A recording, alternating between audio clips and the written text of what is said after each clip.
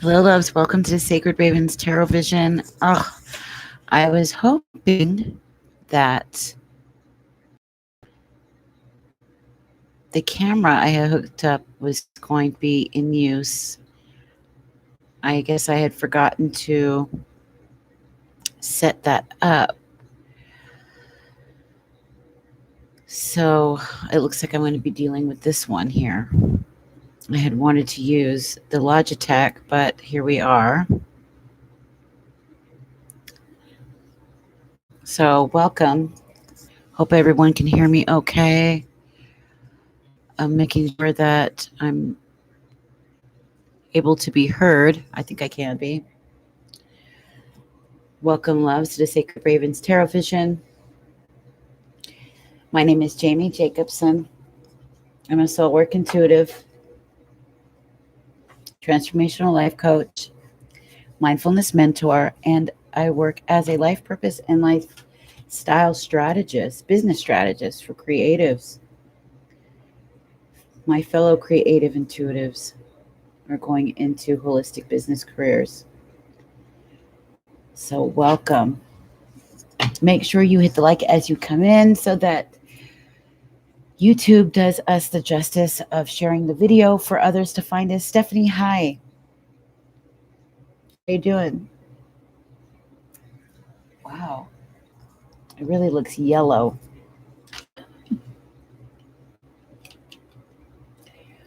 I think I should fix the lighting, the light that I'm using in the back.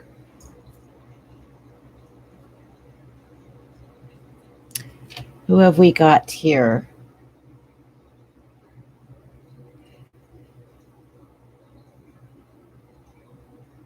Make sure you hit the like and say hello.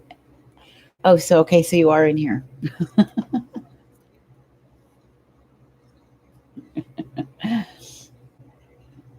You're not being driven crazy yet by the way everything is. We're still going through this lockdown. Everything is still locked up. Everything's still closed. A bit blurry. Yeah, I wanted to use the Logitech, but I guess I forgot to pull it up in the settings as I came on. Let me fix the lighting real quick. Yeah, it is a bit blurry, and I don't like the background. It's kind of so. Be certain to hi, T Marie, baby. Make sure you guys hit the like as you come in. I'm gonna fix this light because it is kind of funky. So hold on one moment.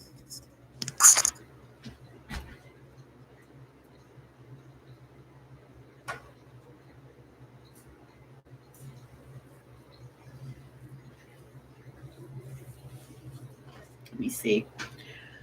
Oh, that's a little better. Yeah. There we go.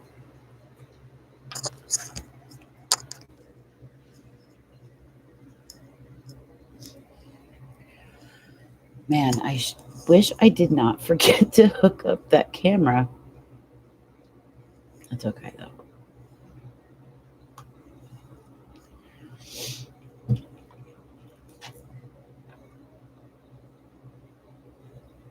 How is everybody? I didn't go on last night. I had so much to do. I wanted to, but I never got the chance. I had to do a couple things several times. I'm telling you, some things just really, really test my patience.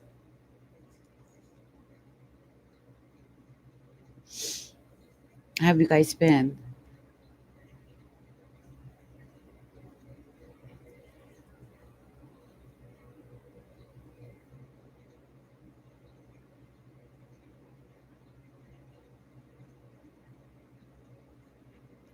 How is the video?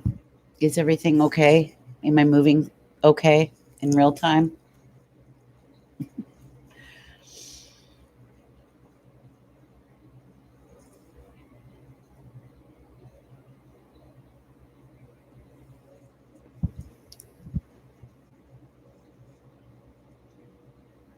Yeah.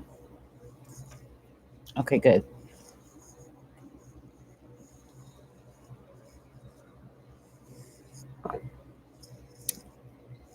I got my drug. My Well, I gotta get another. I gotta get the other one out of the fridge. Okay, perfect. I think we should be able to see. I might not even need this. Yeah, I'll turn this one down.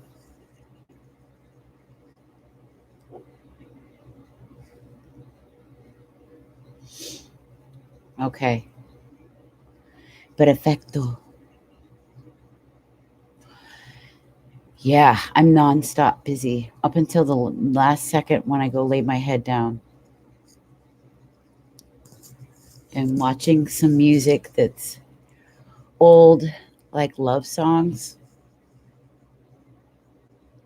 1960s style, watching people do reaction videos on them while I was working. Watched a Johnny Cash song and just tears.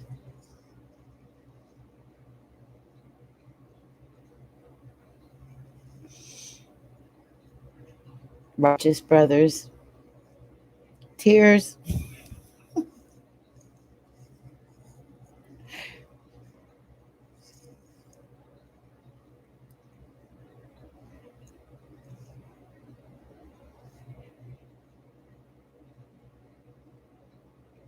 So, how shall we do this? I'm going to see how things go for the next hour. I'm going to start off with our collective, okay, to get a general sense of the energy, what we're facing this next coming week. It's already the 13th. Time is flying. It's flying. So let's see what everything says we've got coming toward us, what to expect, what we're going to be dealing with. There's tower moments left and right. Tower moments. While some people are sitting in stagnation and not moving, and that's not good for them. They can feel it. They want to be moved. They want to move, but they can't. They just can't bring themselves to move forward. I don't know why. And most of the time, it looks like it's the masculine. Whether that be the masculine side of yourself, your sexual energy, your creative energy, your motivational energy, your dynamic energy. It's very, very sluggish to say the least for some of you. And with the masculines, they keep kind of moving forward, but then going right back, kind of feeling forward, but then going right back. And going right back is this destructive pattern. It's this self sabotage, unfortunately. It's a lot of sleepless nights. It's them not making a full decision to move forward in their life and in relationships. For those that cannot break this life cycle that they've been through for the last 10, 20, and even 30 years, they're looking at being stuck in it for the next 7 to 12. It's like a sentence. It's a sentence. While others of us are progressing, I know I am. I've I've made it my mission despite a lot of other things that could be going wrong if I had let or allowed myself to fall down and get caught up emotionally like some people are doing right now. They're letting fears sweep over them and they cannot see clearly. Love crises, existential crises, midlife crises, all of these things are happening all at once for us. Hello, Savannah. What a beautiful name, Savannah. Savannah. Savannah, Savannah. What career? Did you want to do a career reading? Because we can do so. Those are my favorites. They hardly ever get asked for. It's usually love.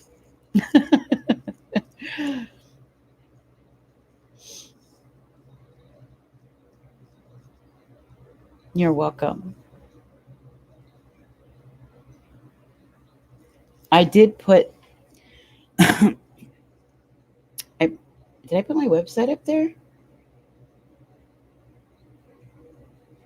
Oh yeah, I did. Okay. Yeah, I put my email address, I put my website up at the top, and the kind of readings that we do when we're live, they're not super long so that we can do them live. And then the ones that get done privately are all on the website. If you want a career reading, I think that's the 888. You can do the 888.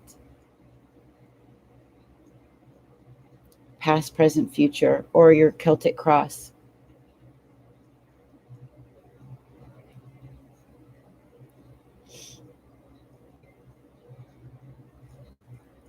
I put everything in at the top. And if you want to type in your question, it should, I think, ask you, there should be a note section.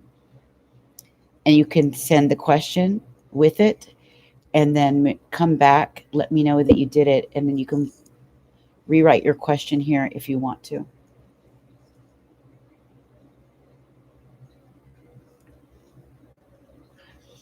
So tonight, everybody, as usual, everyone will get a card, a general energy card. Hi, Katrina. Anybody is absolutely open. I'm open to anybody who has a personal question. Personal question readings are the paid readings at the top.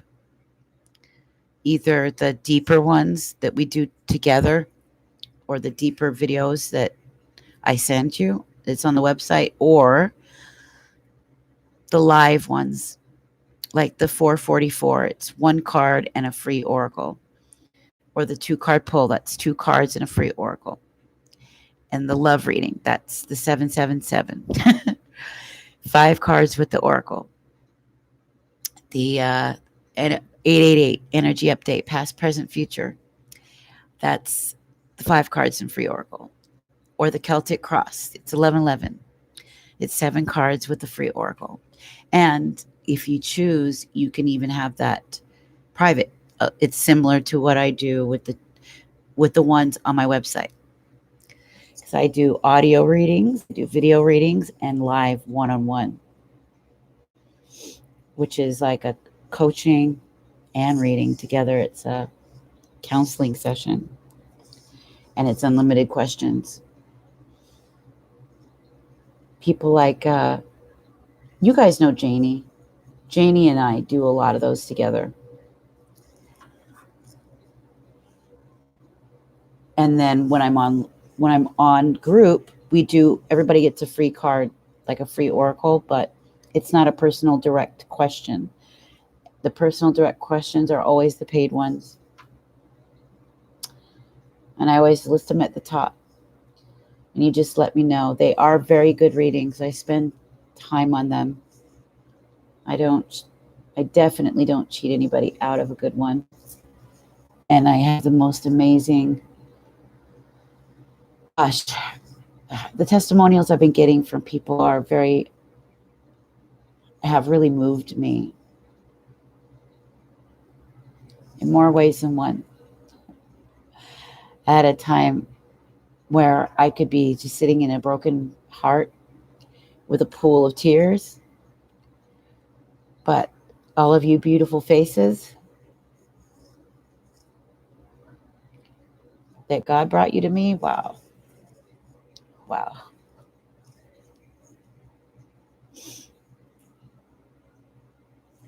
So I'm going to grab the deck that we're going to use, that I'm going to do the free cards for.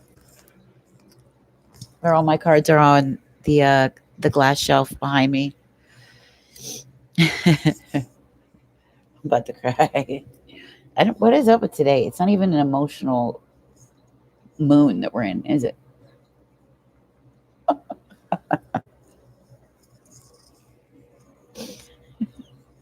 Maybe it's my PMS.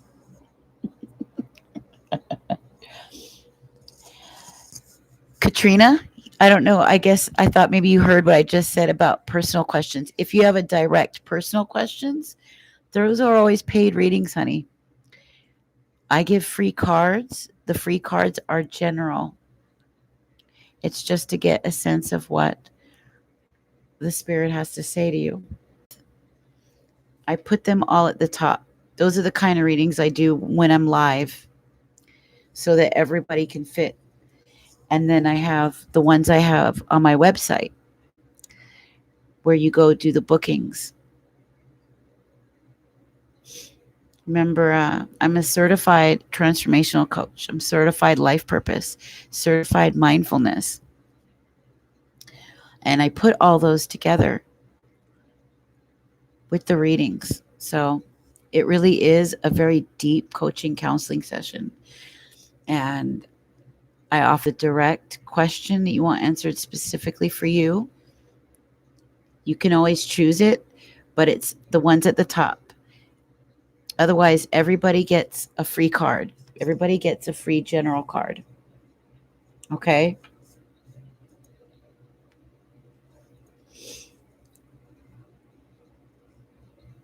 So I'm going to go behind me.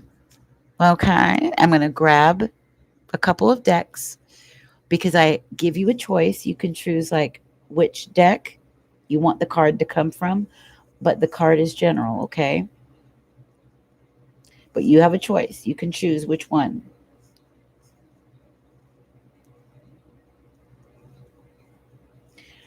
But if you have a yes or no question, or if you want to know about somebody, if you want to know about career or life purpose, those are paid readings, baby doll. Hold on. I have to be very smart about how I utilize my spiritual energy. I used to disperse it all over the place. I didn't understand the detriment to that. Now I know. So that I can be clear and accurate and give powerful, strong readings that are directed at the person, because I have to literally go into you. I have to tap my mind, my heart into you. And that takes a certain level and amount of focus and heart space energy that kind of focus and heart placement is really strong, and it does take a lot of you, and you get really thirsty. I get really, really thirsty. I don't know why, but I get super thirsty when I do that. I have to be very careful. So there's the little paid ones, and I made them really affordable so that they're not too expensive. Everybody can afford it, and everybody gets a free general so that no one is left out. Okay, my baby? Let me go grab something to drink, and I'm going to grab the decks from right behind me, and you'll get a choice. Okay, love? All right, let's get to work.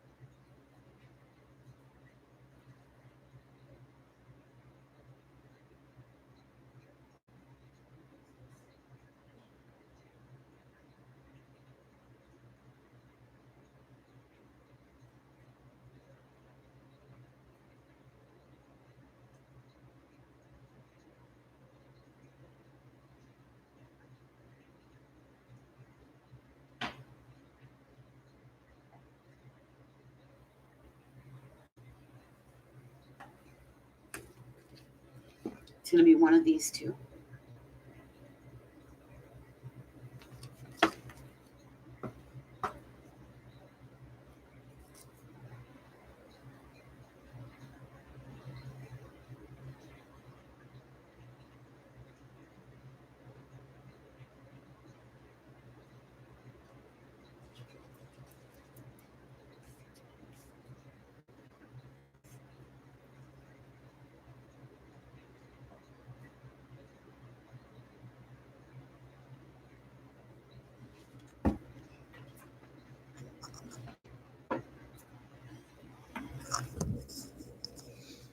Elisa, hi. You need my help. I just looked at how do I directly contact you?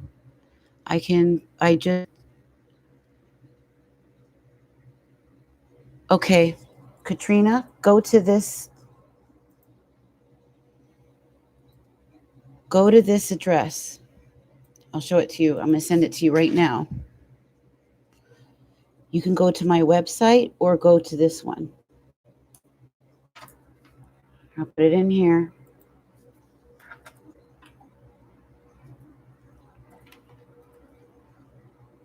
Because I put everything at the top of the chat.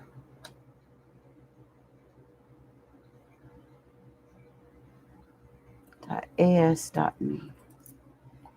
Okay, so you can go to either one. HTTPS.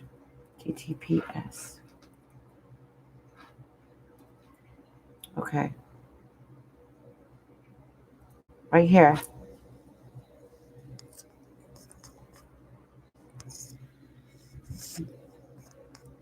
How are you, Lisa? Miss Katrina, you see those addresses right there? Those are it, baby. Those are the ones. The one is the spiritual business. That's my coaching and consulting site. That's my business website where people do their booking, and they book different kinds of readings, different kinds of sessions there. And the mini ones, all mini readings I do live. So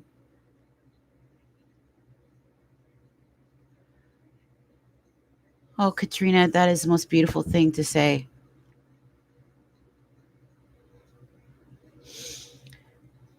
Let me tell you, I work hard at it.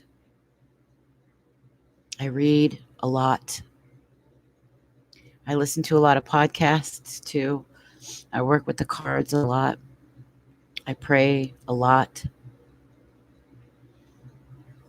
I'm one of these people that my whole life is thinking about God, reality, my personal excellence, death, our planet, what love is, and how to spread it, how to heal, how to be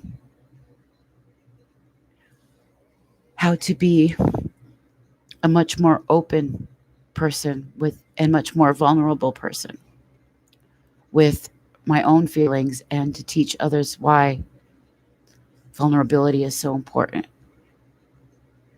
It's been my whole life ever since I was a little kid. And I was always an honor roll student. I'm the oldest of 8 children, so I had to grow up very fast. They used to call me little old lady, that I was an old soul. It's been me my whole life. The truth, transforming into a greater and greater person, has just been my entire life. Metaphysical things, philosophical things, psychological things. Transformational psychology is everything to me. I've watched a lot of family members succumb to mental illnesses by bipolar depression that got bad, and I've had to take care of some. I know what that can lead and what it does to a person's mind. And so healing the soul is the number one thing in my life. Healing heartbreak, healing grief. I'm definitely no stranger to that, even now. But I know how to handle it better than I would have a long time ago. I think even around my daughter when she died, I think I I let a lot of pain lock myself up, and I swallowed it down. I didn't want to feel it. I didn't want to feel all that pain. And I just kept going. I just kept working. I kept going to school. I kept being busy. I kept taking care of family. And I didn't stop. And now, last 3 years, that's all I've been doing is healing, healing, healing. Because I want to help others heal and get out of that mental torture, the mental and heartfelt torture when people break our heart, when we're in toxic relationships, when we lose somebody, when we lose something that means something to us, when we're lost and don't know where we belong, where our purpose is, what God has for us, or what the truth is of anything, because reality, or what you think reality is, or what's real, turns out it isn't.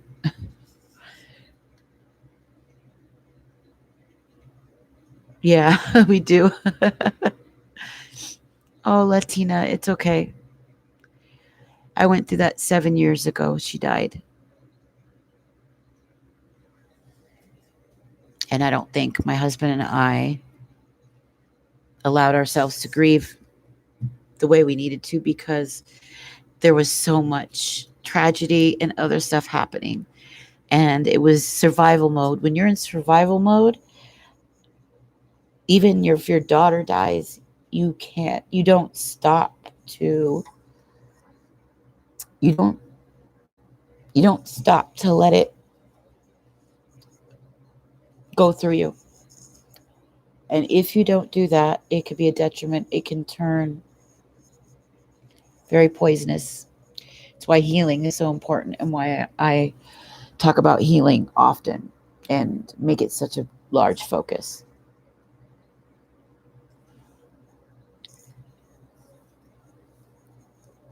I want people to be free. I want you to feel free, to feel peace and content, to find a space in your life that has beauty, has, a way for you to create and explore yourself in that way, and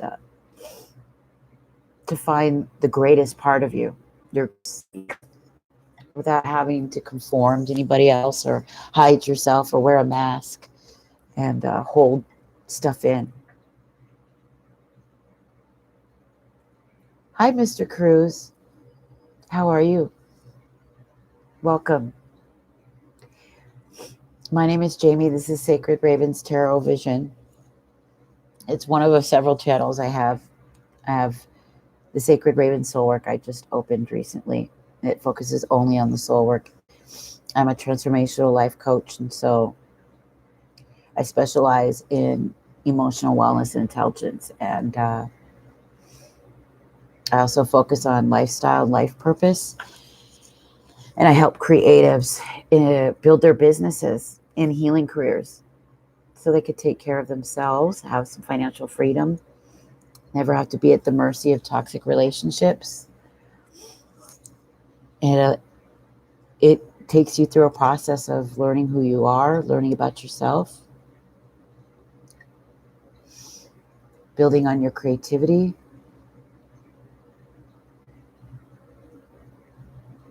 Joseph. Joseph Cruz. That's a nice name.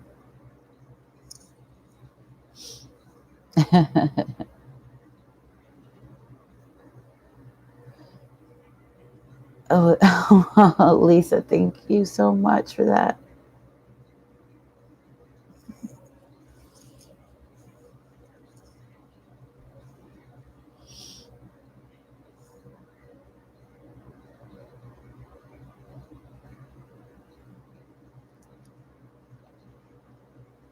Yeah, I feel like I have. Your name feels familiar. There's been so many people throughout the months. Uh, Spirit has been bringing a lot of beauty into my life like that. At a time I needed it.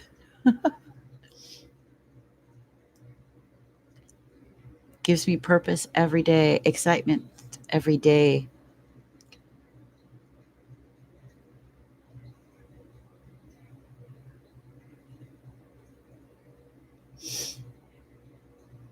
It really does.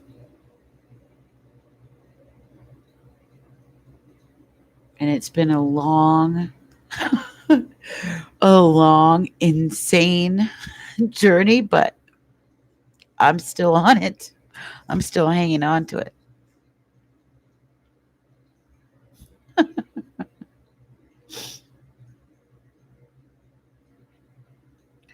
And I'm so grateful. I am so grateful for the love I've been getting, the acknowledgement of how hard I've been working. God, if people could only see the backside, this end, how hard I work, both the spiritual work and the technical work, and just all of it. And then my own personal life.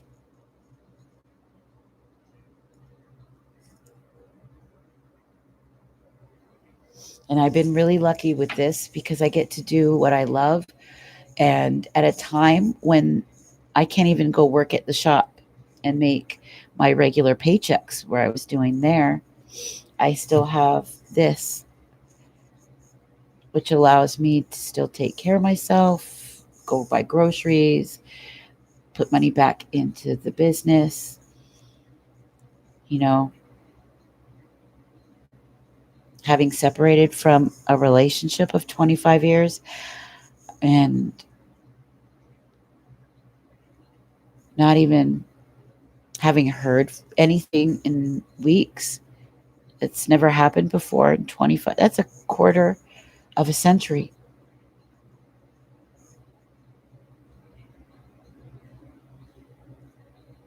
And heartbreak is real. It's real.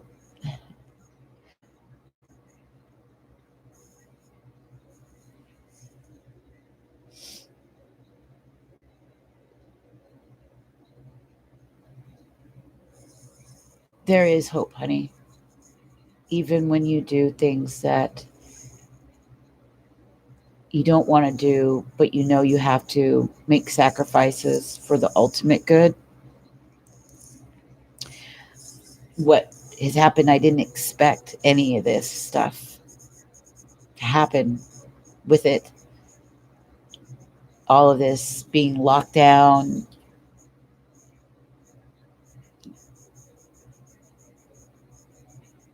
none of it. If I didn't have God, if I didn't have you guys, I would be a very, very lonely.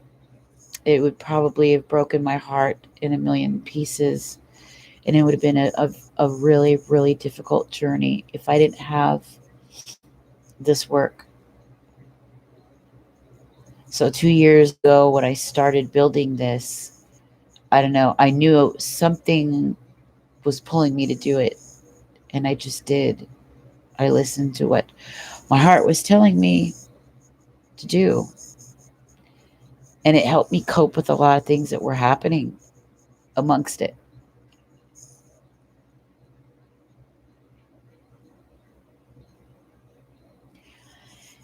Yeah, Latina, I've been there with my husband and my son, when my son, especially when he was a teenager growing up. The fights, they got bad. I'd be at work and hear things. I'd be at school and come back to the middle of something. It was just really bad. It was not something I wanted to be in the middle of, and I always was in the middle of it. So I understand.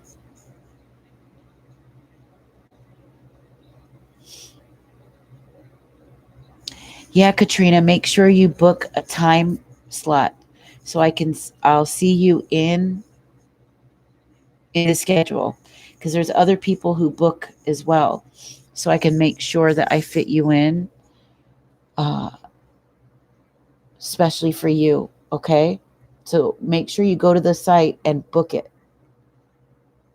whichever one that you want, so I can make time and fit you in. Yeah, you're always in the middle of it.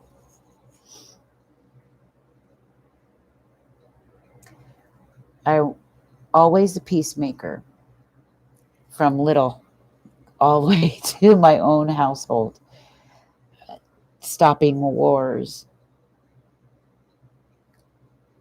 I would have to go talk to each one individually and try to be the interpreter for each side,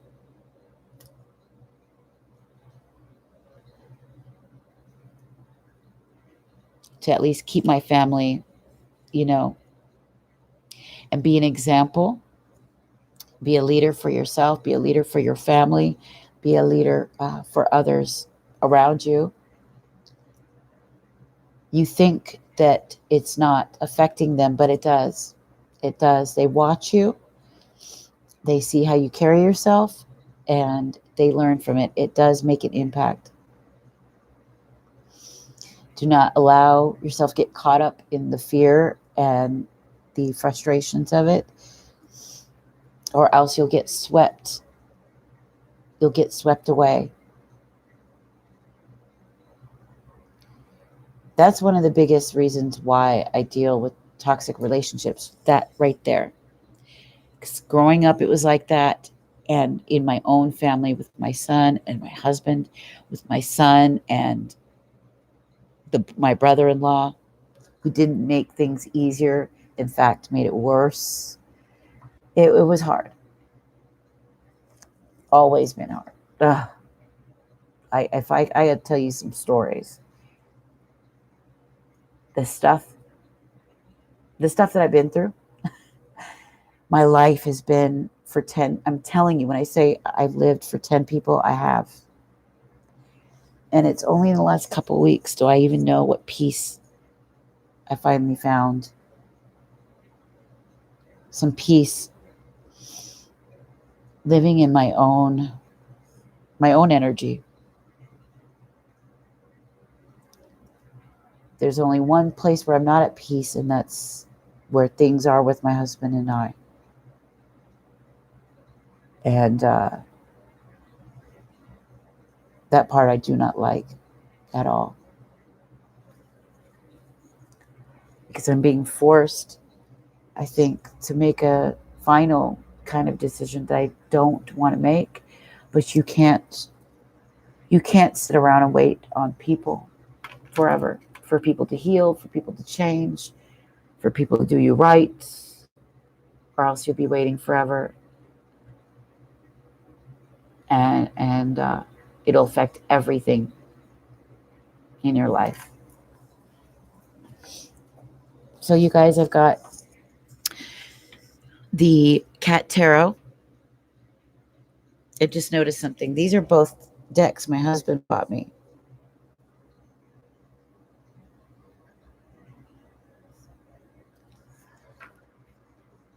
I have the Cat Tarot and the Wisdom of Avalon.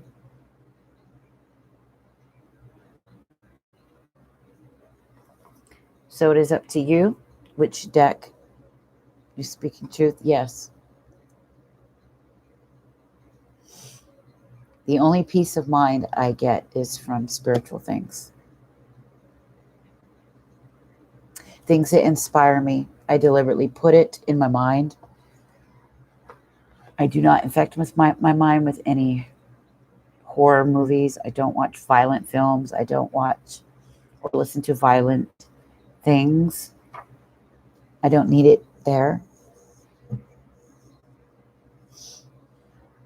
I'm very selective about the music I listen to, about the people I hang around with, which is very minuscule.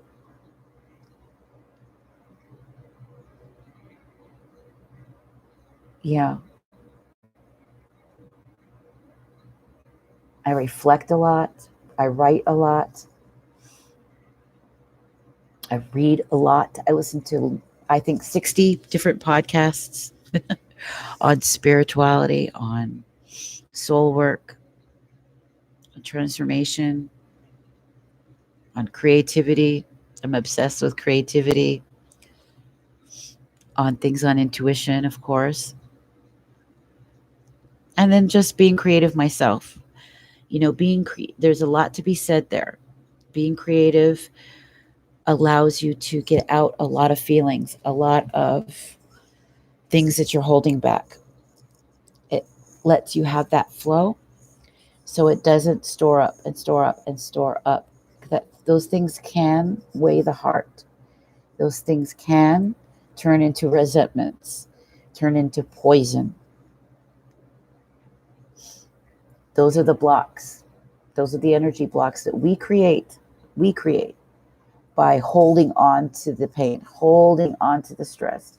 And it's so strange. We don't want to be stressed. We don't want to feel pain, but we hold on to it. We stuff it down.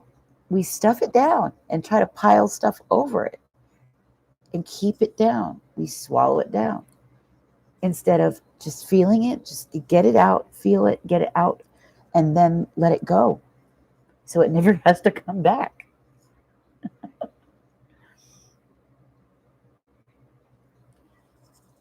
You want to move on, but it's hard. Yes. Moving on from things takes time. You can't rush it. You've got to be gentle with yourself and know that this is a process. It's step by step. Be gentle with yourselves. I know this because of the expectations I had with myself, pushing through things, trying to get through things, not wanting to feel things, not wanting to deal with things, trying to hurry, skip. You can't skip it. Unfortunately, you cannot skip it. You've got to go layer by layer by layer, slowly, gently, ease into it. That's how you bring yourself some solace and some level of peace. When you push and you force, you ignore, you hold on to, or any of that stuff, you're causing it to expound. It's just piling upon itself. And it's causing the same to come back over and over and over and over again. Instead of just slowly letting it release. Day by day, in a gentle way, through reflection, okay? Taking care of your body, going for little walks, breathing the fresh air. It's these gentle moments, a collection of them, that eases you in to healing, that eases you into getting past pain, getting past heartbreak and deep grief, and being able to talk it out. That's why I offer, one of the things I never got was the ability to have somebody to talk to who I could trust about what was happening in my home. I felt very alone in it, and there was some really horrifying things I was going through that I had to lock down in myself. There was nobody to share it with, because if I shared it with someone, it would be all over, spread through the family, which extends out to the East Coast, extends out of this country, all over the place.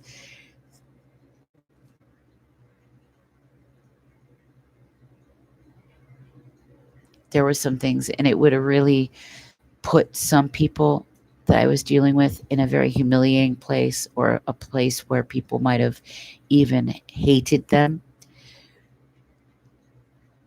And some of the emotional manipulations and the abuses and all of the things I was dealing with in this toxic environment and family for years since childhood, in different ways with different people, especially in the last few years, I couldn't express to anybody, because if I had, it would have been used against me. It would have been spread to everyone, as it already was through smear campaigns.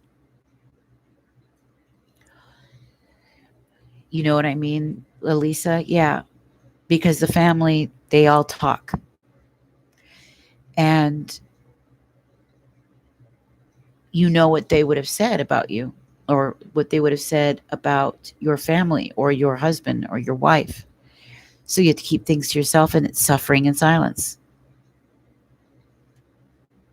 Trying to put on a face world, trying to be strong for the world. And there's nothing harder than going out to the world and, hey, but inside you're dying. Dying.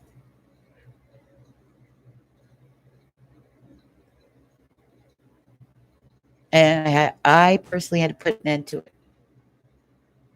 or else I would have lost myself forever. And I'm my own best friend. I am my own best friend.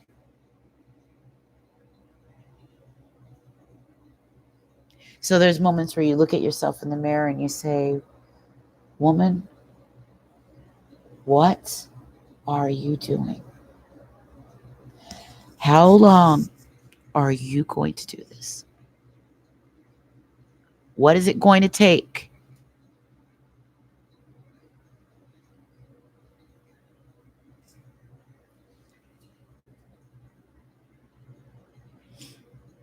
And I looked around my life, literally just standing there in a living room, and just looked around at everything.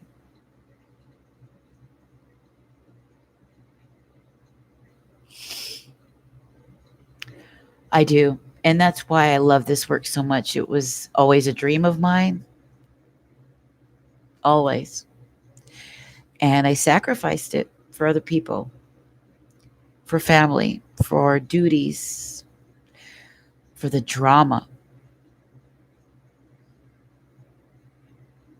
And while I was thinking and putting faith in others, I wasn't doing it for myself. And then I found this work. I found Abiola, my coach, which helped me find myself back again. I'm like, there's the Jamie I know. There's the friend. That's my friend. You got to be your own friend.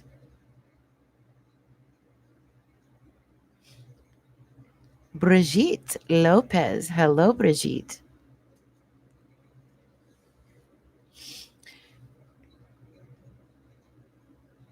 Yes, bitterness. When I was younger, believe me, resentment, especially if you're codependent, bitterness and resentment develops. And I didn't want that when you feel it coming on. And the more I understood resentment, that's why I suggest healing Pluto's problems. If you have placements of Pluto in your chart, or if there's a lot of Plutonian energy, healing Pluto's problems talks about healing the inner child. That's why inner child healing is so big for me. It goes into resentment. It talks about guilt, shame. The guilt and the shame that we carry is so, it's a cross that we bear. And there's no one to turn to. Who do you talk to without it being spread all over the place? And I started getting CBT counseling. I had my coach, and I did this for years. I still go.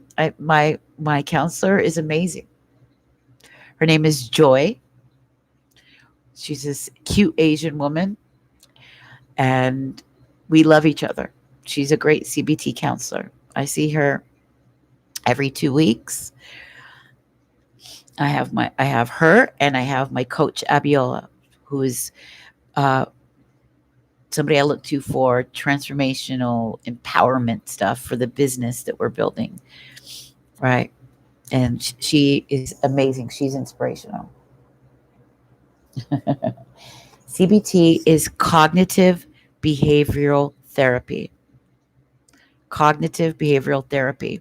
It's actually a kind of counseling and coaching that I'm going to get certified in here pretty soon because I believe in it so much. You go into self sabotage. It deals with self sabotage. It deals with the stuff of the inner child, resentments, the things that we do, yes, on mindfulness, and how mindfulness can be used for this. It works so well. And I'm already naturally mindful. So getting my certification in mindfulness was easy. But the CBT, when I go for that, it's going to go deeper, especially people who come from alcoholics' homes or relationships where addiction wore heavy and the shame is there, big shame, guilt. The shame and the guilt is too much sometimes. The, and when I say it's a cross that you bear, it's a cross. The pain is great. There's nobody to understand it. There's nobody to talk to about it. So you have to find something. You have to find an outlet. I had to. If I didn't save myself, I would have drowned in it. I would have snuffed out my fire. I had to take responsibility for my place in this toxicity, in this toxic environment, this relationship, this family, uh, the whole thing.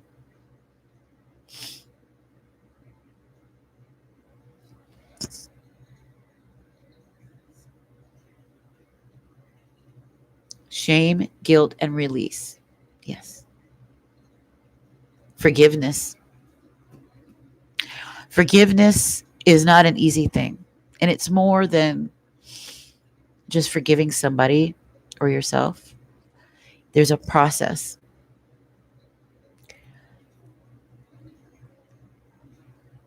It's really deep. And when you're able to forgive, the lightness, you feel so light. And there's this deep, deep sense of contemplative peace.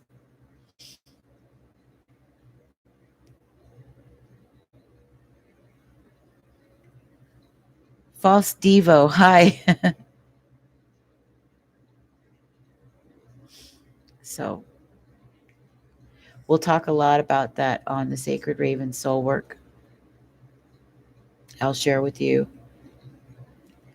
Oh God, Mr. Cruz. Oh, it's almost like you got to be a goddamn saint for some people because literally I was in a 10 of swords situation like many of you. Can you imagine being hurt over and over and over and over again? Just by life, but by somebody you thought would always have your back.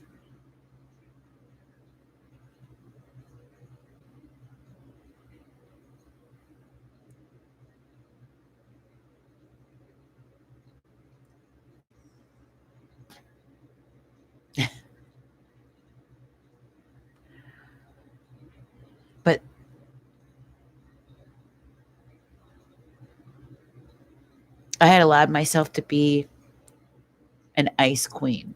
I don't mean mean to people. I was never mean to people, always loving. But I mean, I allowed myself to bury deep pain. I didn't want to feel it.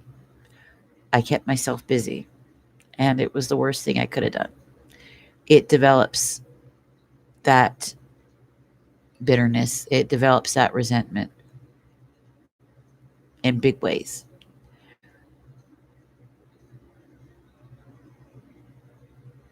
It gets a rise out of you that even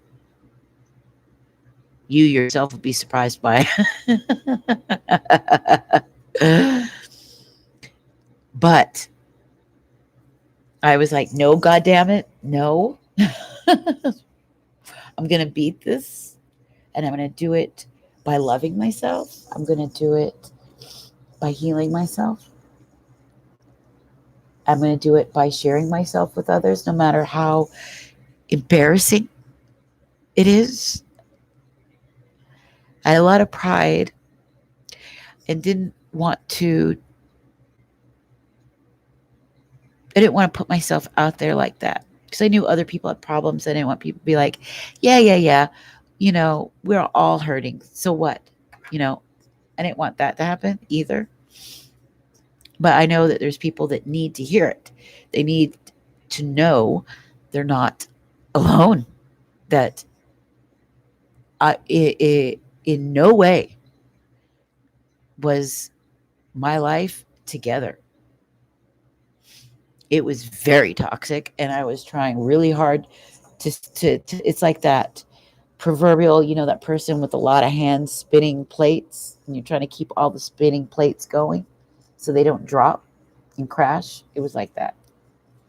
I was trying to keep everything going, and I couldn't. I had to let it all drop. I was putting out fires and saving people from themselves, trying to stop people from themselves, and I couldn't do it. The only person I could save was myself. I couldn't bring anybody on board. I couldn't change anyone that didn't want to change. I would just leave myself open to being hurt over and over and over again.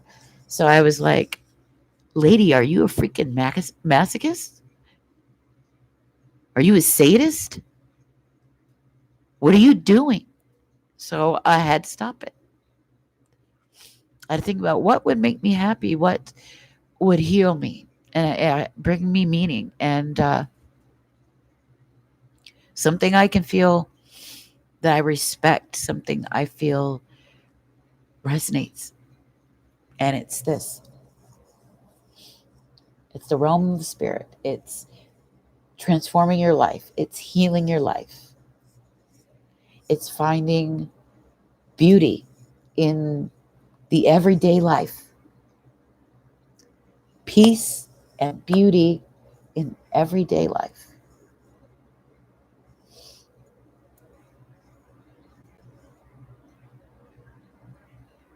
Finding like-minded friends, doing work that's creative, that allows me to express the spirit that runs through me, to get in touch with my heart, because I hadn't gotten in touch with my heart in a very long time. I blocked it. Because I knew if I let those floodgates out, that's the death of me. I'd be washed away. It would have been the end. And I feel things very strong. The emotions would have been too much. I'm a Scorpio moon. Okay. I am deep, too deep, too deep for my own good.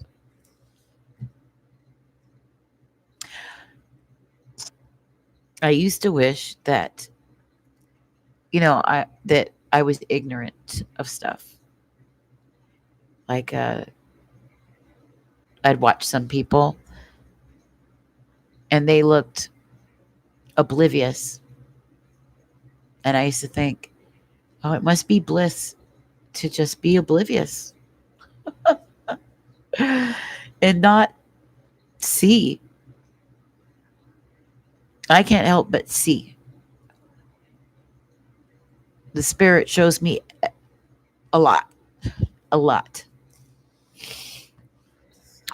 And with the people around me, I, I could try to share it and express it, but they don't understand me like that.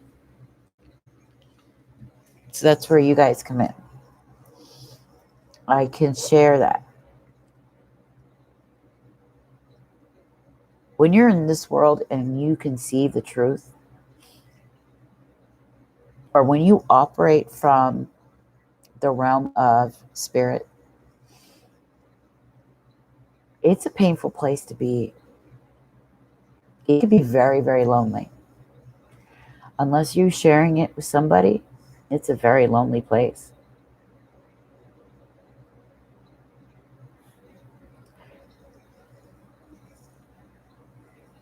So you have to remind yourself. I mean, yes, you do have God, you do have the angels at your side. And there's many beautiful things to inspire you. But you need relationships. We have to have each other to support, to remind ourselves, to heal, for answers, to lean on. People who are walking the narrow path. That narrow path,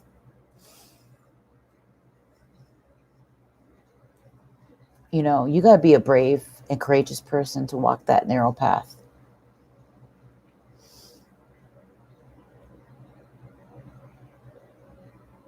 And take that spiritual journey. The spiritual journey is not for the faint of heart. It's not. It's not that this trying to go into entrepreneurship. That is a spiritual journey. It twists you up. It forces you to go on a road, a quest of self-discovery. It makes you see yourself for who you are. It makes you face yourself.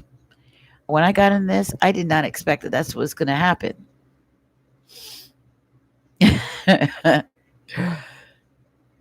And it all landed at the same time. These psychic dreams I was having about my relationship, these warnings, these intuitive strikes, these hits that were coming at me, the coach that I found, all of these things, they all started landing all at the same time. It's brought me to this point right now where it's like something is about to change here. I could feel it. Something's going up.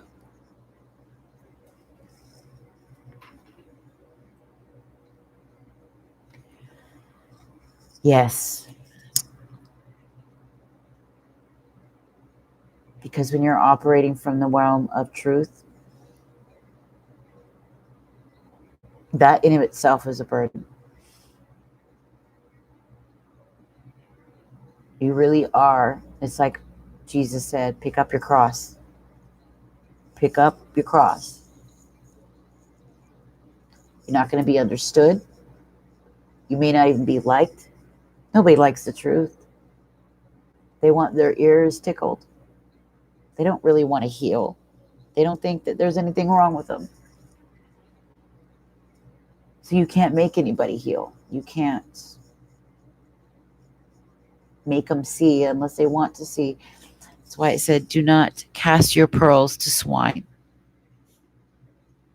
And I was casting my pearls to swine for years. So I said, okay, then I'm going to heal myself. I'm going to do what is right. And I'm going to find others just like me. People I could cast my pearls to that will actually appreciate it. What's the point? It's like Spirit had told me, what's the point? You carry all of this. They kept giving me the four of pentacles, saying that I was holding on to stuff that other people needed, and I wasn't giving it.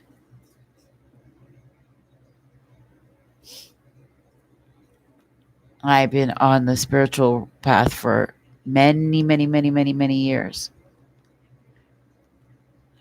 And it just like went supernova, like 2 years ago.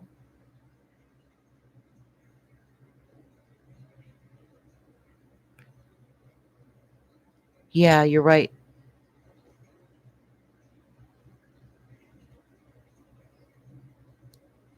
Yeah, Vicky. And that's the psychic dreams that I had got me questioning again about intuition, how we get it, why I was getting them like that. I'd always been very intuitive, but I'm very intellectual. I'm very much a reader, a critical thinker, and I love intellectual topics of discussion. So I always went toward my logical side and would put off the intuitive side second. Not anymore. Having those dreams threw me into it. It's like they were saying, you have this and you don't use it, and you need to. And especially the world that we're in. And then they made me heal a bunch of shit that I was still carrying around. And I have to make an ultimate sacrifice, which was separate from my husband.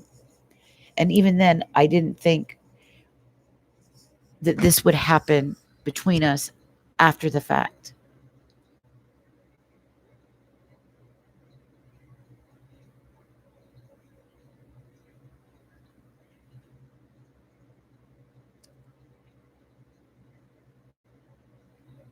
Savage Mama, I haven't started a list yet. No.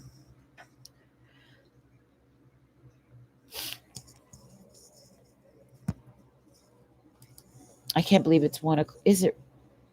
Oh, okay. Yeah, it's 11:24. I thought it said 1.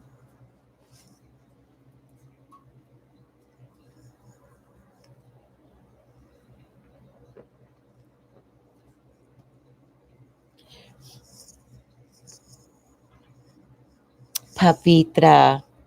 Hi, baby.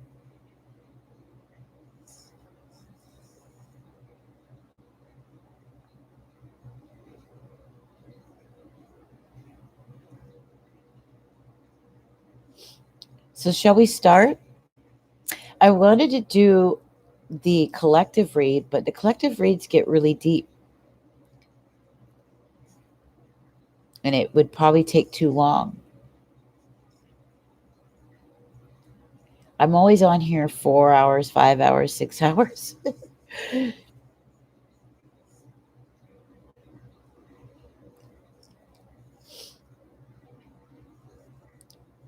You know, the spirit has been telling me that I haven't been balanced with it. And I get it. I have to be, what's the word? I have to be selective with my spiritual energy, how I divide it up, how I put it out so that I don't wear myself out, my body, because you're channeling the spirit in your body, and you have to tune into the person you're connecting with intimately. I don't think people realize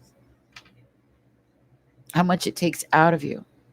So if you're just sitting there all night long, one person after another, after another, after another, after another, it leaves you really flat. And then I get really kind of sad because at the end, I'll look and it shows like not one person even like subscribe to the channel even.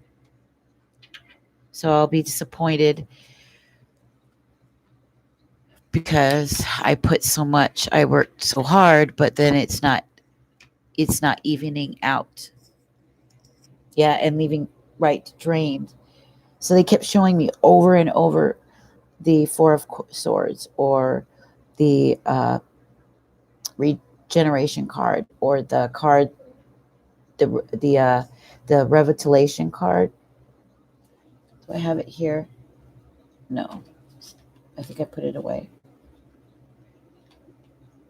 Basically, it was saying I was giving too much of myself, and then that's not a good precedence to set. It's kind of like when you're in a relationship. If you start being the ultimate giver right away, then it's going to be expected or it's going to be taken advantage of.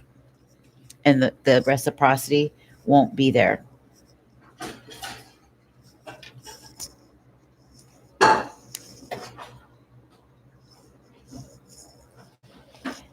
Right. Balance. Balance. So I've been resting as much as I can, a lot more than usual.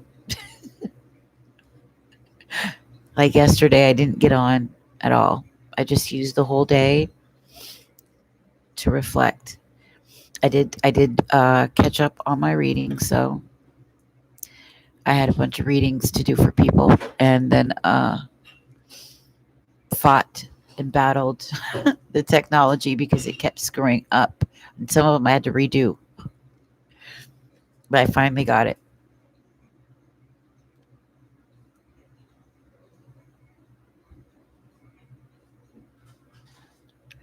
To me, rest and rejuvenate.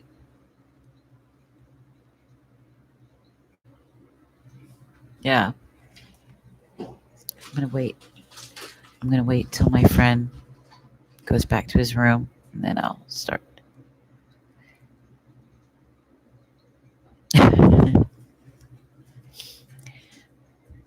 So let me know now um, how how the list is going to look. Who is in here first?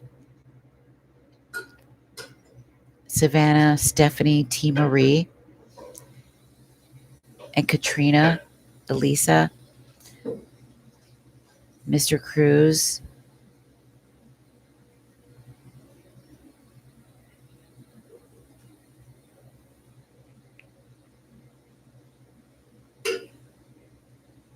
and then we have Brigitte,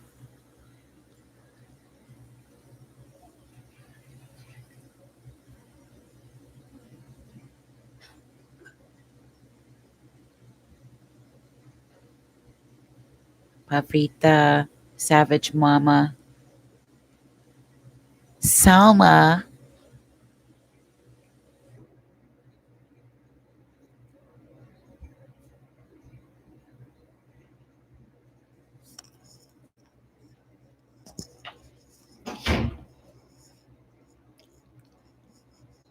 Yeah, all those who are in the room say I, so I'll know because I can scroll back up and see who was in here. Then we can start. And if you have your personal question, if you have a personal question, you want your own reading, put all the information about those at the top. So if you want your love reading or your Celtic cross spread or whatever. Okay, so T. Marie said she doesn't need to be there on it. We've got Savage Mama, Mr. Cruz. I think Savannah is still here.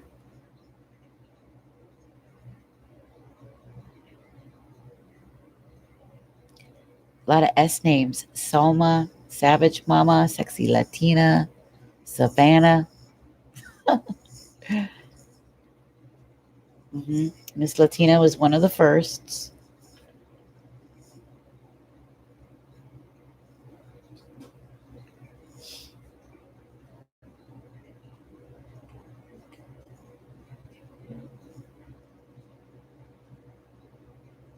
Yeah, how did it? Is the pick a card uploaded? How did people get to see it? I thought it was only on the Wii video. I saw, because I saw Joshua. He left a comment on there, and a person I'd never seen before said, "Oh my God, wow, that's exactly what's happening to me. How did you know?"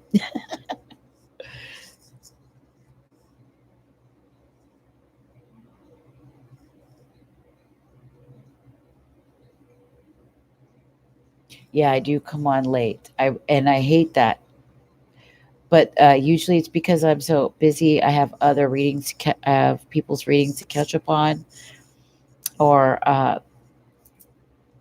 the the projects that I'm doing with my coach, Abiola, for the business program. I have my challenge, so I'm doing that. So I'm super busy. The podcast, which I did earlier, so I put that up.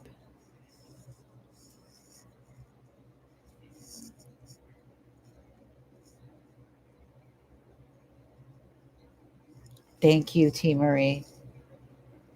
Thank you very much.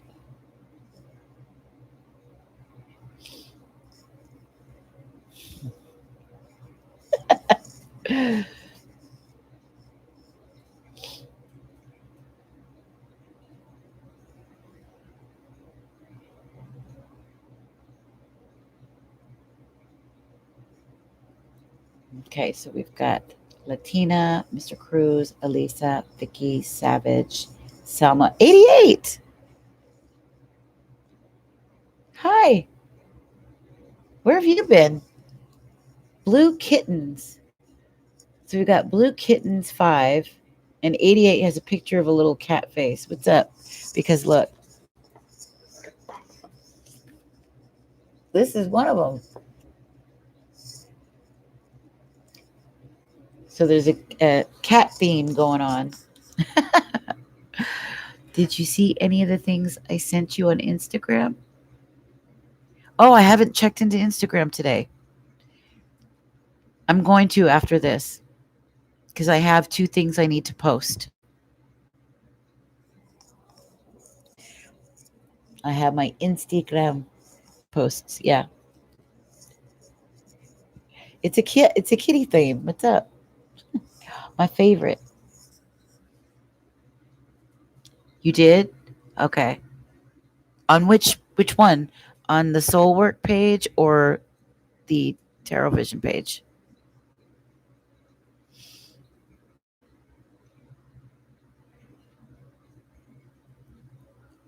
So we got 88 and Blue Kittens. Blue Kittens. Have you seen some of those cats that people dye their hair? You'll have these little pink kittens, pink and purple kittens. My cat, she's white, so if I dyed her, if I dyed her, she would come out that color.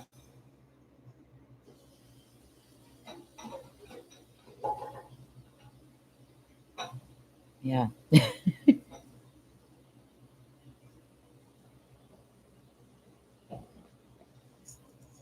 So let me know if you're going for the kitty, the cat tarot, or Avalon.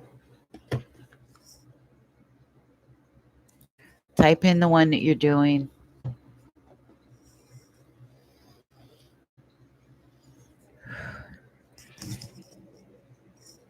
Keep burning some.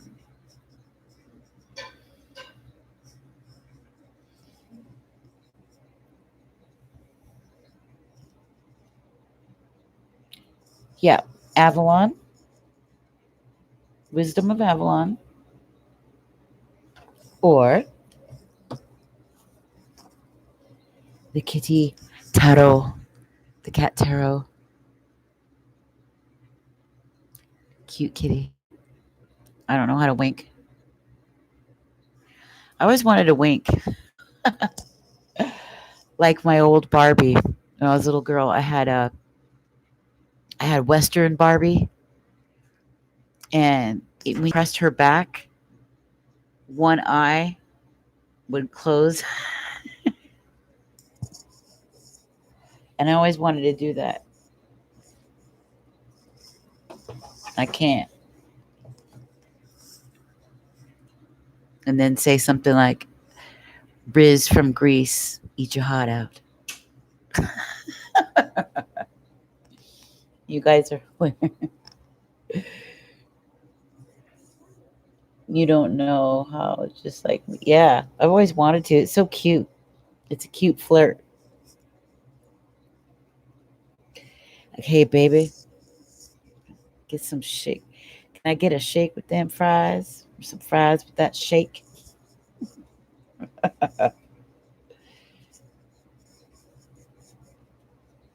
Yeah, the cat tarot.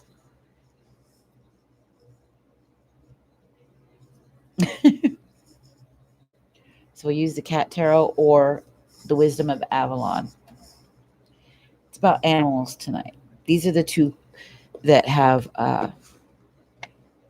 or this one has a lot of animal cards, fairy cards. So sort of a theme.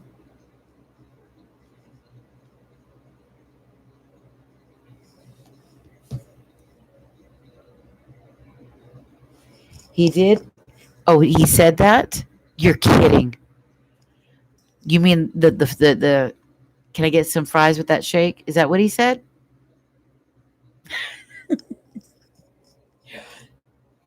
Is that what you meant?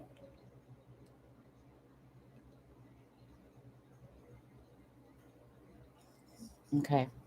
Avalon, Avalon, Avalon.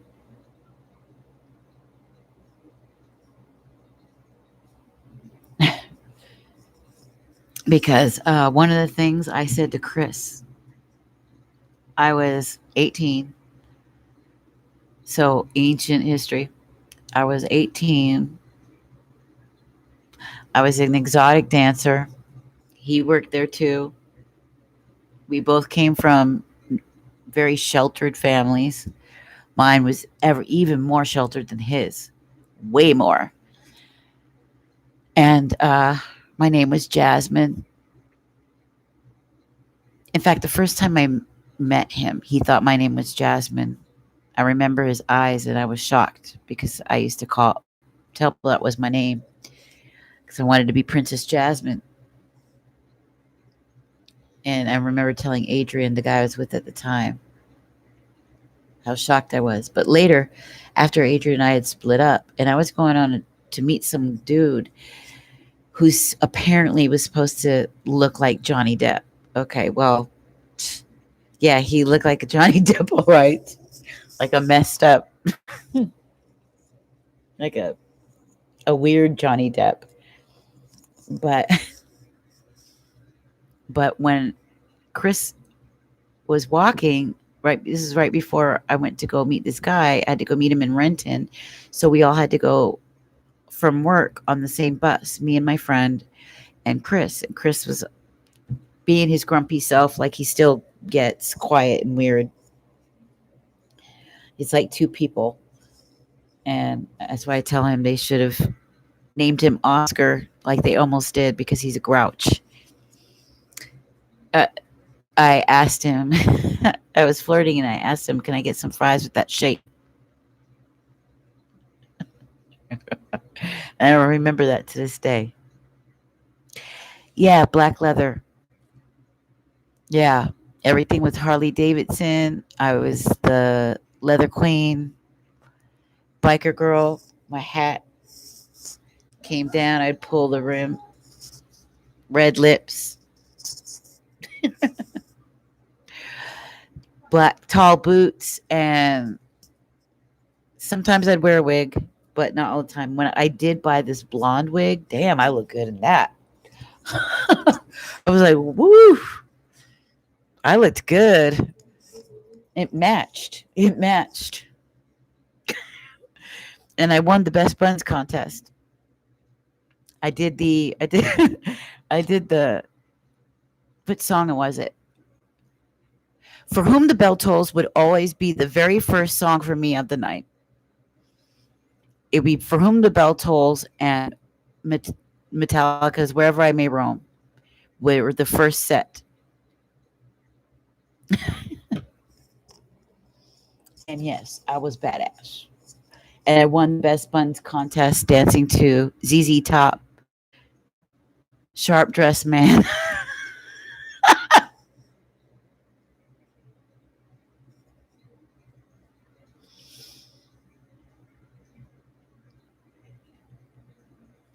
All my girlfriends, they were great. They would compliment my stage shows. They said they would tell me they like to get stoned and watch my stage shows because I would dance. I didn't go up there and air up. I would literally dance. Chris was the DJ and he did the light shows for people.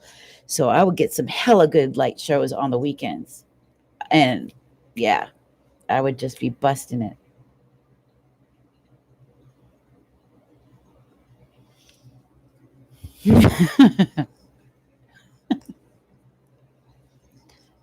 Genesis, chicas, hi. Hey, Tamaya. So we're going wisdom or the cat tarot. Those are the two choices. General reads, of course. And let's see.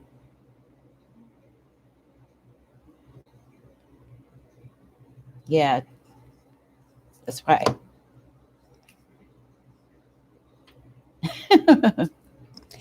Yeah, it was been a long relationship. I met Chris, I was 18, he was 19.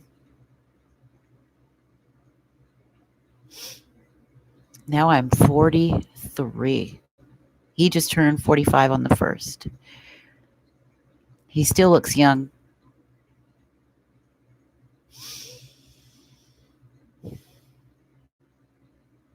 Yeah. Yes, it was. Because we're like this.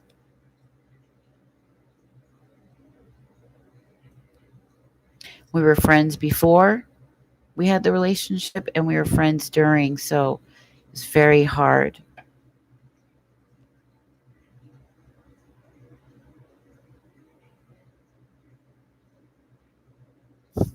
Thank you. Thank you so much.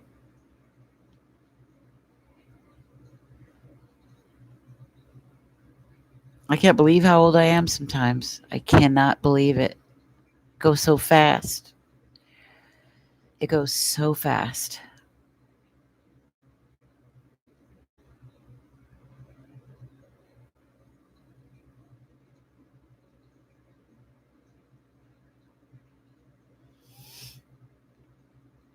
Those are some days, but I'll tell you what, in a place like that where you would think there would be the weirdest people, and don't get me wrong, there were some weird people. I met I met my friend Lonnie there. She was an adopted girl with missionary Christian parents, and she was very college educated, speaks 3 different languages. Um, she was a bigger girl. She used to do a lot of what's his name from Seattle, Fox. He sings Foxy Lady. Oh God, it's right at my tongue. Can't even remember. Anyway, I met her. We've been friends ever since. It's been a while since I've seen her, though. But we met some of the most real, I mean, the most real people. None of those people there were fake. They were people who'd gone through a lot in their lives, but they were good friends, really good friends. I don't look my age. Oh, thank you, Genesis. Yeah, my ass is 43.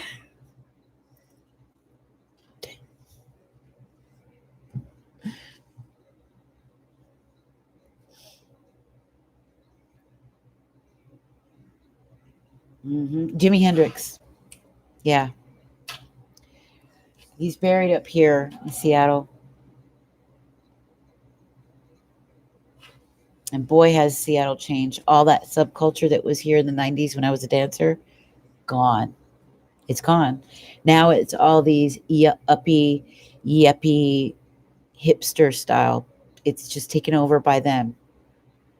All the really cool subculture that was here, gone.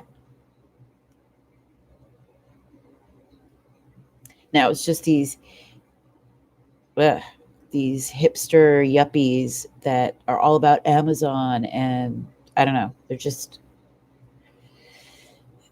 They're weird. They don't have a sense of humor. They're just really uptight kind of people. They are very judgmental kind of people. I don't like them. They're the kind of people who think that they're better than you, that they're so moral because they're vegan or something. I don't like those kind of people. They're very they're snooty, and yeah, I don't like them.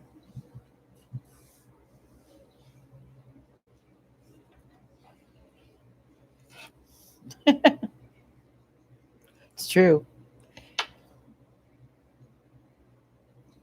They're all about looks, um, they're just what they do with their lifestyle, riding bicycles, because they don't drive, and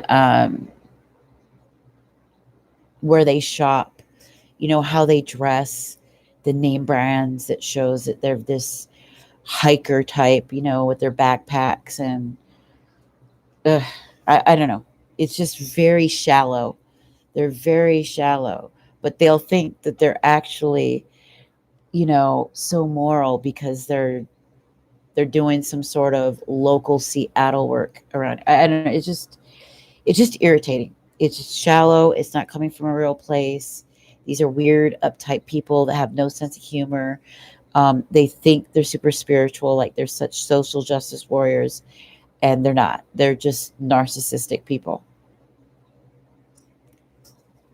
That's it.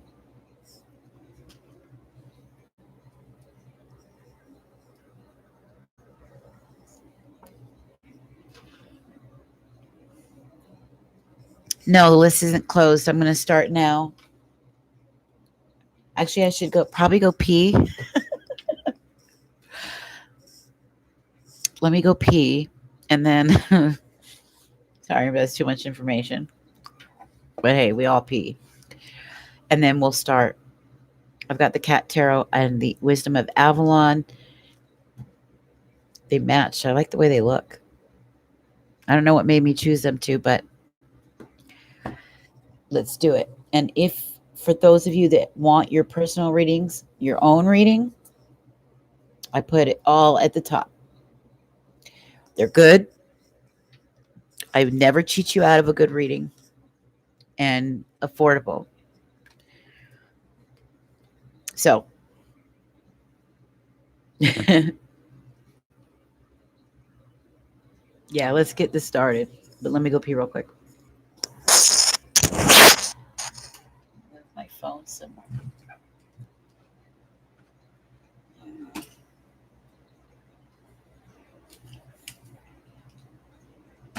I don't want my phone to fall over.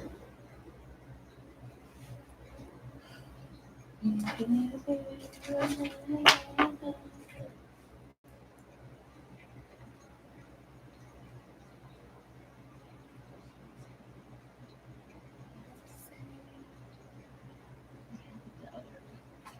right back.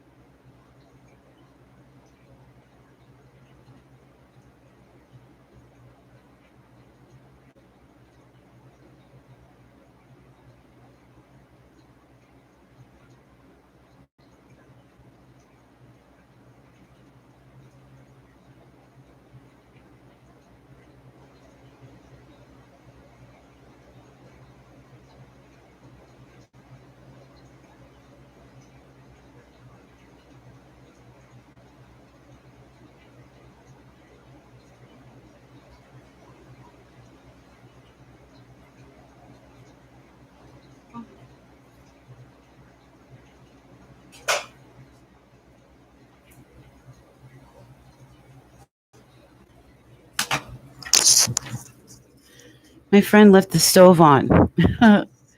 Okay. So I'm going to start folding these, or not folding these, but shuffling, folding. Where's my brain? And in addition, I'll give you the booklet's interpretation as well as my own intuitive interpretation, which I count on more, to tell you the truth. I've been testing it. I should change the music. I've got river sounds going right now.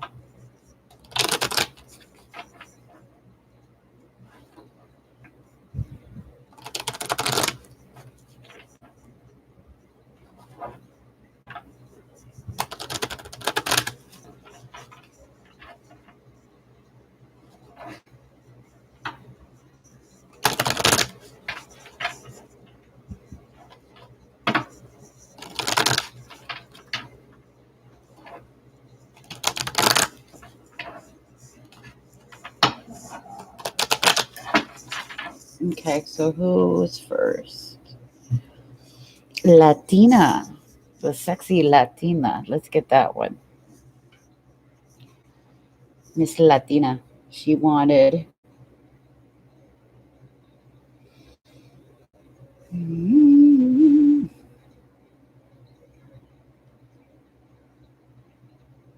She wants Avalon. Okay. Miss Latina, are you here, baby? Going once. Miss Latina. If people have, okay, there you are. This is for you. Sexy Latina. Woo! The truth.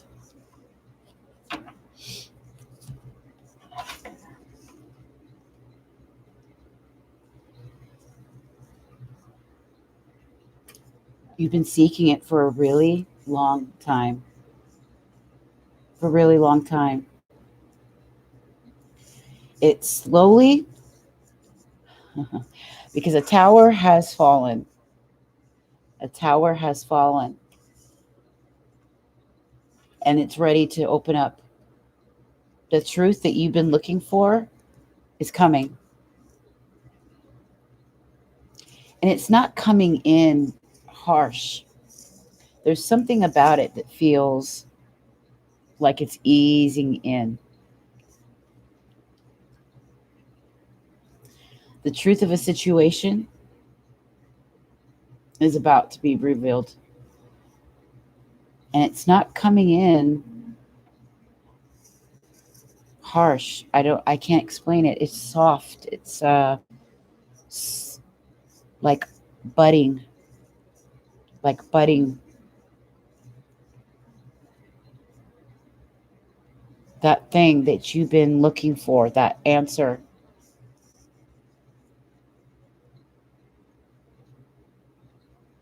It's a 51, so it's a 6. A family truth, the origin to something that has been uh, eaten away at you for a while. It's revelation time.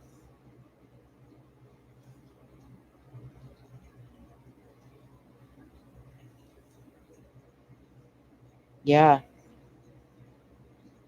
God, that situation you're in, I'm telling you, I know it because I've been there for years. It was like that for years. And I'm about to say something that's very personal. Where my son, he's 25 now. And since he was probably 15 is when he started acting out with my husband in a physical way. And about a year ago, they fought in the kitchen. Alec tried to fight his dad. Chris is a big guy. He's 6'2". He's strong. And Alec, my son, has a chip on his shoulder and he likes to prove things. He's a very good looking guy. So a lot of women are into my son, which bothers me. It bothers me because he's a womanizer. And he learned a lot of his womanizing ways from his uncles. But he's upset with his dad for a lot of things. And I understand it. I get it. His dad tried the best that he could. Chris is a family man. He did try, but he had a lot of issues. And my son tried to fight him in the kitchen. This was probably this happened so many times, but this time was bad. And he likes to destroy things in the house. Both of them. And I always tried to get in the middle, but I would get lost. I would get overpowered because they were too involved in each other. And it crashed the whole front window to my condo. They were rolling on the ground. Neighbors came out.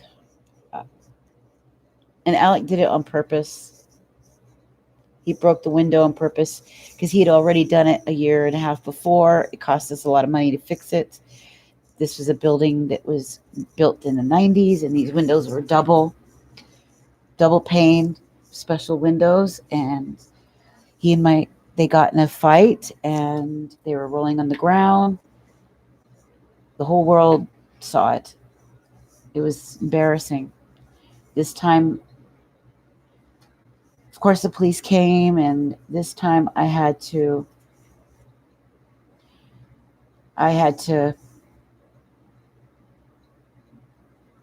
put charges on, and I didn't want to, but it was happening too often.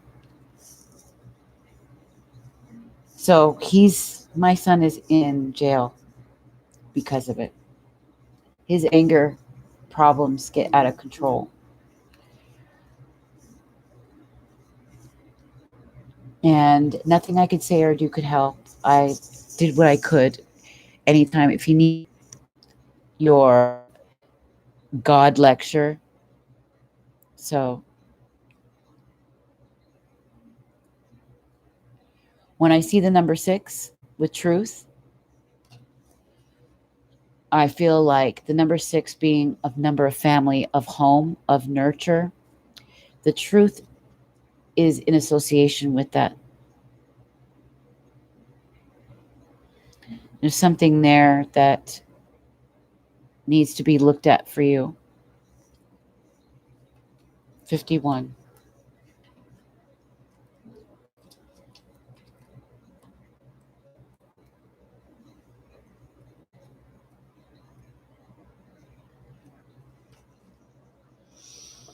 Truth in word and deed is what is required of you by drawing this marker, as well as resonating with your own personal truth.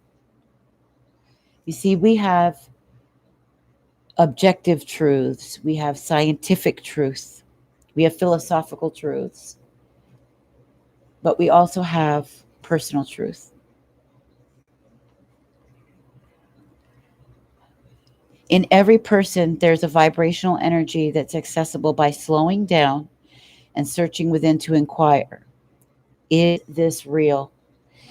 Am I hearing truth from another, or is it a lie? Am I speaking honestly to myself? Am I lying to manipulate circumstances to get what I want? Remember, even a white lie will cause your light to fade and lose power. A lie takes you down into lower vibrations of the ego world, down into the lower vibrations, ruled by separation and limitation, and its seduction of the lower world, and serves no one but the forces of darkness. This marker reminds you to remain in the light, even if it seems like a more difficult path. Truth will build a bridge across a chasm. Truth will lend a magic wand of strength and integrity. Truth is freedom.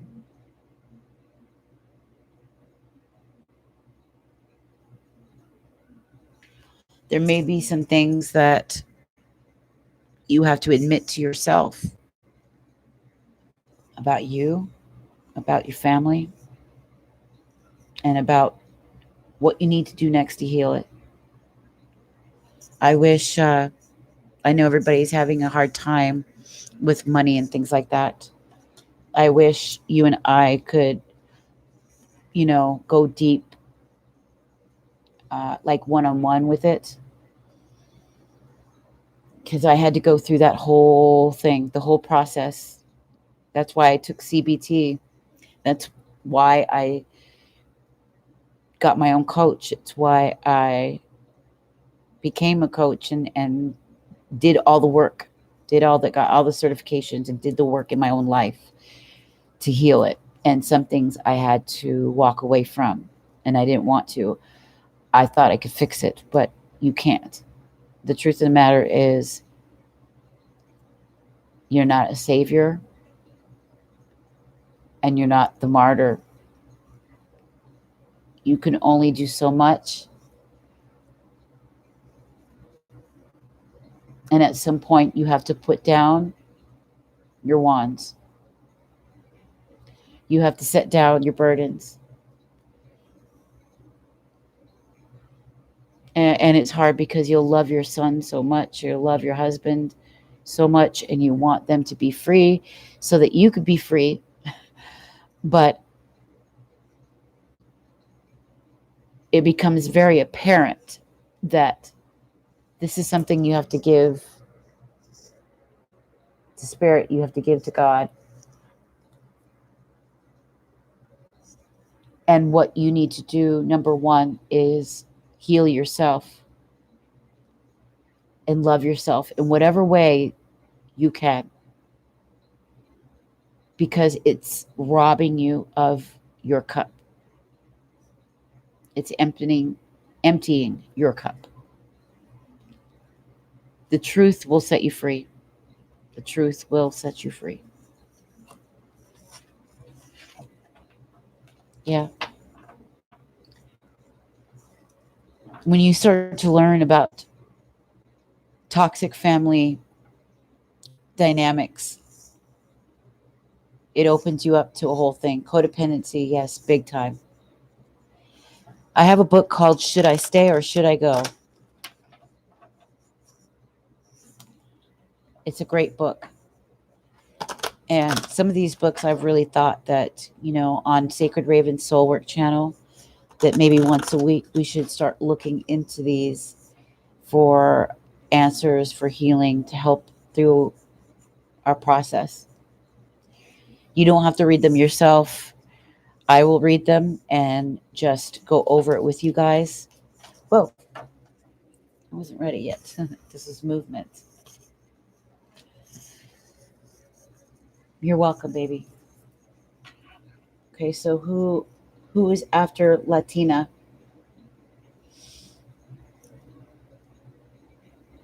Yeah, I had to make sacrifices, and you might have to as well. It's not easy. It is hard. It is hard.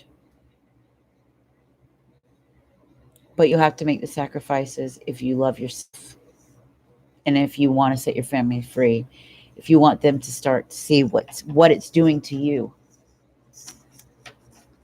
And if they love you, they'll stop. They'll find a way to heal. But you got to heal. It's mirroring back to you what's going on inside. Find a way to find balance. Find a way to bring peace in your home.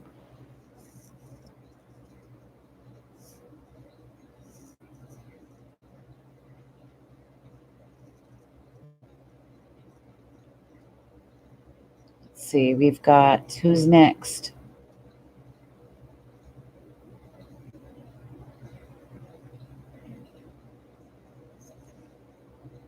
I know there are several people who modded this deck. Okay, we have Mr. Cruz. Is he still here? Mr. Cruz, then Elisa. We have I Am. We have Ravendir. Hi, Ravendir. Mr. Cruz, are you here?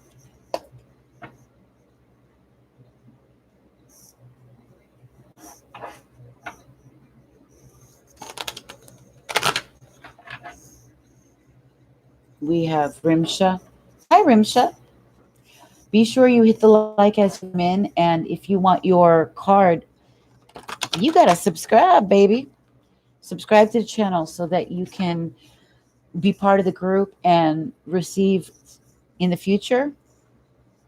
You can get future readings with us.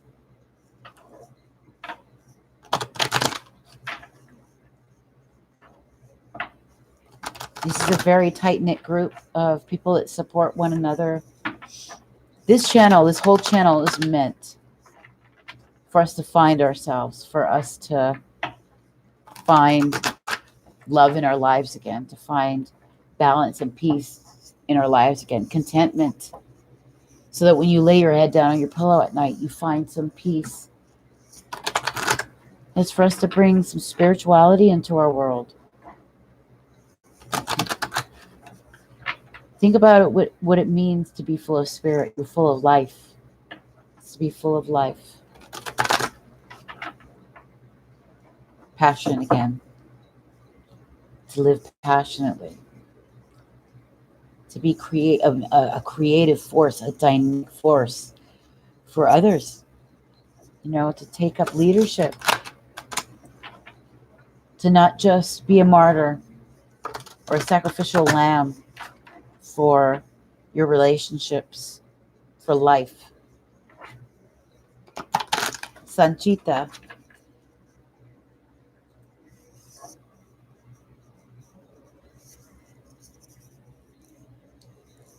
Make sure you hit the like and you subscribe if you wish to have a reading.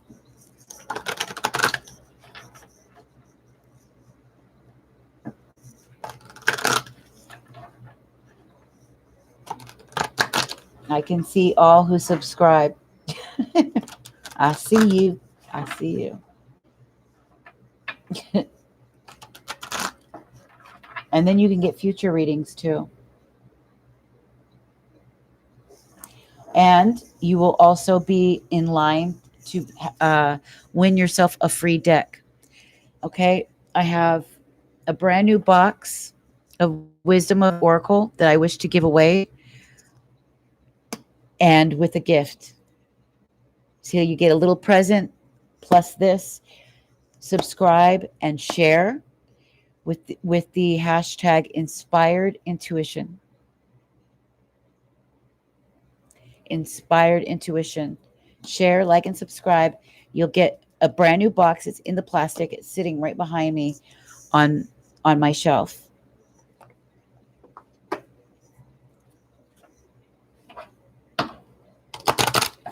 So this is Vicky. We got Vicky. We have Savage and Selma. Okay, Miss Vicky. Here we go. Miss Vicky. What does she need? Spirit, I call upon Archangel Michael. I call upon the angels as messengers of light to use me as messenger of light, please. Use me as a vessel of these divine messages. There we go. Two of them came out. See which one.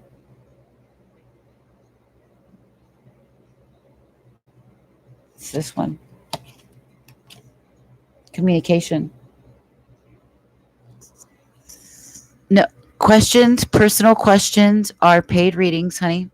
From short ones to deep ones, right? One-on-ones, pre-recorded videos, audios, and live mini readings. Or you get a free general. That's what this is. I love you, I am. Thank you so much, baby.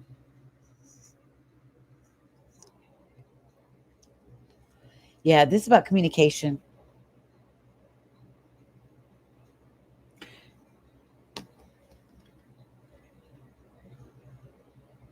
There's something you want to communicate or say, but you're not saying it.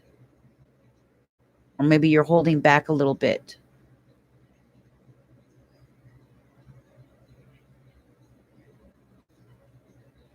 There's a change in communication about to happen.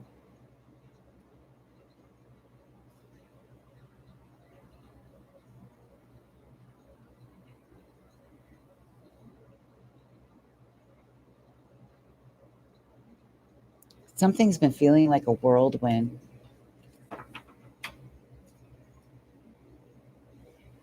Or a whirlpool.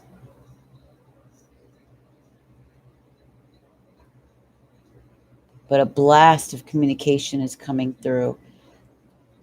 I get like the Eight of Wands kind of energy here. It could be communication by text messages, email, snail mail, phone. But this could easily be spiritual communication that needs to be a focus. Let's see, 41.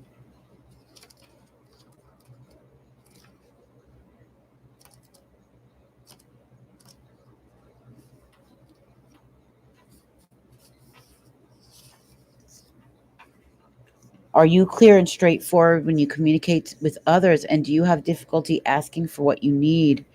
This marker reminds you of the many things related to how you speak to the world and how it speaks to you. It asks you to be clear, to seek clarity in all communications between yourself and others in your life. Perhaps you need to call someone or write a letter. Do you need to connect with someone you haven't talked to in a while? Do you need to clarify something that remains cloudy between you and somebody else?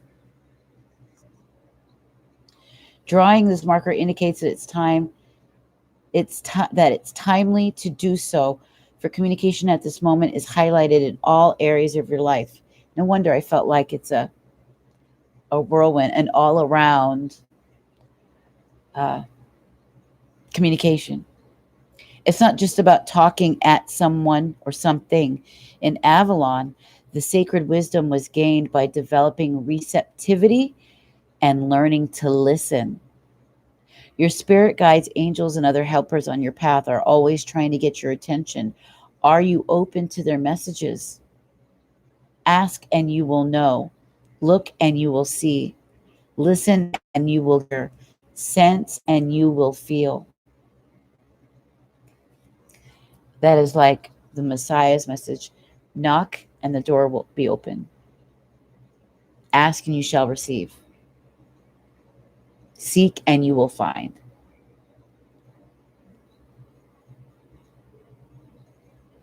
There's a communication block in all areas, especially between you and somebody else.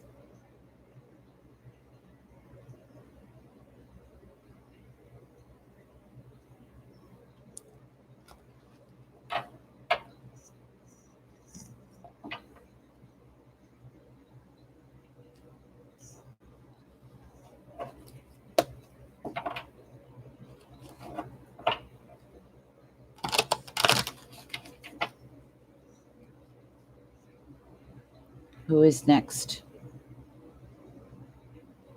Savage. Is Savage in here? Are you here, honey? Are you still here?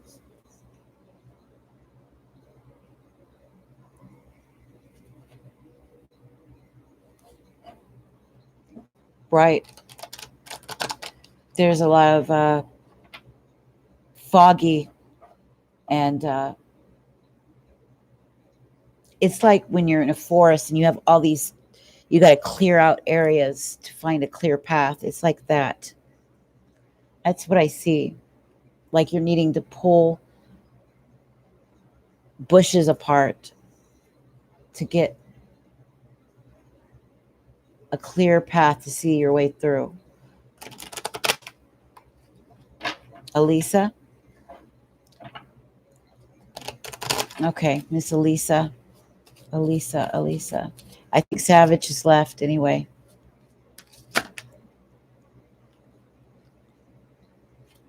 We have, okay, number one, it may be that you need to get grounded.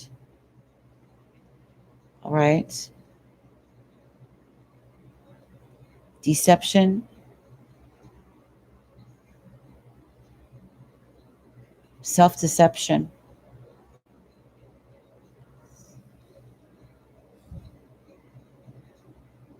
Don't allow somebody to deceive you, and don't be deceived by someone else, something that you're seeing about them. Use your wisdom and use it wisely. We have the number 4. It's 13, so that's 4. It's about your security, your home, where you feel safe. It's about higher learning, of course, wisdom, opening your mind up to something about a deception.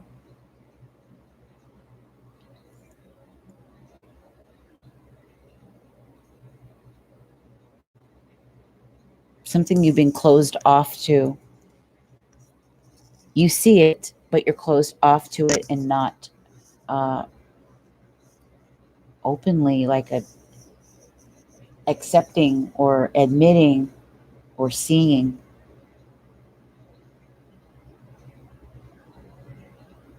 Falling short.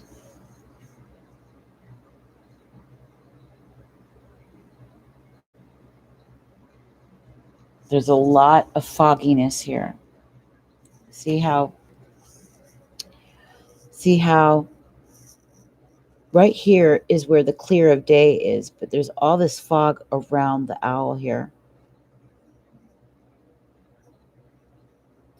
So the lens in which you're seeing something, there's a layer there that isn't quite the case, something that's not quite right. Something is shaky. Use your wisdom to be clear. Do not deceive yourself. Do not allow others to deceive you. Did it? The owl is always about what we see. The owl can turn its head all the way around 360 degrees.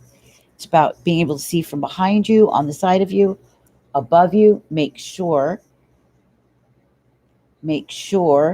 that you're seeing through a clear lens.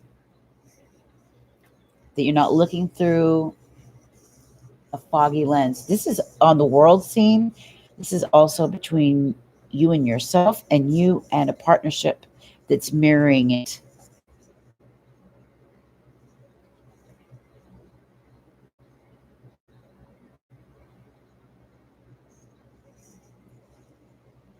I feel like somebody's putting on a poker face as well.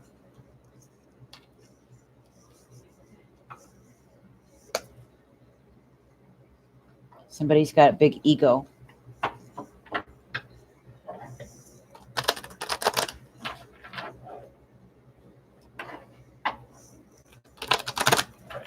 Really?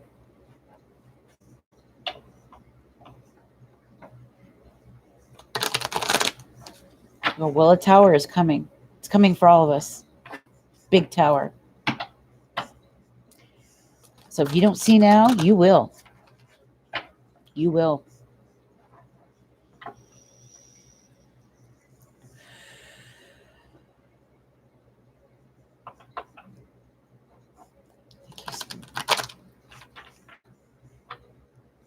Metatron. Call upon Archangel Metatron. This means guide. To bring the highest messages.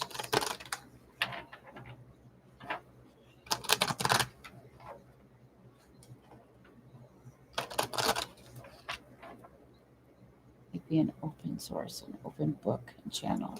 For guidance, wisdom.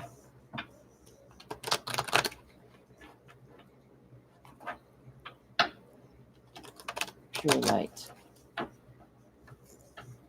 Let me turn on this light down here. Why is it out?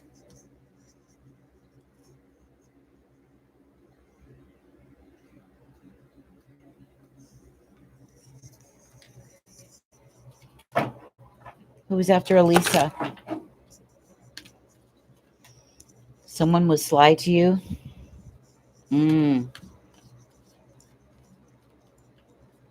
I think Savage has left. Do we still have Salma? Salma, 88, Blue Kittens, are you here? Honestly, I wished I was in real lockdown sometimes and truly selective.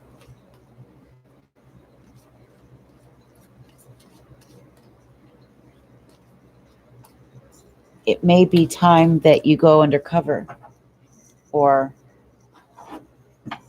do a purge of your contact lists. There's Salma. This is for you.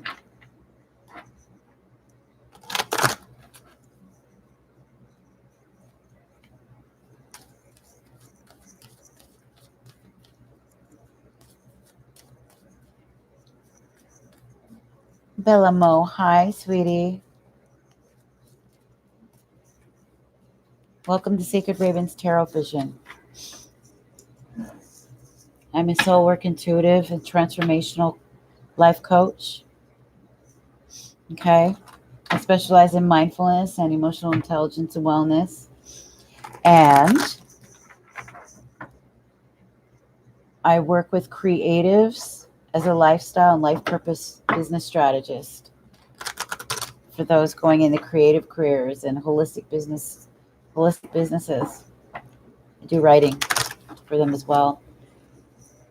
Oh my God, thank you. Well, from what I can tell in this picture, you're a hot mama too. Probably younger than me too. My old ass. I'm a middle-aged woman. Middle-aged.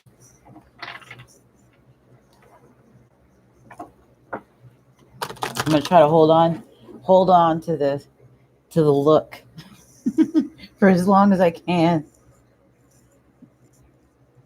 so I don't dry up like a prune. And it really is about the key to your beauty is inner beauty. Inner beauty. When you have a deep spiritual life inside, you have a contentment and a peace, which puts your body at a peace so it doesn't get sapped up by stress by anger, bitterness, by anxiety, anxious thoughts, overthinking. When you're able to put yourself at peace, you find joy in your life. It comes out. When you desire to be a clean, pure channel, so you full of active spirit, you eat right, you drink more water, you eat foods that are more alive, you go for walks, you start to do things that parent yourself. You know, when you devote yourself to a spiritual life, it takes you through a lot of inner child healing. Your parent becomes the creator himself, his or herself, and you heal. Yes, peace of mind. I searched for it my whole life. That's all I wanted. Peace of mind, peace of mind, peace of mind. And now I've got it, a lot of it. And this lockdown, it's kind of funny. It doesn't feel any different for me, except for the fact that I had to move from my condo where I was with my husband and separate. And we haven't talked for the first time in 25 years. We haven't talked for a month.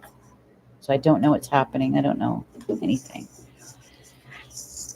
But I've just been delving into this, and I've had a lot of peace. Of course, I've had to purge a lot too. A lot of crying, a lot of crying, a lot of tears, a lot of memories, like I was saying about my daughter passing. All the things that I lost in life, all the things that I went through, just how much of it. It was constant. It was all the time. It was every day. It was. I just feel like the luckiest woman in the world. The only thing is that hurts right now is what's happening with my relationship. But I'm strong, so I'm really strong. And I have this. I have me and my own best friend. And once you know you'll always have your own back, nothing can tear it away. I mean, when you find security in yourself,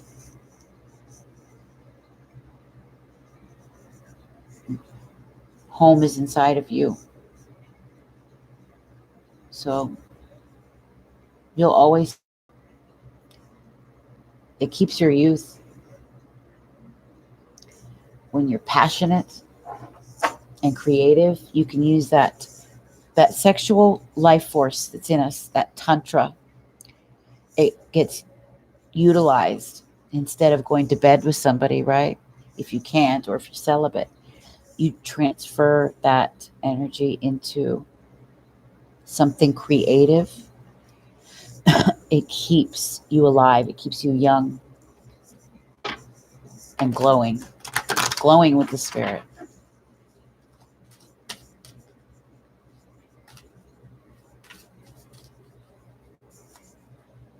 All right. Selma.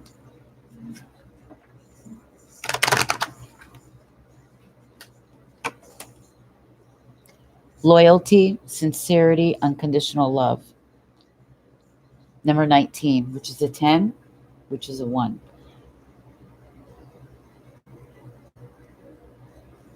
There's a question of loyalty and unconditional love here within a very, very deep and precious relationship.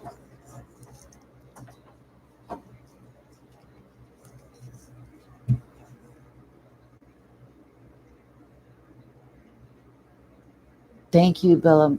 Thank you. Yep. Yes, always have courage is one thing I know. I've had nothing but pure adversity, pure loss, tragedies, traumas, dramas, toxicity in my life.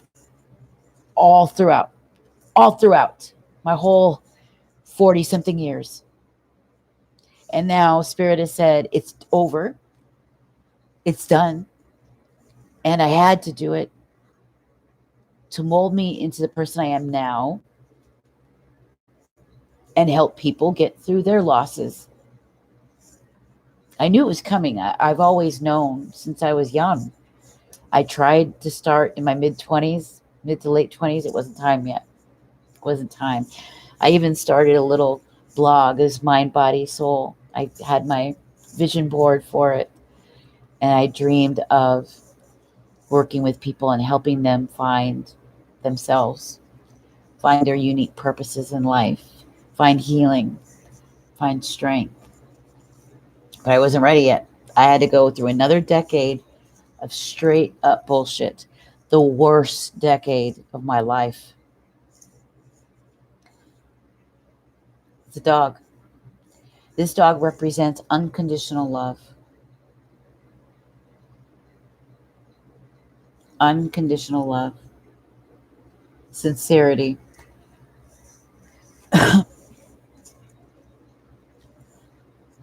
The dog represents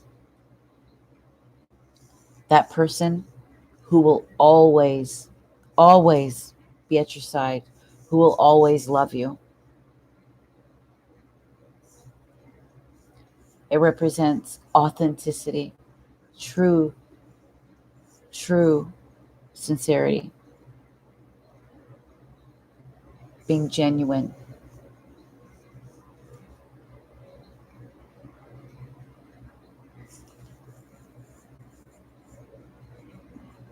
That's what's entering your life. And it's beautiful because there's something here that it's very spiritual. If you look at the dog and the way it's being represented, the way he's glowing right here. It's like a force of love is coming into your life. One that you have not felt to this day. It's coming in. 10s are about wrapping things up and saying goodbye. And now there's a new chapter in your life unfolding. And it represents the theme of love. What is unconditional love? What is loyalty, deep loyalty? What is heartfelt, genuine, deep love?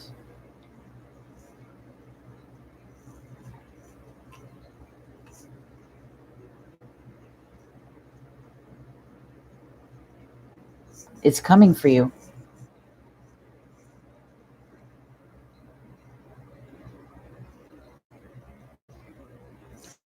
And I kind of feel like if this represents a person and it's not just a situation, somebody who's very childlike, very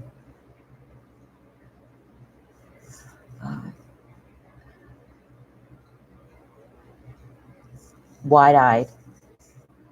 There's something naive here, even.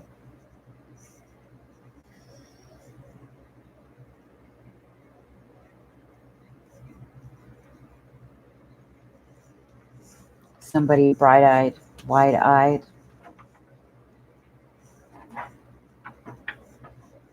And definitely sincere.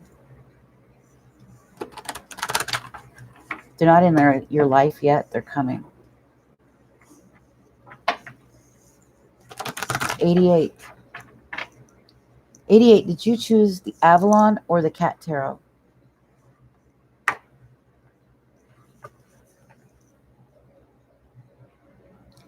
Yes, I am. It's for a higher purpose. You know, things don't get handed to people.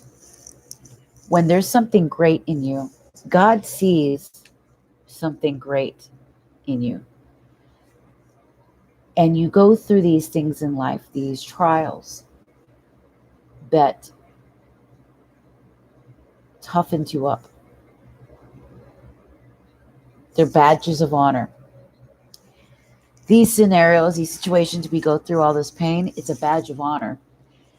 And it's what toughens you up so that you can be prepared to step up as a leader in your life, so that you can walk with deep respect and a deep sense of love for yourself, a deep sense of self-worth.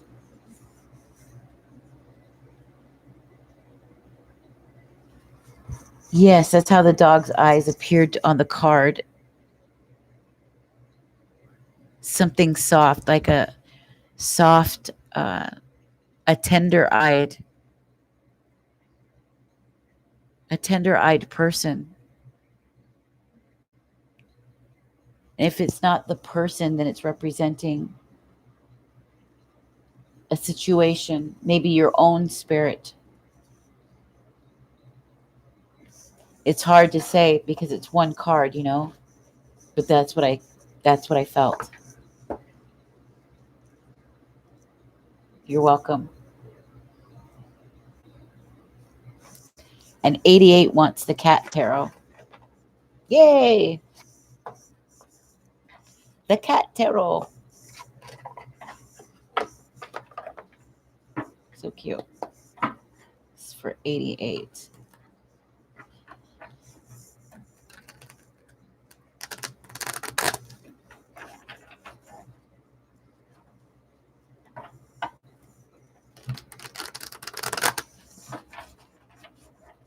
For 88.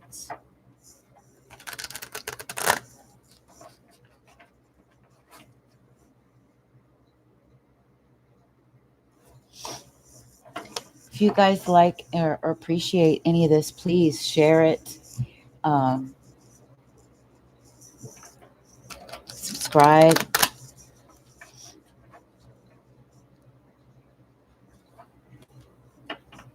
I have a wish list as well.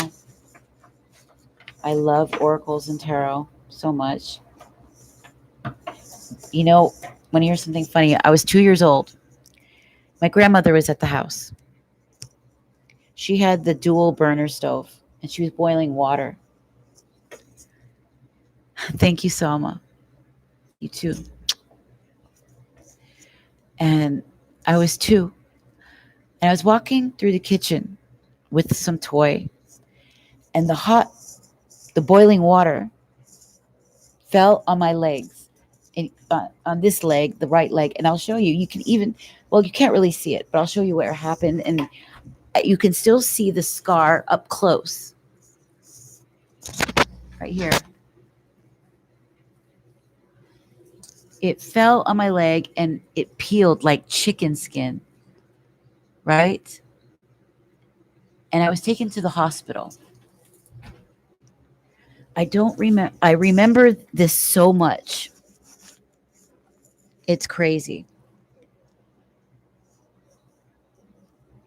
When I was leaving the hospital, the nurse gave me a deck of cards. I remember that. I remember how it happened. I remember my leg getting burned and seeing the skin peel off. And I remember being at the hospital and the nurse gave me a deck of playing cards. I was 2. And I remember when she gave them to me. And I've loved cards ever since. I've always loved books, pens, numbers, puzzles, cards.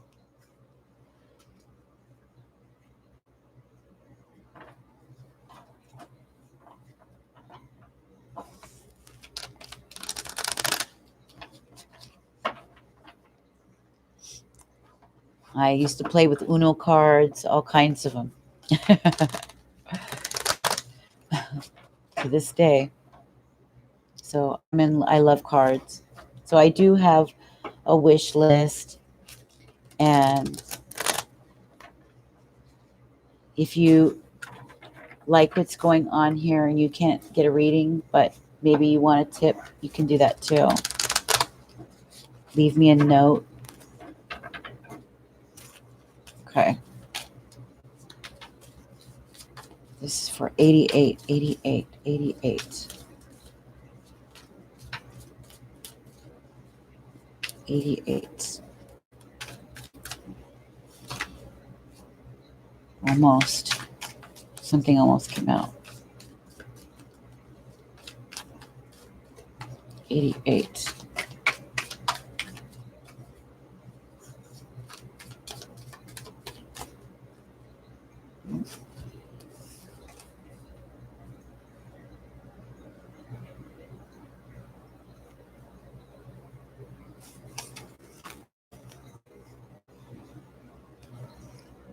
The Hermit. With the eye on the bag. Look at that. That's exactly what my cat would do, hide in a bag. Now, this was upside down. This was reversed. This is telling me that you're going to be coming out of this hermit stage, this lockdown, this hiding is going to be happening soon. It's going to be very, and I suggest that you do. It's going to be very, very healthy for you. I think you've been somewhat of a hermit for some time. Now the book, this is it's the Hermit card. So we're going to go.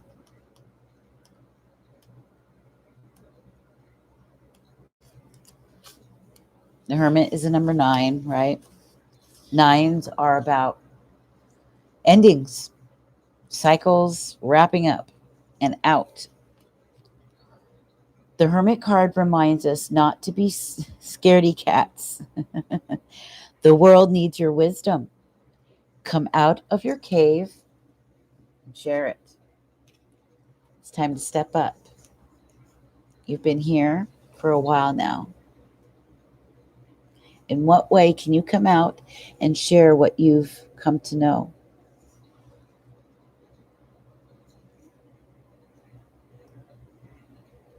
And not be shy.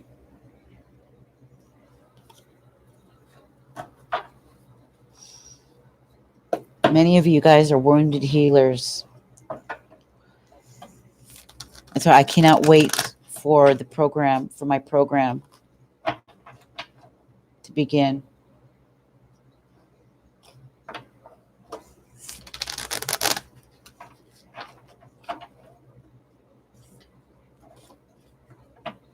Who have we got after you? Oh, Genesis? Or is it Tamaya? No, Blue Kittens. Blue Kitten. You're welcome, 88.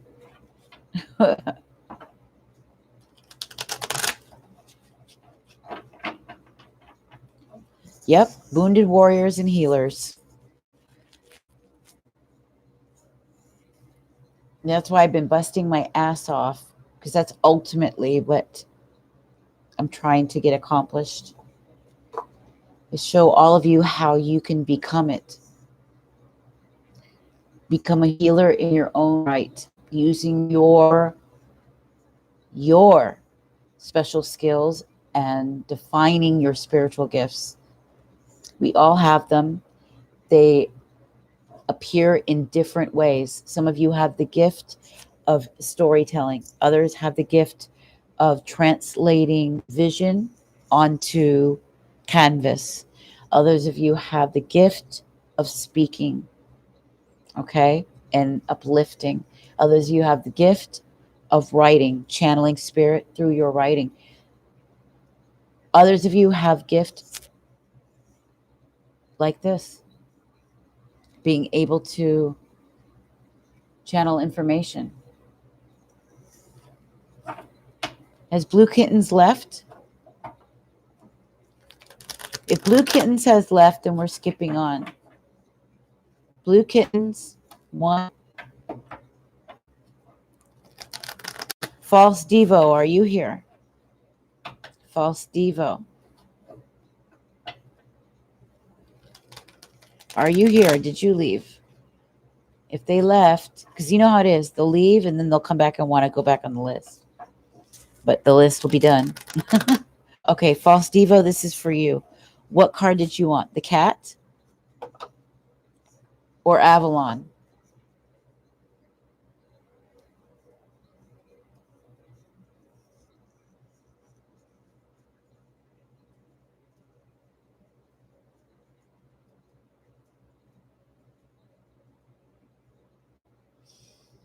Mm-mm, mm-mm, doo, doo, doo. I guess car. Oh, the cat. Okay, for Devo. Devo. False.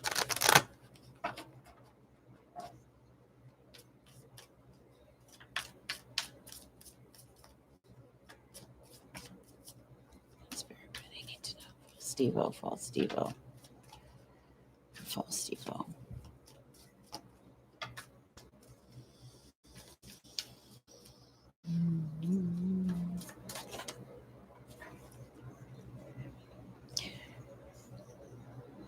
Look at that. I believe he's holding on to a wand. Very masculine.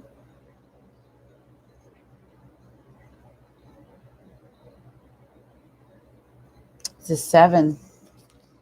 7 of wands. It's what it looks like to me.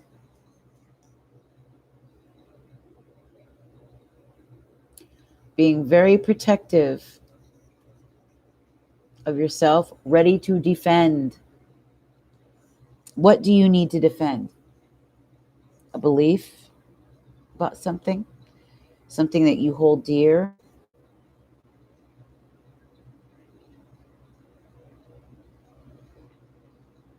Do you need to defend yourself from another person? Somebody toxic?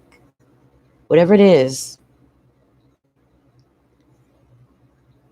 it's time for you to get in defense mode, warrior.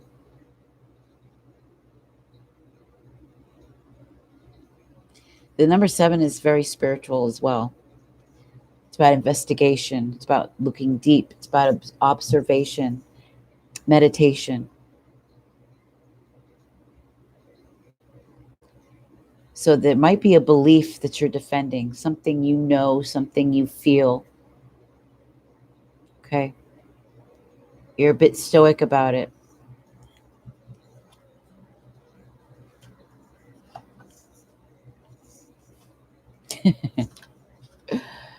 Oh my God.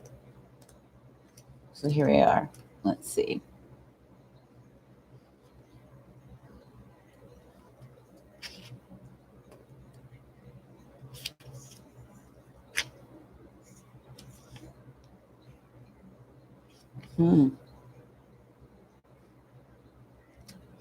Interesting. Let's grab from here.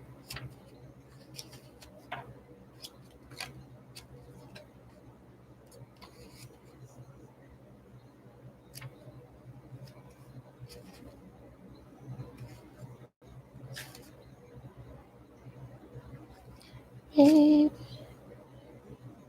Actually, it's the swords. It's not even a wand, is it? Still the same. There's something here about what you know, what you believe.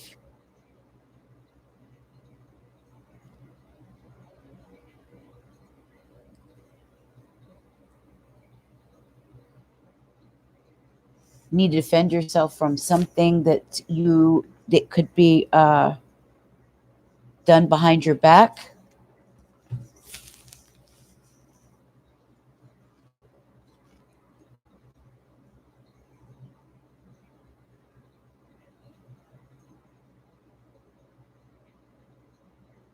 Somebody's, when I said stoic, it's like not revealing everything either, not revealing what you know, or somebody not revealing things to you.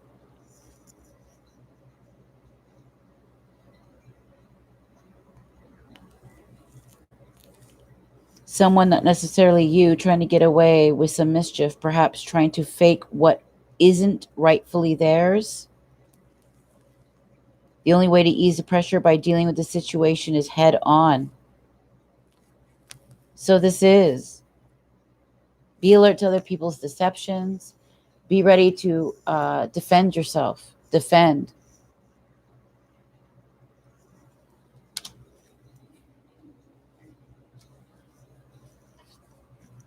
Yeah, the list is going by quick because people have left. So this is for Tamaya. Miss Tamaya, are you still here? If not, we're going to skip to Genesis. Tamaya and Genesis, are you here?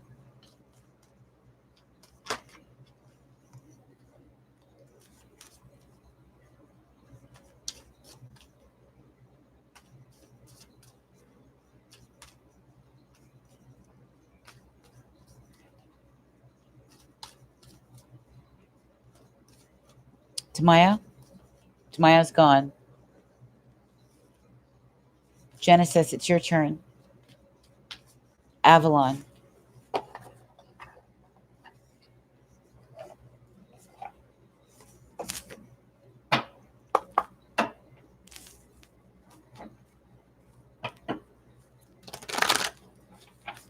Oh, good night, Selma. Good night. And thank you for getting the readings with me. I appreciated it. I do need every dollar these days.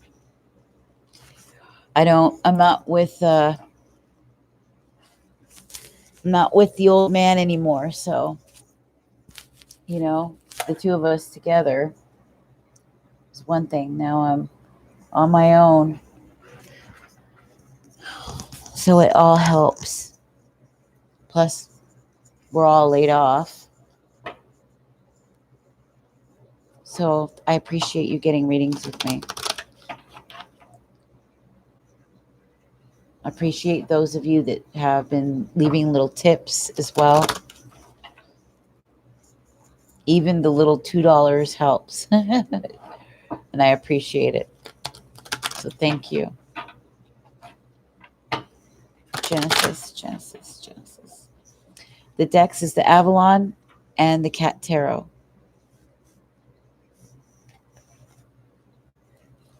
Okay.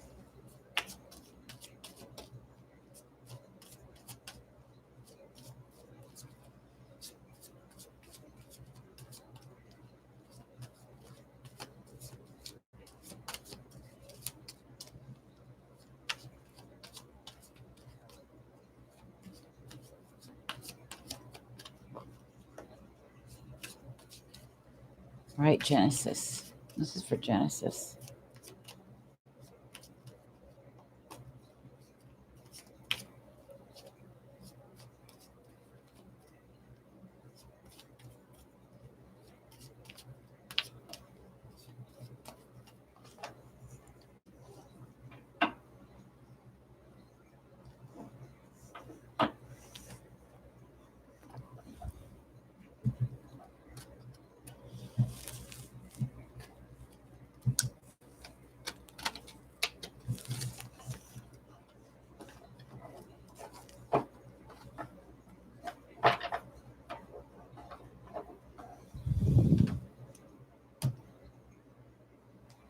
Dang.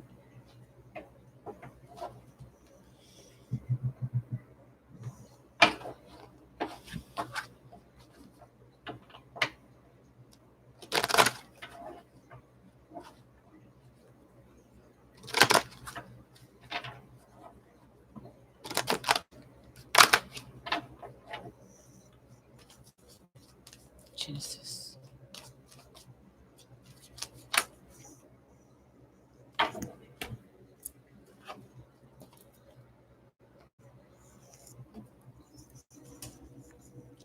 Somebody is all up in their ego, Genesis.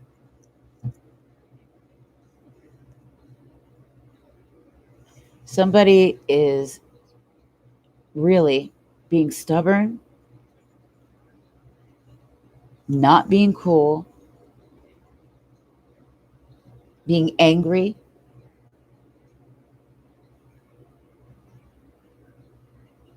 being just a shit. They're all up in their feelings and they're not seeing the picture.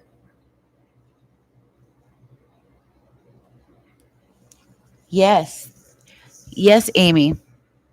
You can get a twin flame reading for 1111. It's a Celtic cross. I would love to do it for you. They're fun. Yeah, this is the wounded human ego. This is the number 31. So somebody is all up in their feelings. This is not the wounded healer. This is a wounded ego. This is narcissistic.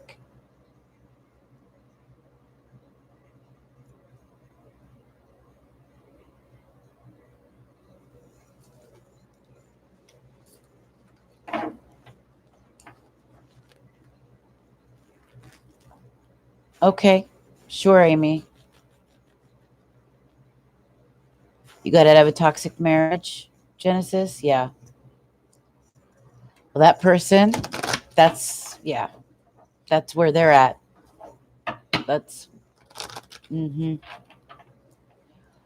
that would be, it depends. I could do the 1111 for you, Amy. If you want something deeper right now, for the whole hour, unlimited questions, I'm doing for 62.22. And for a half an hour, unlimited questions is 24.44. It's a special one I'm doing this week as we go up to the 4/22/2020 date.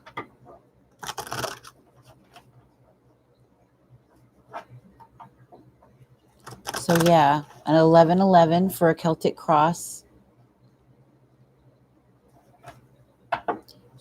Genesis says yes. Too much abuse and mental abuse. I choose. Yes, you chose yourself.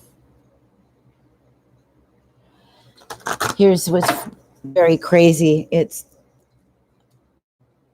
everyone that's coming into this room that's attracted to me. We are all, I know if we looked at each other's charts, we would all be like magnetically and energetically exactly the same. We're all going through near exact situations and circumstances. And it really has helped me to tap into you guys so good. It's crazy the people that find me because we're all so alike. It's been just very eye-opening how the Holy Spirit works like that. We are all walking a same path together and experiencing things together. When I do these readings, I tap into you guys so strong and I get the greatest, I get the best testimonials from people. And it blows me away every time. Hi, Violet Ann.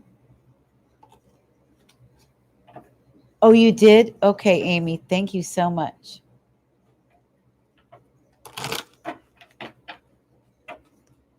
My darling.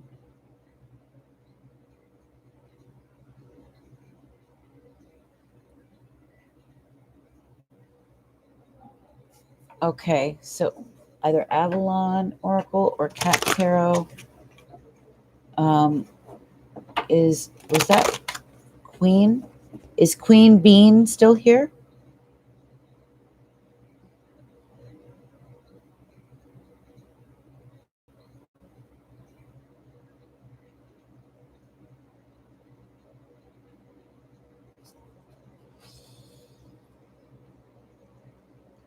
Avalon. Okay. Okay, Amy, type your question, and then I'll go check. Unless there's a donation. No, there isn't. So I'll be reading yours. I'll be doing your reading here next. I'm going to do this for Queen Bean, and I'm going to go check. I'll go check your name and question, and then I'll do your reading.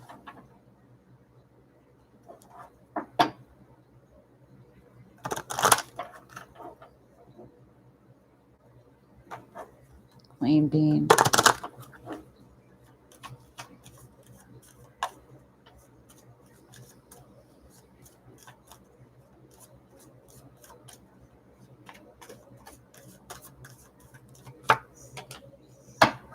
Okay, that one jumped out. Protection. Queen Bean.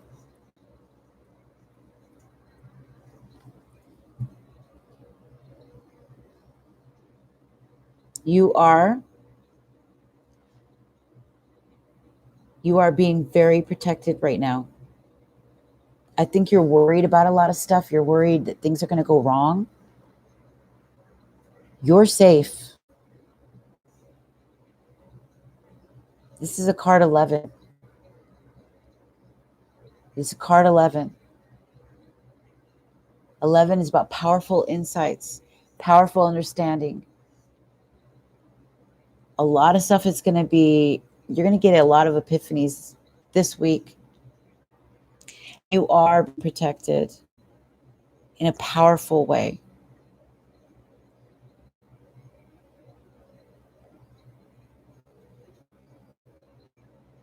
Divine timing is here for you now, okay?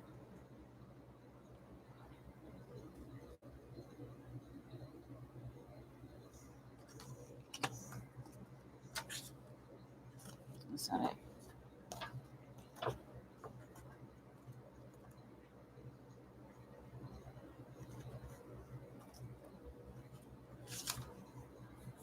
This reminds you to protect yourself and be wary of hidden agendas. Are you being too open? Perhaps you don't realize it, but you may find that you're a target for others, especially if you're shining brightly. Yet this isn't a time to dim your light. Rather, remember that a spiritual warrior or priestess would always learn how to camouflage him or herself and be armed against spiritual attack.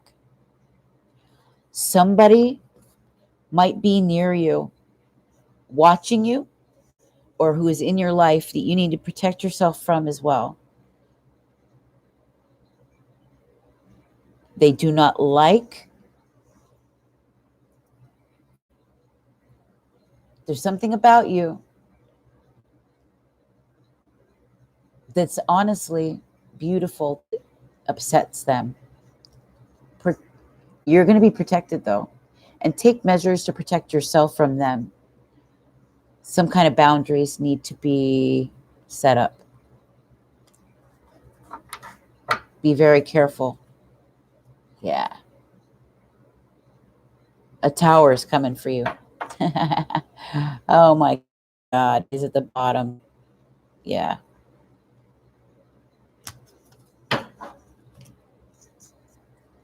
Okay. All right. You just posted your question on Noah, a Pisces in your Libra. Okay.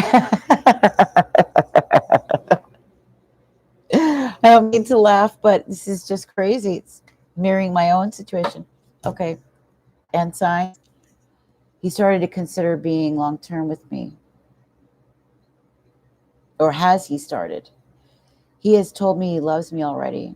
Also, advice on our connection.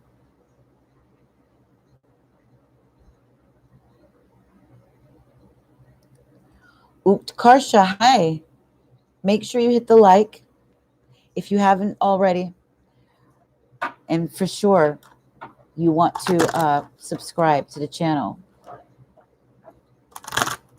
Utkarsha, if you have a specific question, those are paid readings, baby doll. Otherwise, you get to choose one of the free ones. It's general.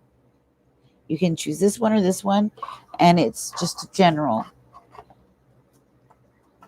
I'm going to do Amy's reading, so hold on.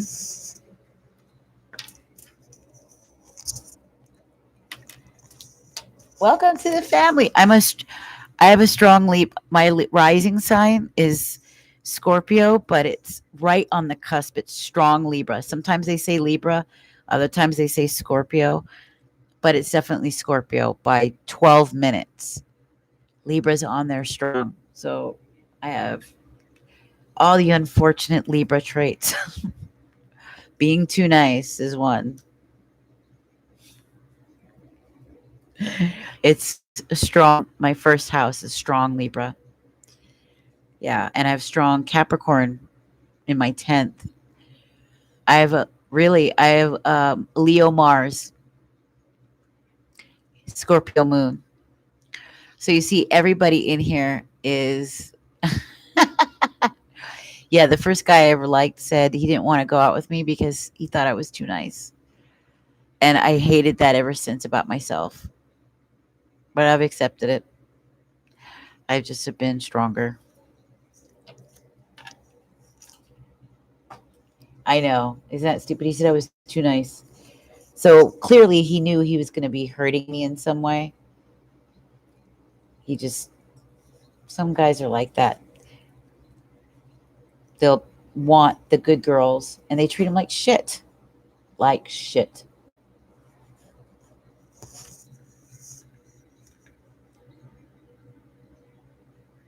Yeah, me too. And lately, my lesson with spirit, because of all the painful things I've been through, said that I iced my heart over to cope.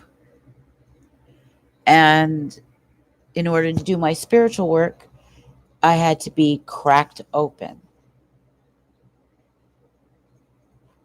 So all these things started happening in my life. One of them being this devastating separation from 25 years relationship, among other things. And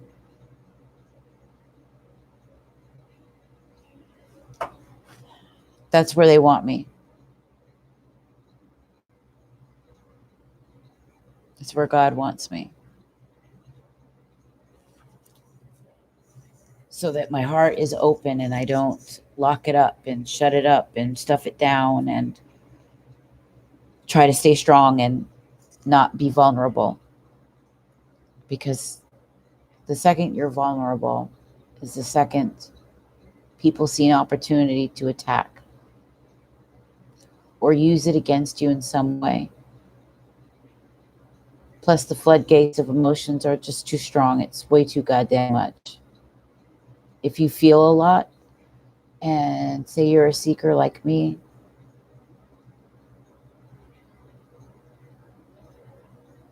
you can get swept away by deep and heavy emotion. Yeah. So somebody said I was mean to a nice girl. Now she hates me.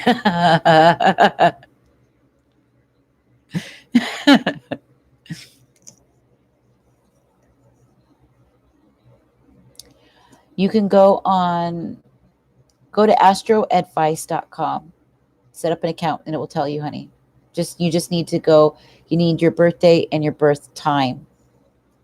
All right, let me see which reading you got, Amy, and then we'll do it. And then we'll finish our free readings with everybody. Hold on. Oh my God, I've been on 3 hours. Damn. It's 1:10 a.m. 11. You need birth time. And now I have the greatest work in the world. I've always dreamt of this. I always dreamed of doing spiritual work, of being like a counselor. And now I got my certifications. Got a coach.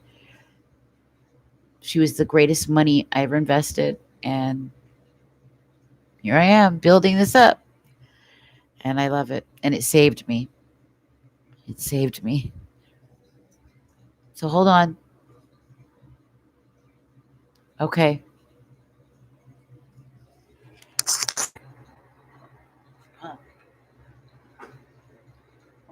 fall down. I should move this.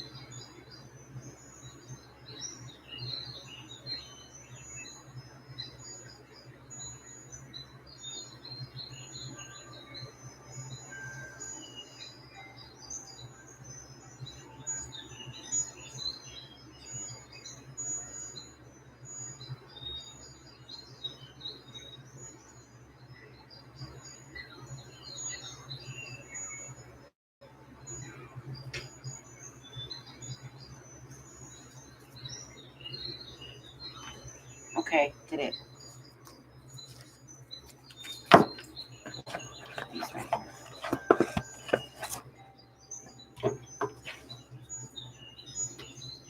I'm gonna use this. I'm gonna grab one from this.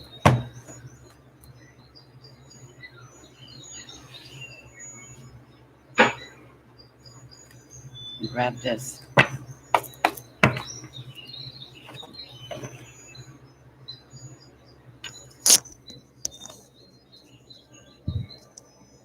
All right, I've got this little table out in front of me so I could set them down.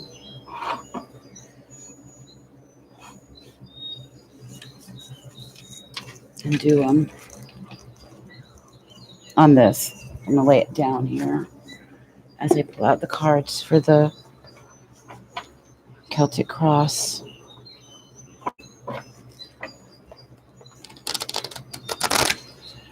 It's about this Pisces.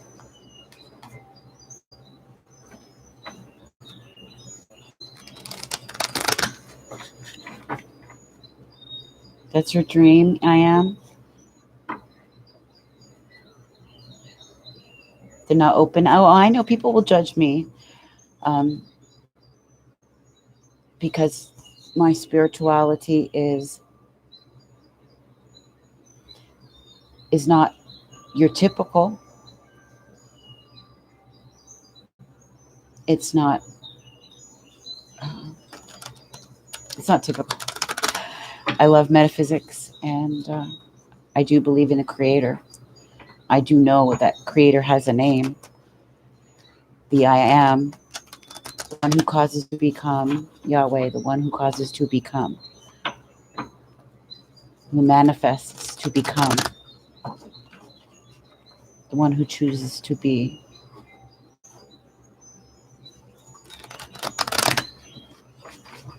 The great I am.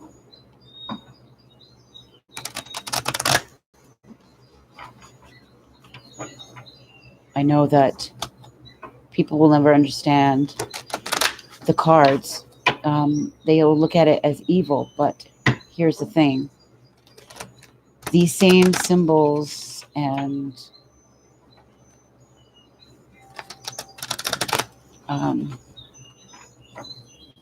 allegories that we use, that we know, they're universal. It's a universal language. And people who are of the material, who are of the dark ones, invert it. They use it as a way, as a power for them to control.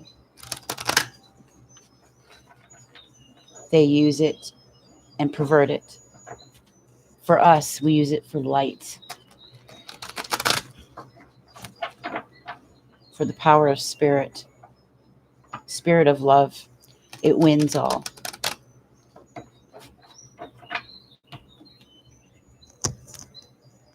It heals. I know that the dreams I was having, psychic dreams, that brought me right back into this. And it's not like I'm going to be doing this forever. The main thing is for the teaching and the healing work. Because we're all being spoken to. We're all being called. Even the Bible says, in these times, there'll be young men, old men, women, children, people of all ages will be dreaming dreams, having visions, will be prophesying. They'll be taking action as spiritual leaders, spiritual warriors, sharing the truth, seeking the truth, standing up for a truth. Some people may even lose their lives later down the road because the truth is hated in relationships and in the world scene.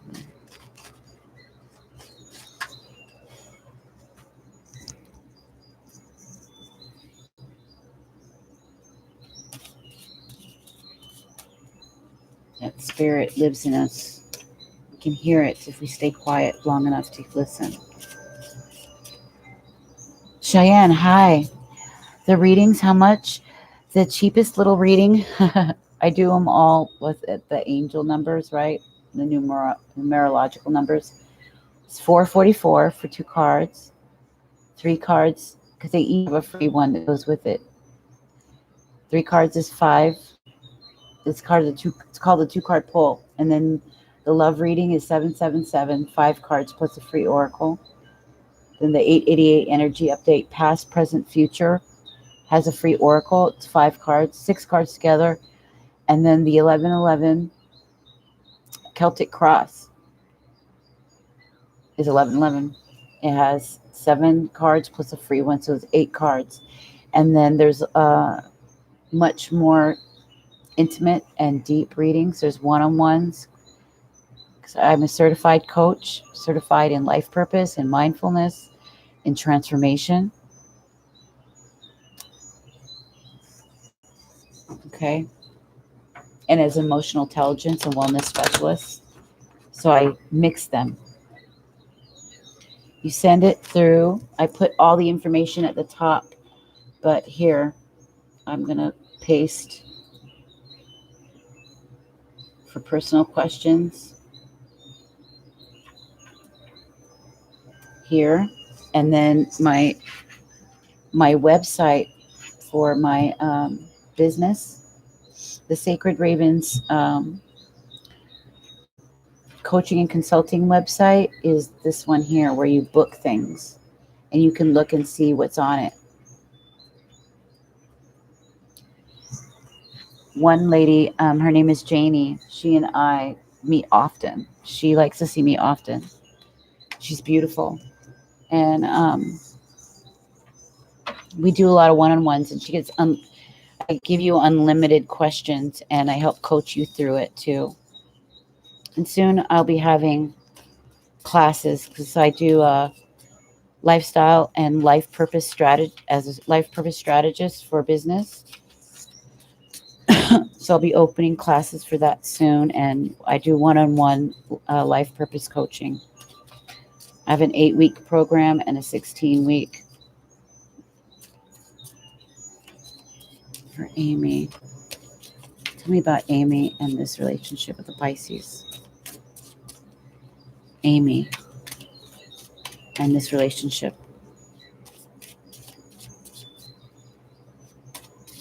Tell me about him.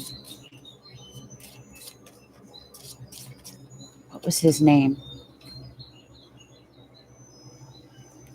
Yeah, you will have to, it would have to use Stripe or sign up PayPal.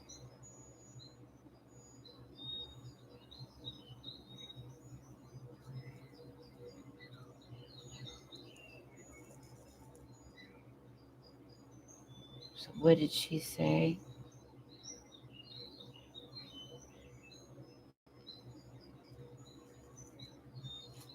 His name is Noah. What a beautiful name, Noah.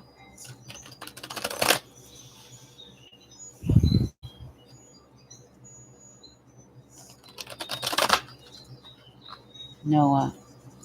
Amy and Noah. Amy and Noah, please. Okay, there's one. Amy and Noah.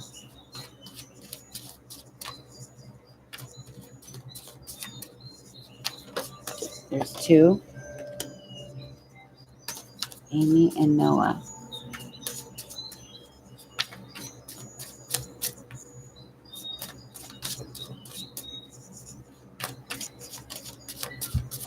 I suggest that the rest of you listen to these, because we are all so connected. Each of us in this room, okay? When I say spirit sends people to me that resonate with me, I mean it. I dead mean it. It's no joke. When you hear a reading coming from somebody else, that's most likely going to resonate with you very strong, like any general reading out there. So really listen. You'll take something away from it. Amy and Noah.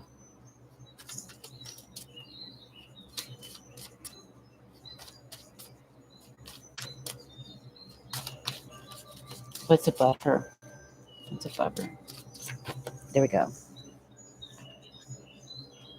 Okay. That's something's moving. What's below her?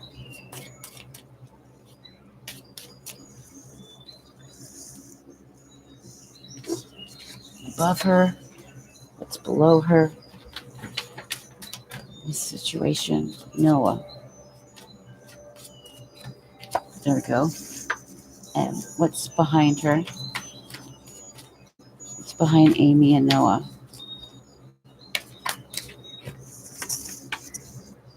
Okay. What's coming toward her? What's coming toward Amy and Noah? Amy and Noah. There we go. What's the outcome? What's her right now? What's going on right now? Oop, there. Oh my God, yes. Okay, that's her. And let's get a, this is for the free card. Okay.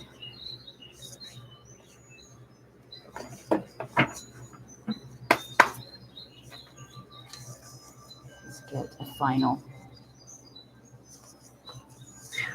Okay.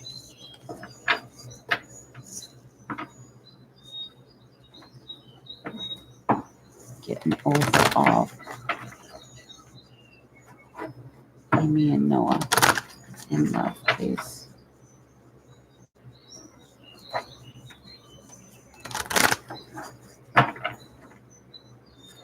Amy and Noah.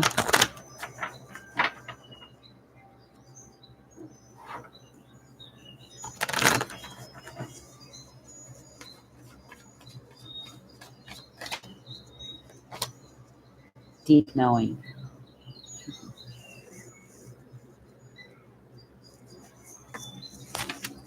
That matches what you are right now. Bottom of the deck, milk and honey. That's good. Let's see. Milk and honey. Oh, smooth. Easy. Peace.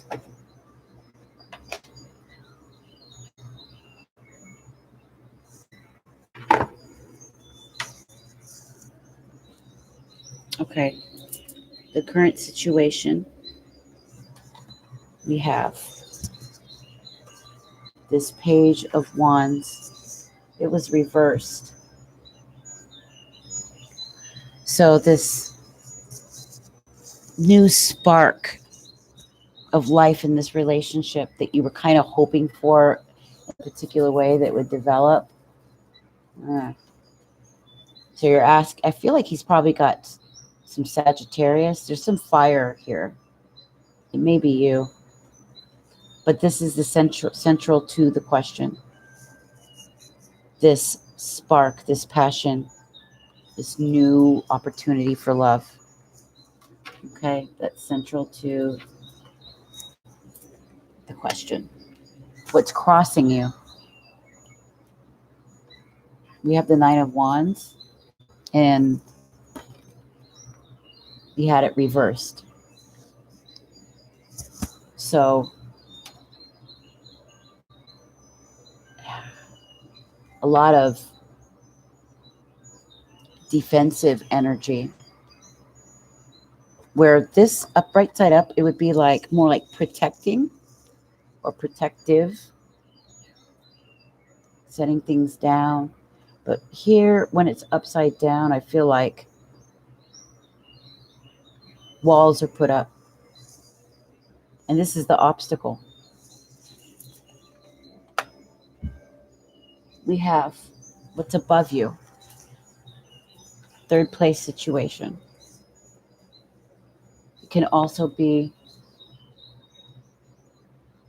the best that you can really look for the situation to have to come out, what will come out of it. And we have the Eight of Cups, and it was reversed.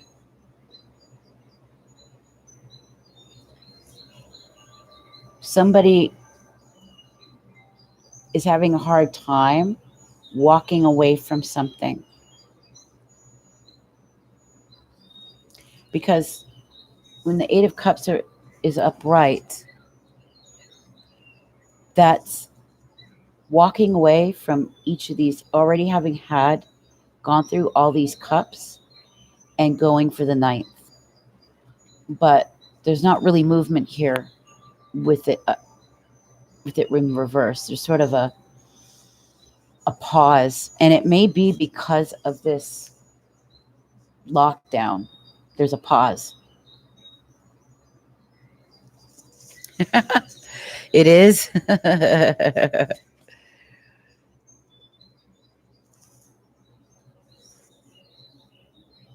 You know what? You guys are mirroring one another. It's very weird. It's weird. There's something in tune with you both.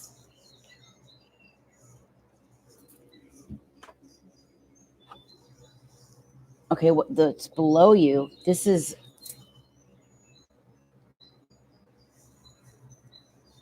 like what you can work with, what the situation has to offer. What can you work with? And we have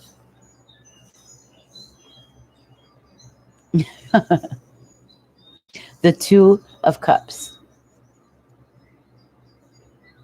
a coming together of partnership. Yeah. You're currently not together, and it shows that with the Eight of Cups, there's not a movement, there's a pause.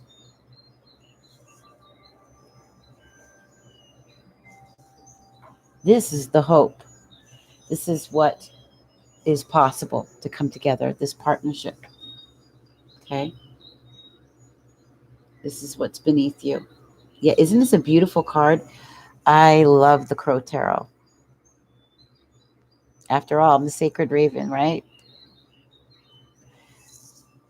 In my home that I just left, I just moved a month ago. And my home, I tried to save it for a year. I tried desperately to save us.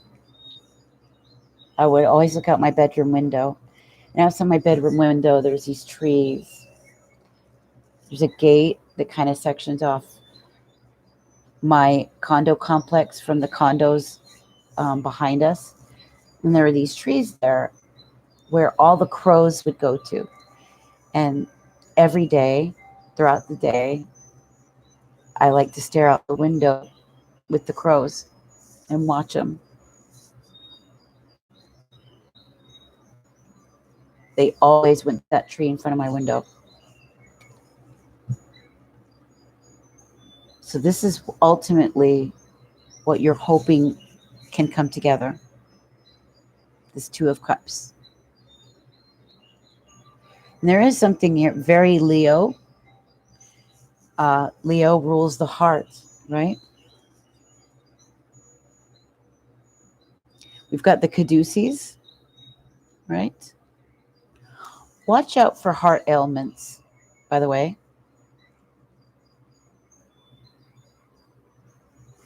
Maybe reflecting pain in the heart, heartbreak or yearnings of the heart. But there's something here about the heart, all right? Lot of emotion and a lot of enlightenment in regards to this relationship too. All right.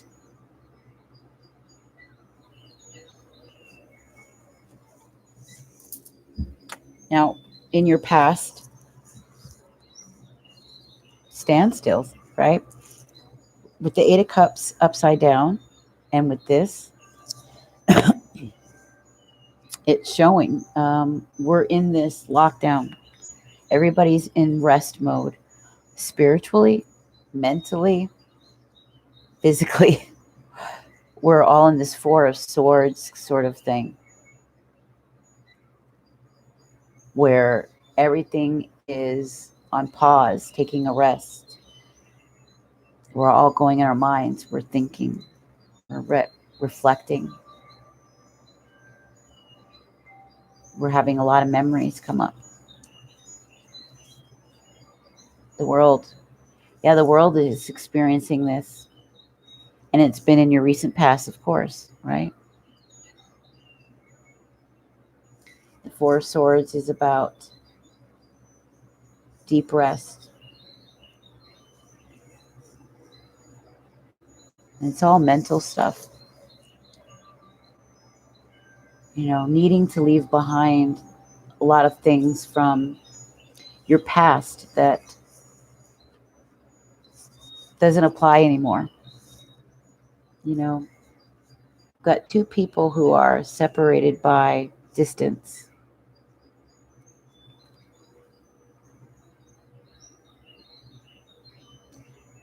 They kind of feel these bars here. It's like being imprisoned. And it really is. It really does feel like that.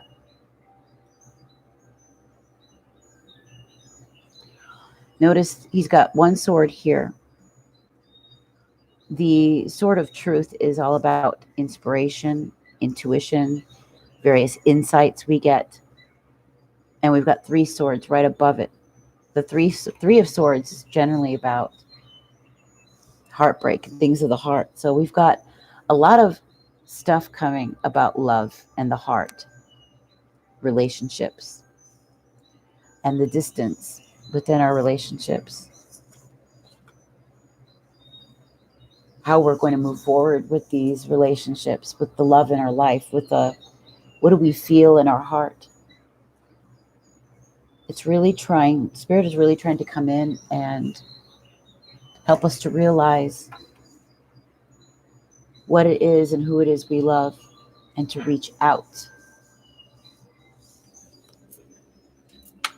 What's coming to you in the near future, we have the Hierophant, and the Hierophant was reversed. And the Hierophant represents the father, represents the husband, it represents the masculine, it represents a teacher or an institution, right? Governments, what we believe about ourselves, what we believe about life, what we believe about our relationships. It also represents marriage. You know, they're in a church. There's the two of them. And the key. The key is love. The key is wisdom. We've got it reversed at the moment. Everything's on a pause. Everything's on hold. There's still these moments of what is it that we really want? There's still words that need to be said, but an inability to say it. This is very Taurus energy as well, okay? And I think with him, he is still trying to figure out what he wants, how he sees a relationship, how he's going to develop this relationship with you. If it was like this, then it would be like a go ahead. But right now, it's on pause. It's on pause.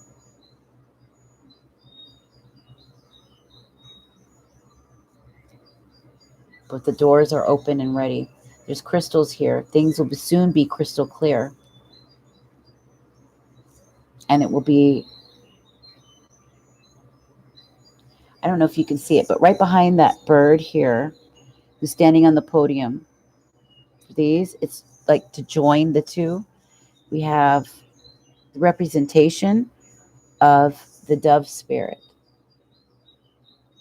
The dove spirit is the one that lands and brings that peace, that love. It's coming, but not yet. It's not yet. There's a reason.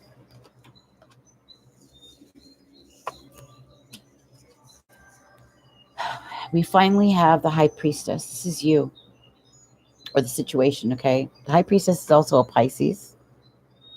So you can look at it like that. Could be his energy, a little bit of both of you.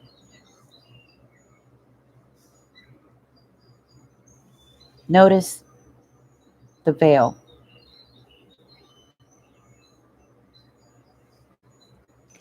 We've got the cup.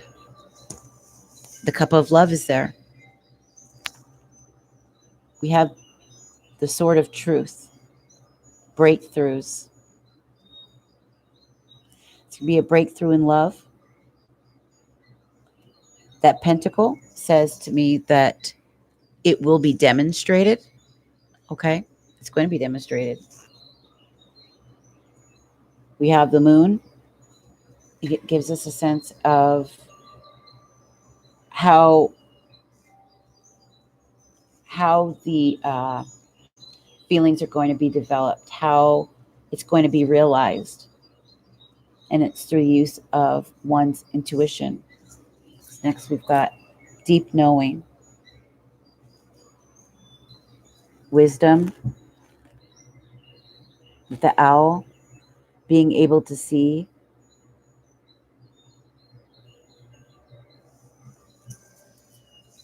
He knows, you both know, that the two of you are meant to be.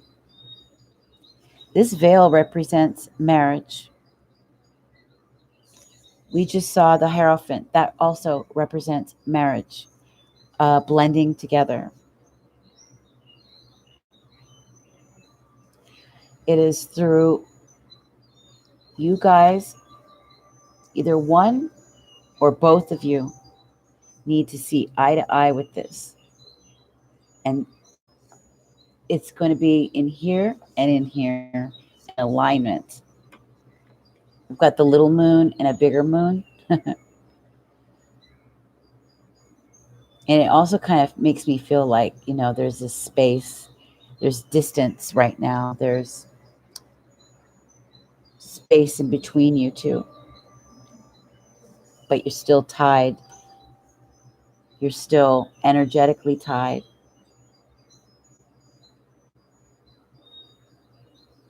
The wisdom of the owl tells you, and you know deep inside, this man does love you very much, very much.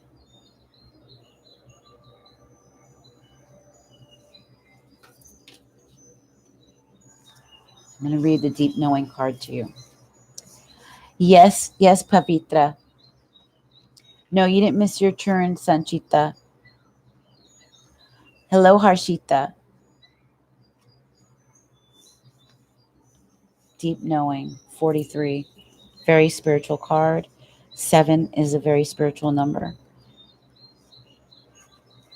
Intuition, listening to the oracle within, empathy, and even hypersensitivity.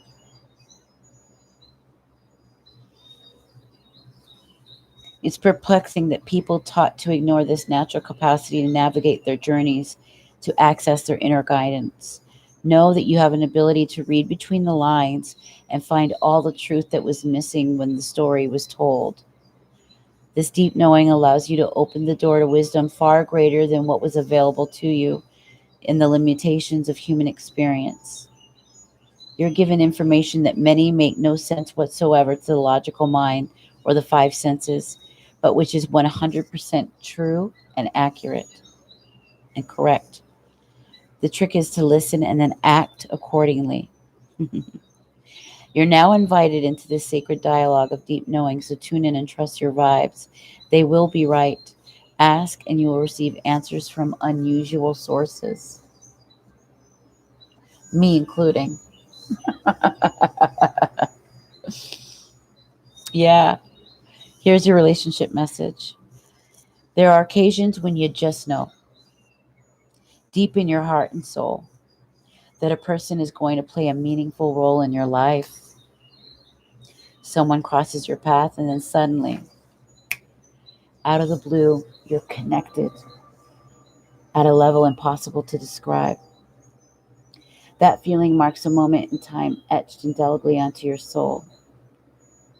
Someone has entered your life who will be instrumental in your journey. So pay attention.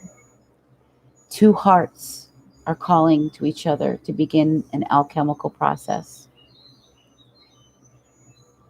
This is also a sign that your intuition about the person you care about is correct. Trust your heart to lead you now. Magic is about to happen.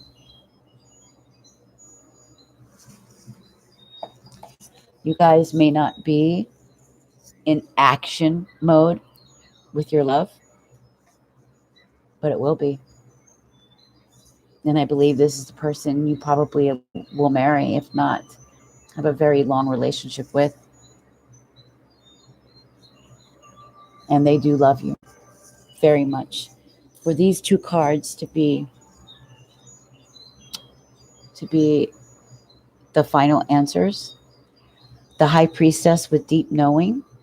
The High Priestess is deep knowing. Oh, look how it's shining. We've got a 2. That's about partnerships, decisions. This card is also about Pisces, emotion, deep emotion, romance, the things of Neptune. Your answer is yes. It's yes.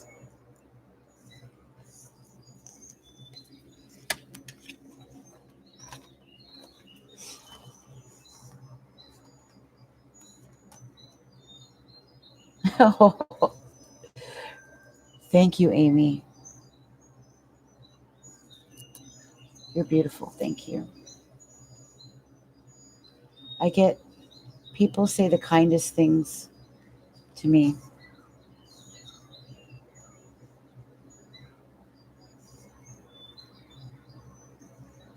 You did. And look how we're like this. You said you have a Cancer moon, I have a Scorpio moon. They're virtually like that. The Libra rising, the Leo. I have a very strong Leo Mars and Saturn in Leo. So yes. And the Holy Spirit always brings people into me that matches me just like that. Just like that.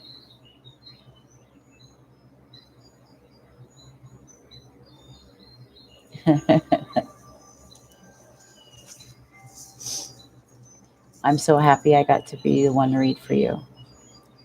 Yeah.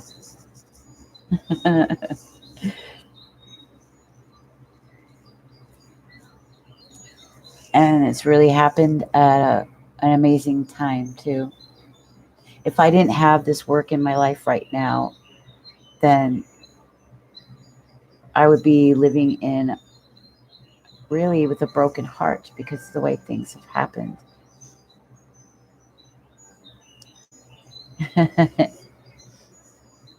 You're very welcome, honey.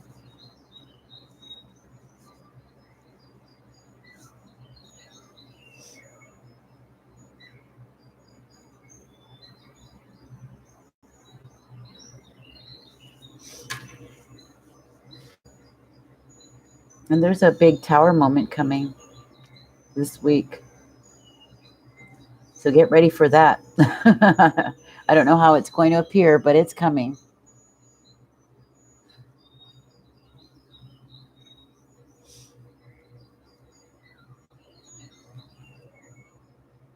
So we've got Ravindir Deep, Ravindir, Sanchita, Rimsha, Pavita. Are you guys ready? Is everyone ready?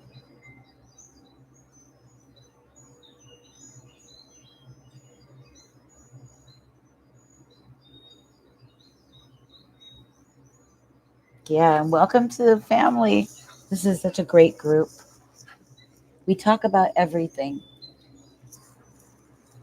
We talk about everything, and it gives us a place where we can come and talk about things we can't with our families, with other loved ones, with people who just, I don't know, they aren't actively on this trip that we're all on.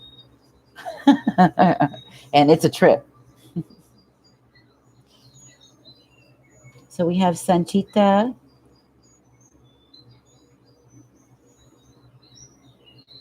Did I do I am? I think I did. We have, trying to find that list. We have, okay, I am, and then Ravindir. I am. Tell me what card you want. Okay. I'll close this one up. Once again, Amy, thank you so much. Yeah, no judgment. Thank you, Sanchita, very much. I know it's fun, right? It's very fun. It's exciting. I like to do it. So, okay, so you said Avalon, so I'll put the Kitty Tarot here. Yes, please. Because it might be very similar to mine. Um, my husband has a rising Pisces.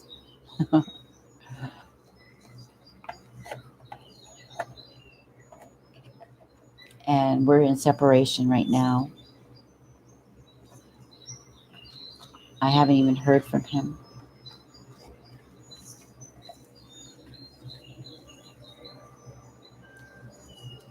Okay.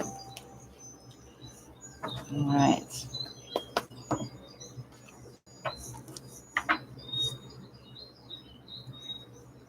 Somebody is not happy. Why do I feel like somebody is all in their ego? And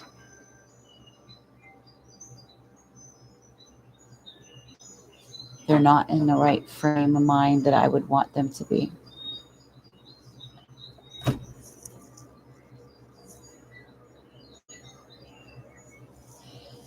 No, honey, it's them talk. I'm just seeing something.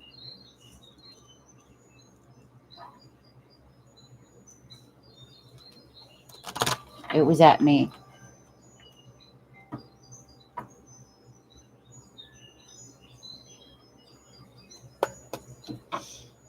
Okay, I am.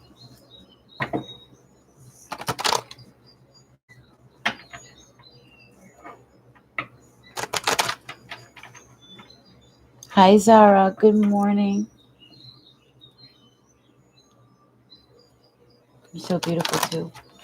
Yes, this is General Elisa. For I am.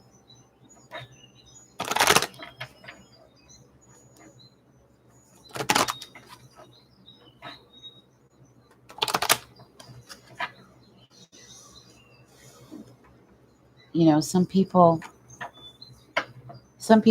it doesn't matter how many times they hear the truth of things. They stay in their pride and their ego is so inflated. They're so stuck in the world that they hold on to it for dear life. They don't let go. And it ruins them. It's literal self-sabotage.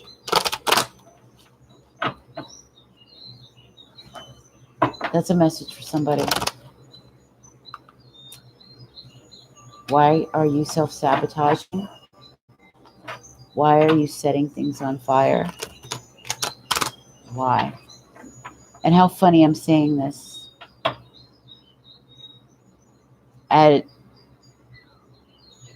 these psychic dreams,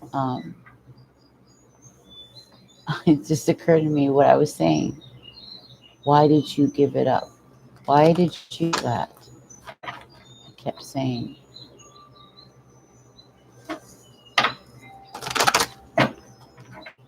This is 2 years later.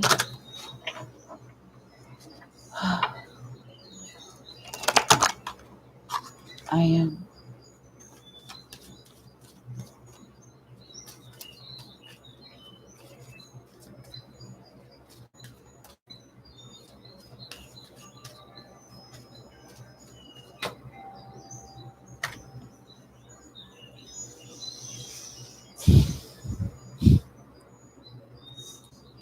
This is absolute truth, courage, self-respect, and responsibility. The Lady of the Lake, ruled by the number 8, and she's holding the sword of truth in her hands. Why? This is a woman who represents truth. It could be woman or man. But she comes with a message of truth. That's what she does. It's just who she is. It's always been her. Some people open their arms and come running to hear it. It's like water when you're so thirsty. Some repel. It's a sad thing, but it's true. You're representing somebody very strong, I am. You're coming into your own. Walk tall, my friend. Walk tall, be noble. Be vulnerable and let people see what's really inside. What do you represent? What's your character? It's like I've got behind me. You can't see it. Well, maybe a little bit. It says how to build character.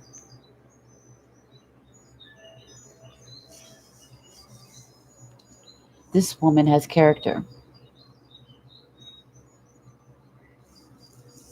She represents courage, self-respect, which is nobility. It's dignity. She represents responsibility and absolute truth. This woman is one of courage. She's not afraid of a fight, and she's not afraid of the truth. And she speaks it, and she speaks it clearly without shying away. And she stands very tall when she does it. Some accept it, others don't. This is you. You're an Aries woman, yeah?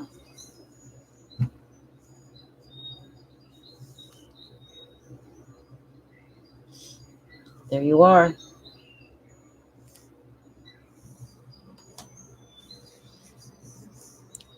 Number 8.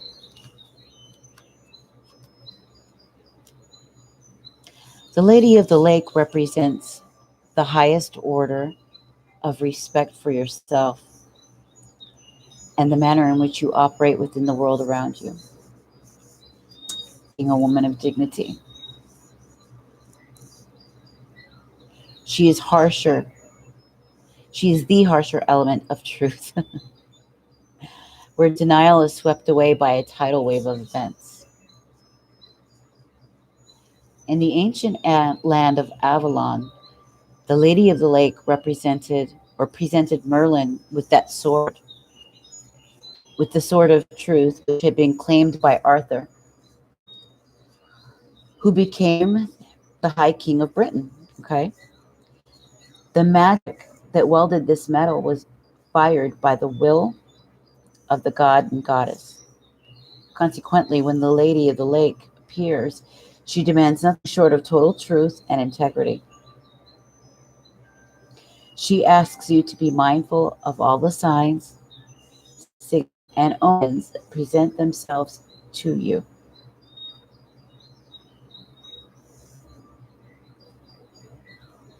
This is why discernment. This is woman of discernment. Okay. Her self-worth does not allow her to mix with those who want to hurt her, who don't share her vision. She has strong boundaries.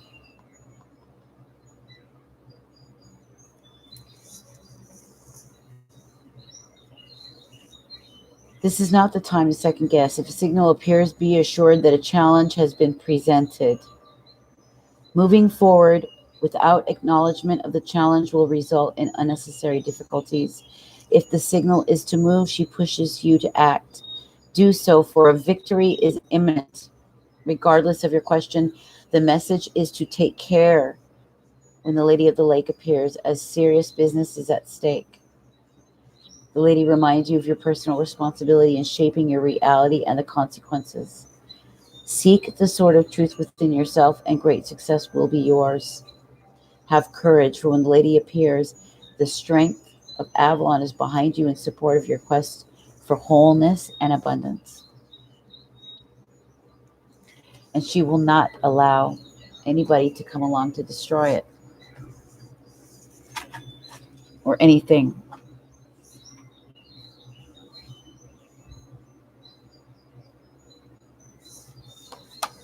Listen.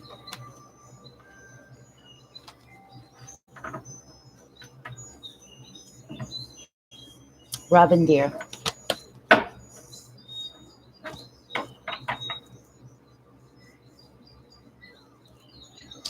you're welcome. You can repay me back later. Share me. You can share me and tell people about me. Recommend. You can send me a little testimonial or something that I could use on my website. I'll put it up.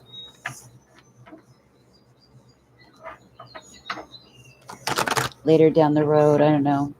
You can send a little tip or send some tarot or an oracle as a gift. I have a wish list for Ravendia. Ravendia. Just look at it as energy exchange.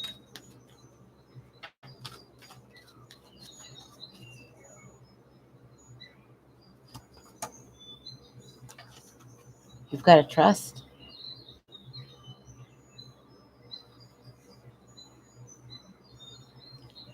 Are you trusting? Are you trusting the process, Miss Ravendir? A big change is on its way.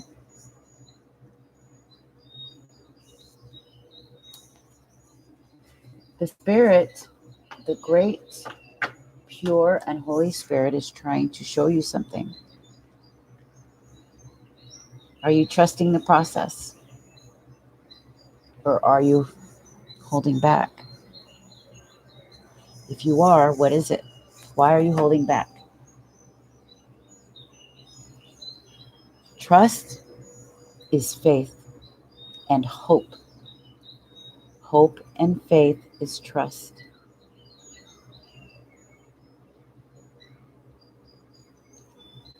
You've got to take that risk.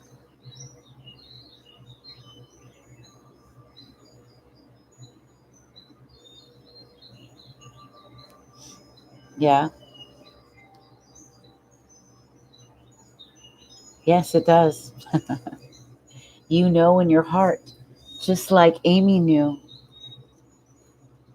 with this.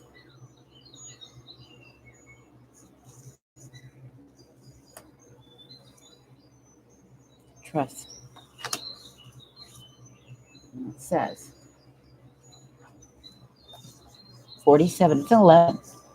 11 is what? Inspiration, intuitions, insights, revelations, truths, breakthroughs, right? It's to wake up.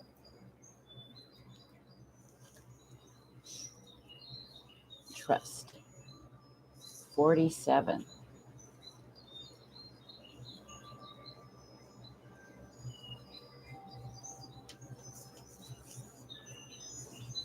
Do you have issues with faith? Do you have expectations of betrayal? Do you trust the mystery? Do you insist on mapping each tiny detail of your life? believing yourself to be the center of the universe. This marker reminds you that trust is required to move forward on your path. Belief and trust in a higher power is about having faith that the outcome will be what it should be, no matter what it is.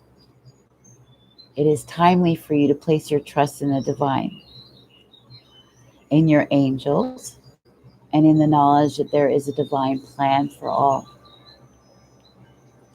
This marker also asks you to remember that humankind is imperfect, and even if you place your trust in another person, there is potential for this trust to get broken. This means that you need to be discerning and not trust blindly.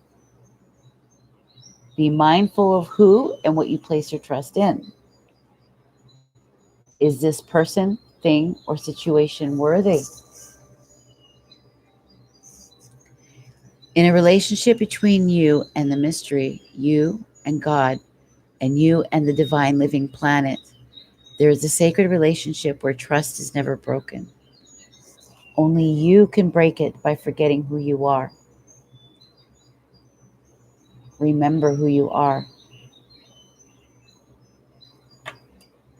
So while this is a very deep and spiritual message about life, and it's like my grandmother said, God has a plan for each of us. And it is said in Jeremiah 29:11, it says, journey, for I have a plan for you that you might have joy in abundance, right? It's your purpose. Trust in the divine plan. And you know deep in your heart if this love is for you. You know.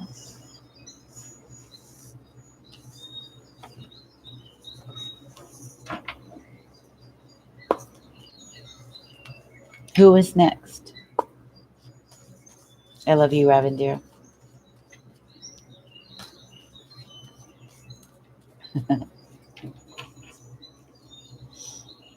It's beautiful too. It's hard to trust, especially if it's been broken over and over and over and over again. It's happened to me. It was happening so much, I was in shock because I, I, I thought things were going to be different. I imagined something different than what I got.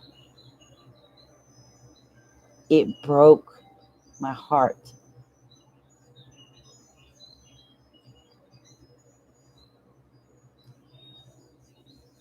And I was like, why me again? Why? Why? Why? I know if for any man, I'm the greatest woman to have in a relationship because I'm very faithful. I'm faithful to a fault and loyal, and they're never loyal to me.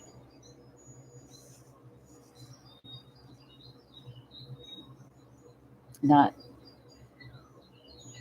where it counts.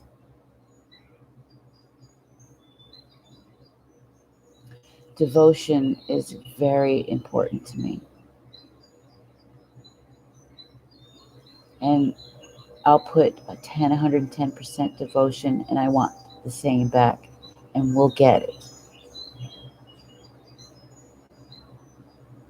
I will never be that same woman again from before. She's gone. She was gullible, naive, gave too much of herself far too easily. It's available far too easy, too available. I thought, and I had to learn to be that way because I wasn't that way at first. And the minute I opened up, the trust was broken. So I was mad. because initially I was protecting myself from it. And the second I said, okay, fine, I'm going to jump in wholeheartedly.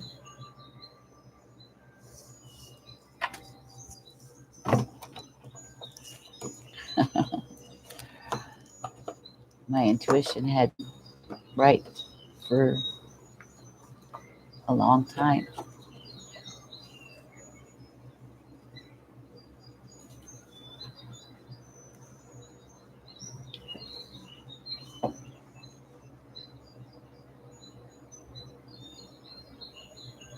Who is next here?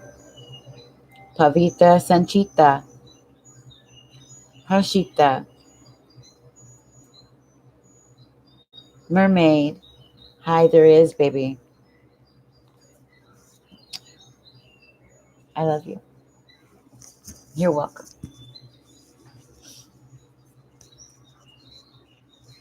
All right. So who's next? We've got Sanchita. Okay, Sanchita, did you want the Avalon or the kitty?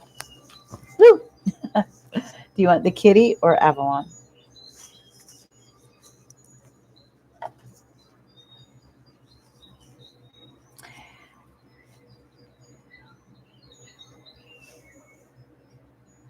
You can be on the list, Mermaid. I've been on 4 hours now, so keep that in mind, you guys. It's 2:13 in the morning here in Seattle.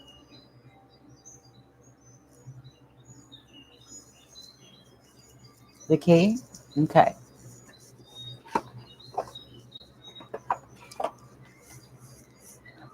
These are general readings. You can get a personal reading if you want. If you have a very personal question, a direct question, you can get it for as little. It's a 2-card reading for $4.44. You can always tip as well. And the Celtic Cross is 1111. Love readings are 777.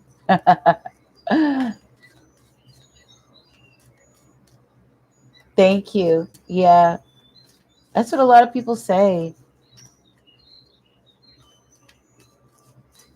You'll get one. You might have to wait a little bit, but you'll get one. Miss Sanchita, the kitty. Sanchita, Sanchita, Sanchita. I'm gonna have to clear the energy in a minute. I gotta light up an incense to clear the energy. So many people I've read for.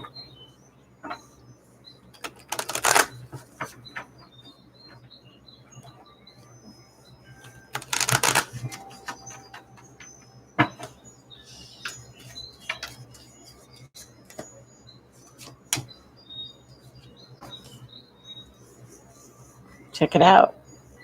The world at the bottom of the deck. I like that.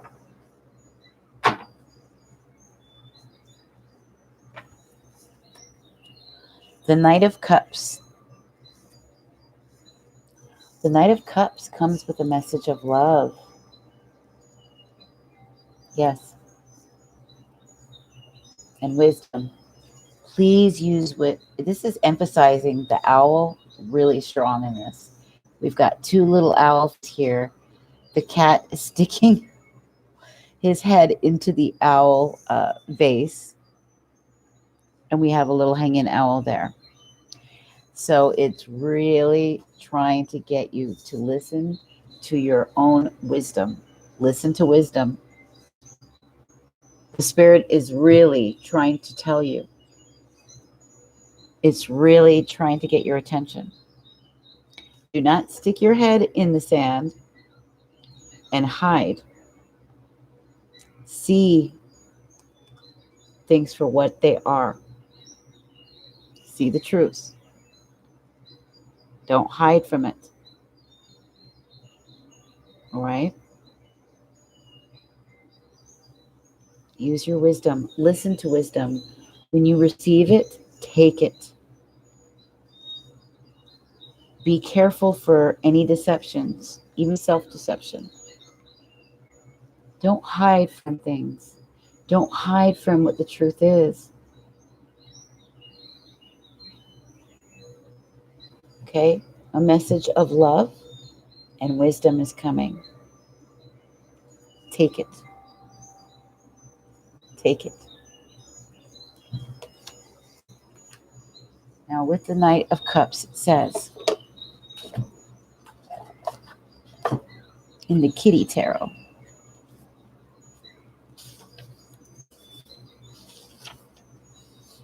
there we go. The Knight shows up when there is a declaration to be made. Declarations are messages. The Knight of Cups invites you to look at your beliefs and goals to figure out if you're on the right path. Owls symbolize wisdom. So take a good hard look into the wisdom that surrounds you, just as I said, right?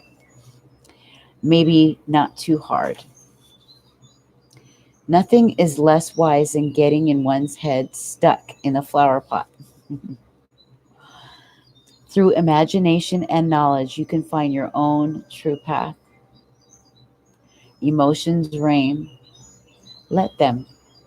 And don't be so quick to judge others while you're on this journey.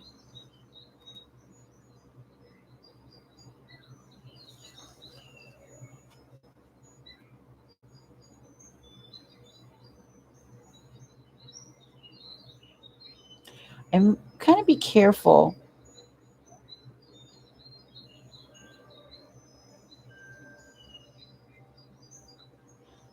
about with your emotions, that you don't get stuck in them. And be careful for someone who's not as they appear to be, okay? That they're a manipulator, or that they're drama or jealous, a narcissist, a toxic person. All right?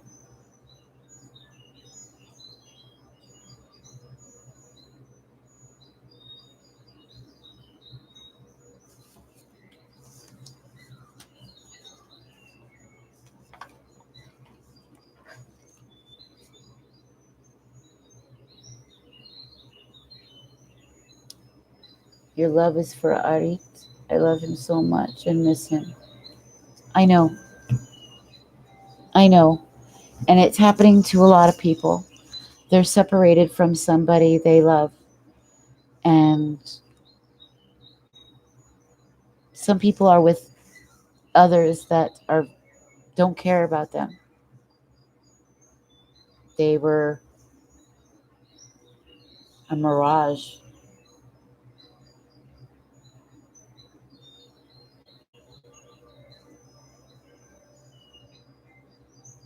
And the pain will be very great if this person ends up being a disappointment to you.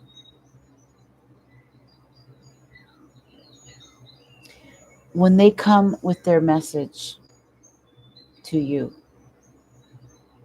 use your wise mind. The heart can be deceiving sometimes when you love somebody, but they may not be what's best for you. They'll never be what you thought them to be, or what you want them to be.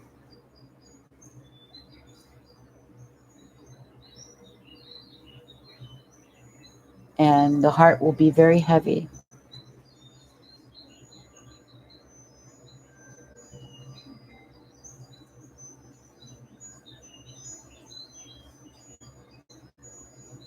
You'll make it. It's going to be a little bit every day, but you'll be okay. Inspire yourself every day. I want you to laugh every day. Find something to laugh about. I want you to listen to one beautiful song every day. Something that's fun, that makes you feel good inside. I want you to write down something in your notebook or your journal every day that says, that you're going to heal and you're headed in the right direction. And I want you to pray every day. You'll be fine. I promise you. You're going to be fine. In fact, better than ever once you get across this.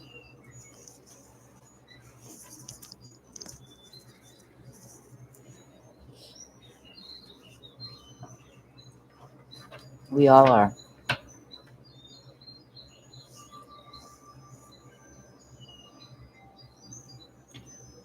Life is teaching us a lot about love right now. What is true love? What is real and genuine?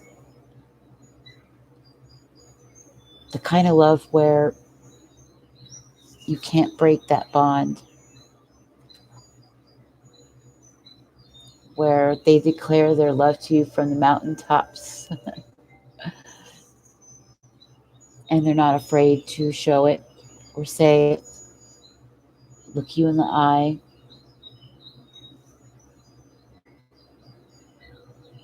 and say it. It's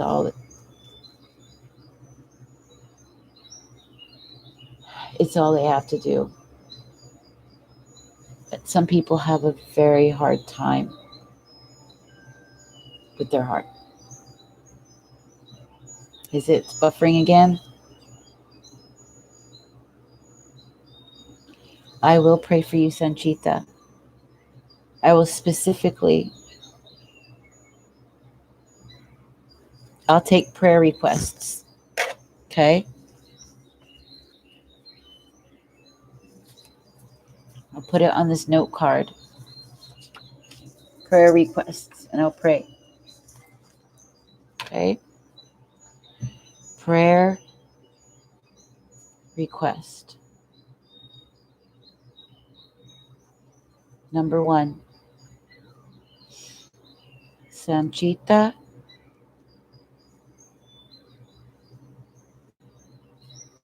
Mondal. Okay?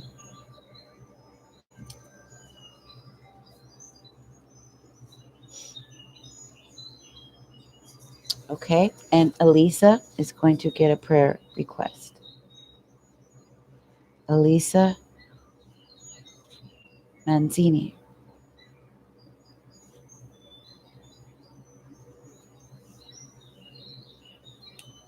It's your connection, Pavrita. Mine is good. Anybody else? Who has a prayer request? When I say my prayers tonight, and I always do, since a little girl, I will say it.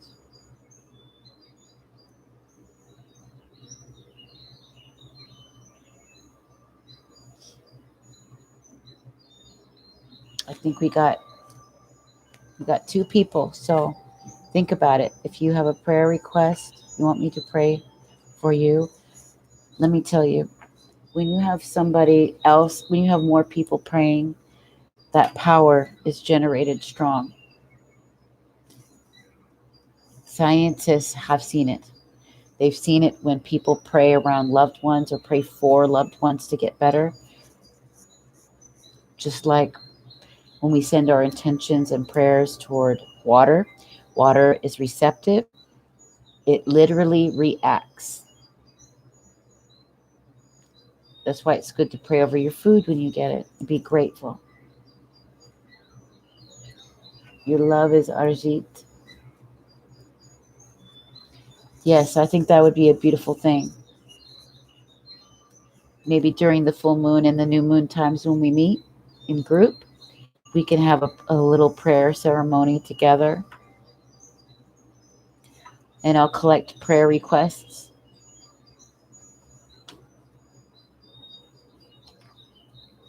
And we can take moments of silence to pray for each person. Say their name. because the frequency of the name is extremely powerful. Just like when we call on the name of the Spirit of God, right? Yahweh, or when we call on Archangel Michael, yeah.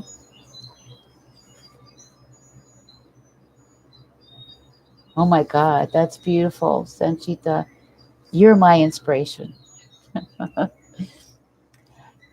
That reminds me of a song. You remind me, I want you to listen to the song by Chicago. Their name is Chicago.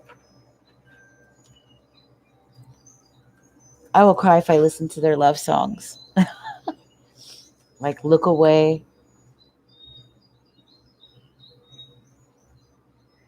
Oh, they have beautiful love songs that will make you cry. Peter Cetera. I was in the pharmacy a couple weeks ago and I heard the song that went to Karate Kid 2. When I was a little girl, I loved the song called Glory of Love. And I used to just, I would dream. I would dream like to have that in my life. I was just a little kid, but I loved that song, The Glory of Love. So Sanchita, listen to Chicago's, I think it's Chicago, it's on the album Chicago 17. And it's called You're the Inspiration.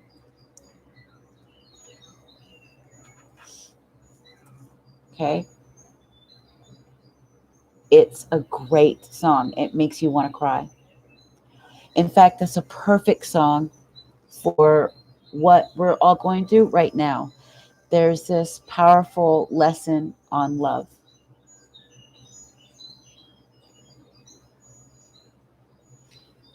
Shadid Lazar, hi.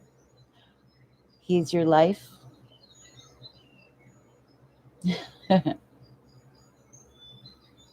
And listen to the lead singer is Peter Cetera, and it's called Glory of Love.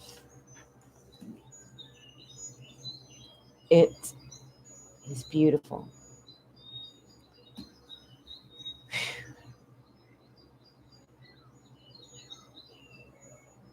I can hear that song now. You're the inspiration, and you love somebody till the end of time. God bless you too.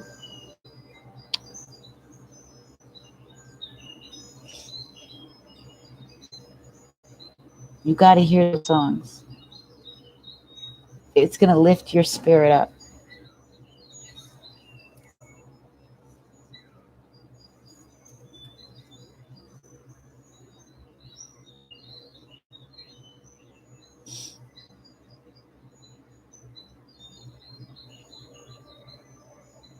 Shadid Lazar, you can buy a reading if you want, or you can get a free general reading.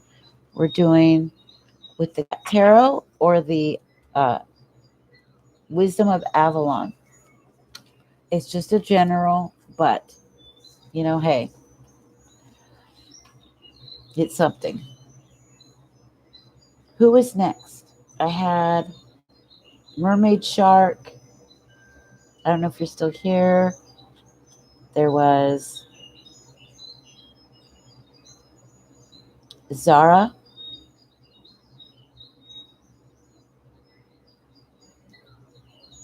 Pavita. I think it's Pavita. Harshita. I don't think that person's there anymore. I think they left.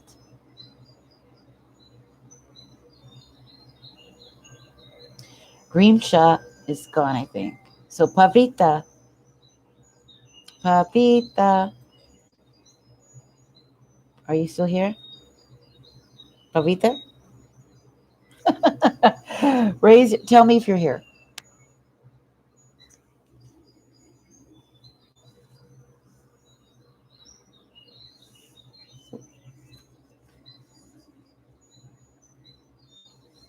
Okay. Now you got to tell me which one. Which one are you doing?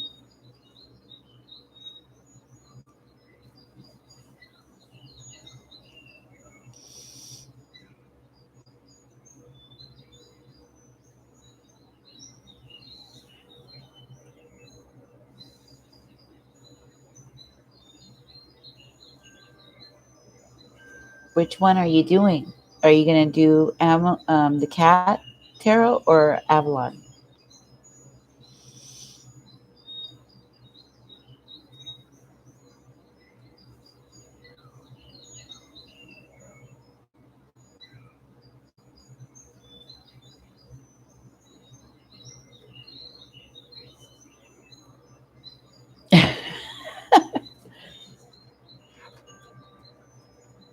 Cat tarot or Wisdom of Avalon Oracle?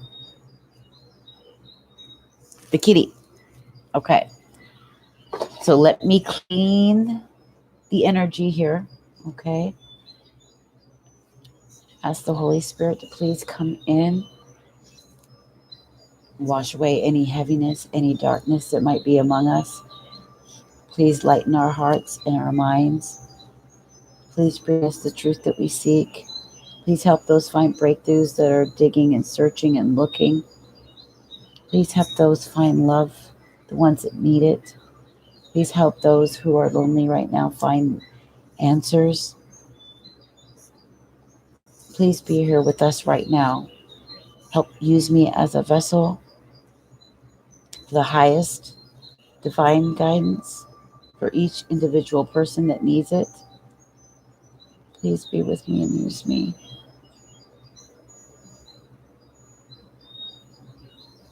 Ask in the name of the Most High Yahweh. Thank you so much. Amen. Shalom. Namaste.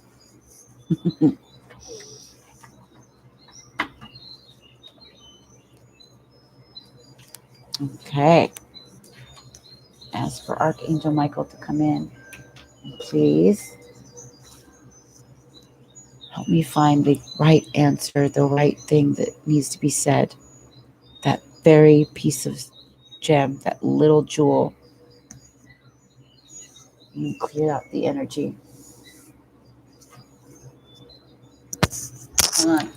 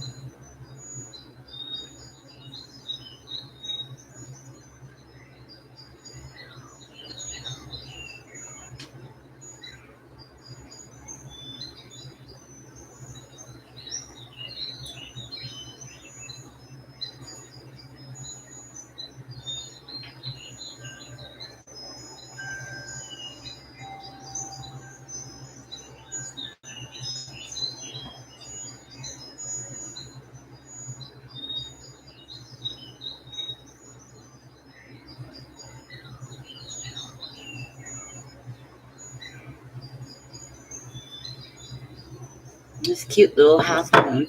Use this. Isn't that cute? So let me clear the energy with this.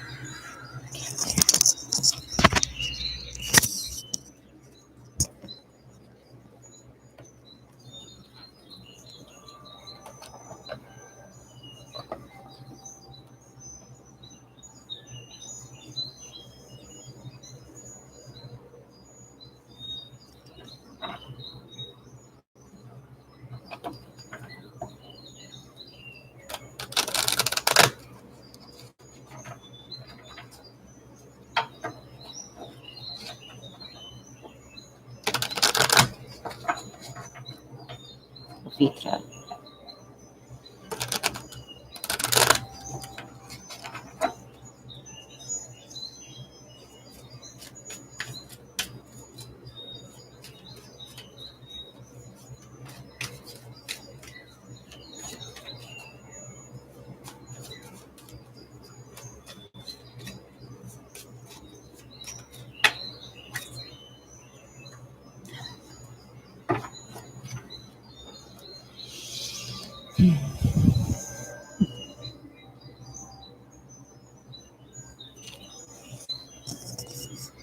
Okay.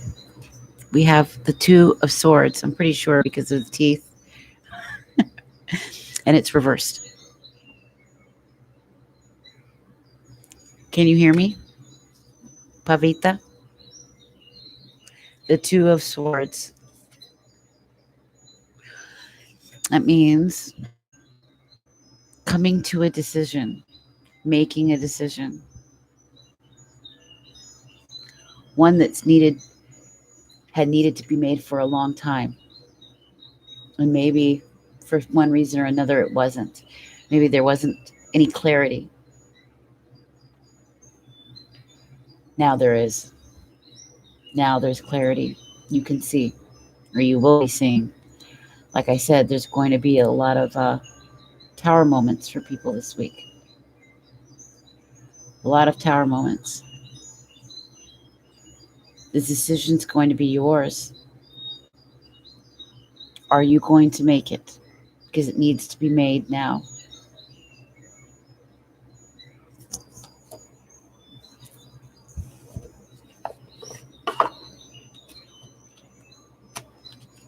Swords.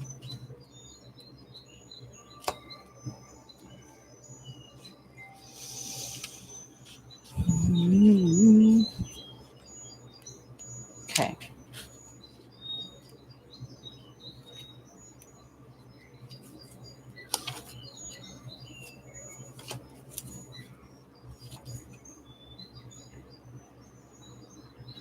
Difficult decision looms. You're still feeling stuck. Is part of you intentionally failing to grasp the situation at hand? It's time to let go of the past. It's not helping or informing your circumstances. Think very carefully before you make a decision or open your mouth. You do have to act, but not in haste.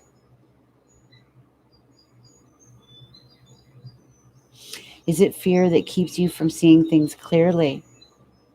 Perspective is key. Broaden your horizons and at least try to see things from an objective point of view. Because you might be baffled by a situation around you or biased in your view of it.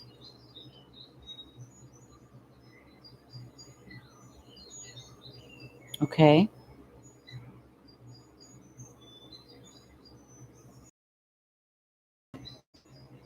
Pavita. Vicky? Was it you? Elisa?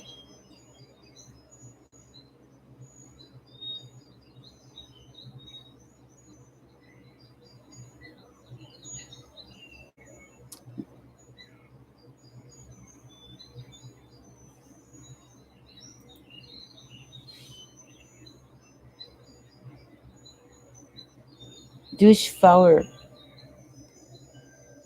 HEP. Deutsch?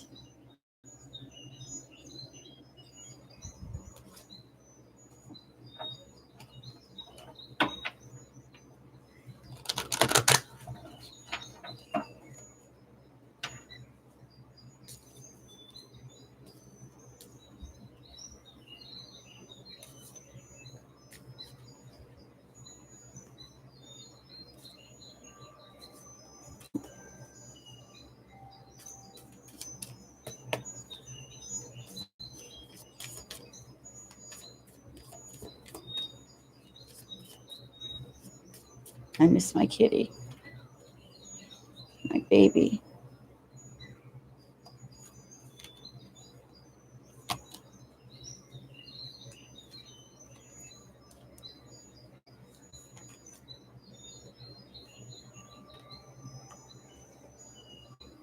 Are you guys listening?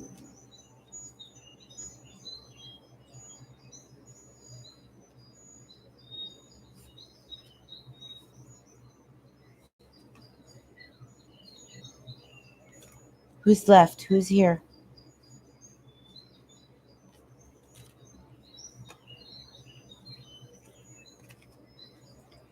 Who's here?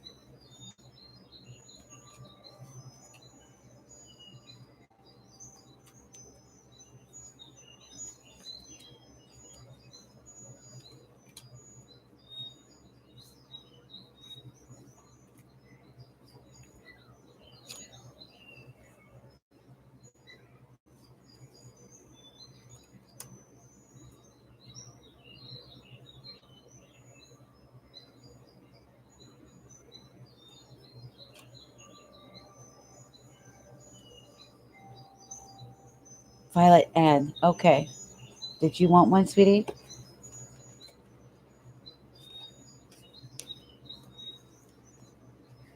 How's your channel?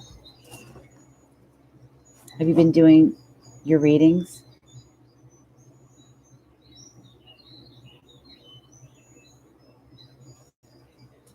You got that, Pravita? Good. Good. Violet Ann?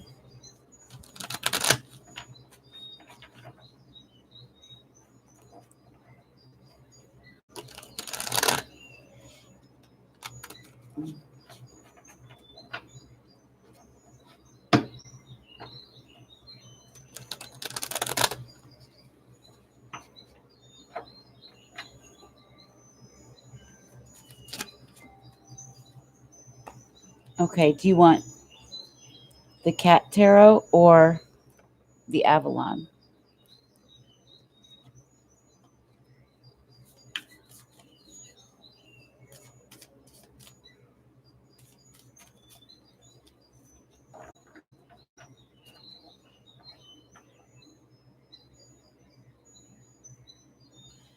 Going well, but been going though. So a lot.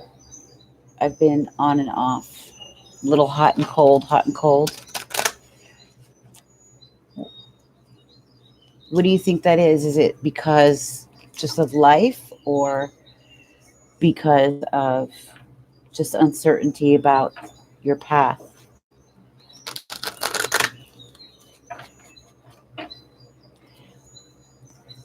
Pavita, I read your cards already, honey.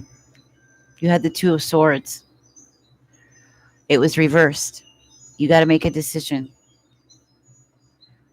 One you know that you need to make. And I asked you to be very cautious about somebody around you. Okay?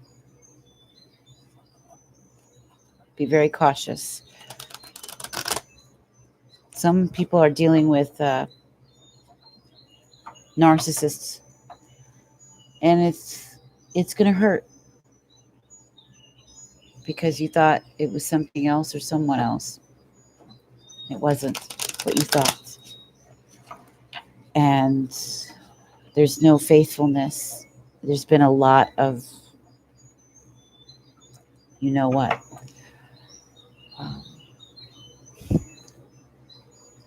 yeah.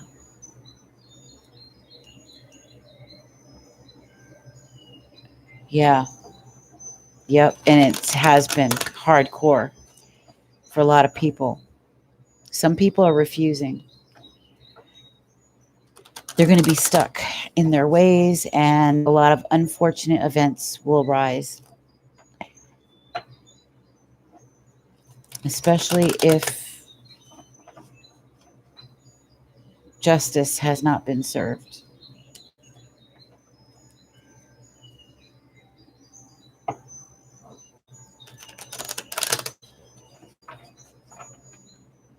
Which is the truth.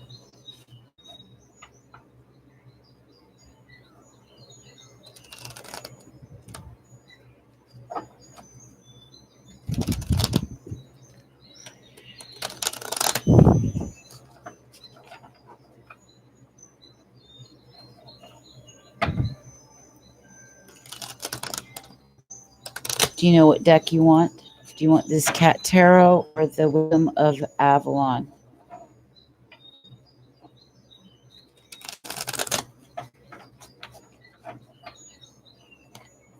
Cat Tarot or Wisdom of Avalon?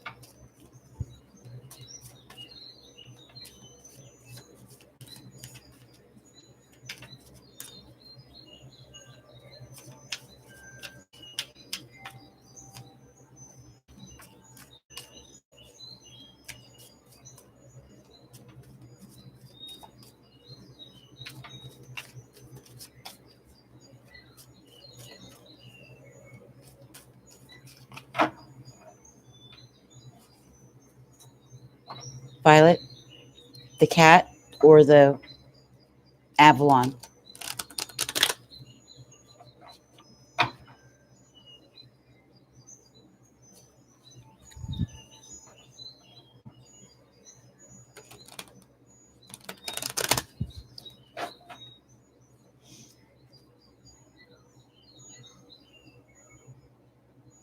Are you guys able to hear me okay? I'm not getting anyone to answer me back.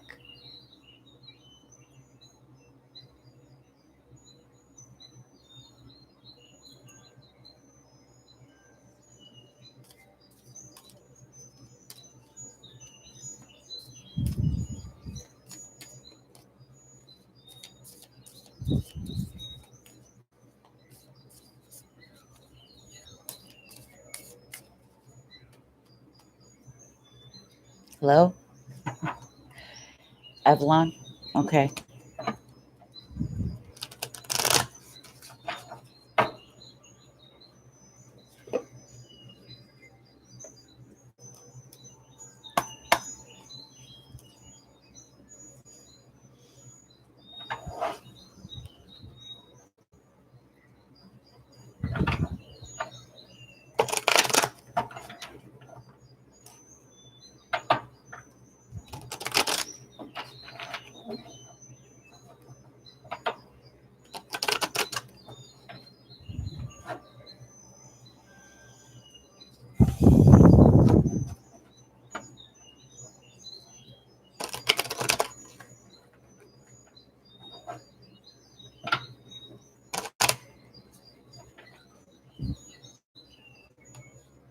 Violet 10, please. Violet 10.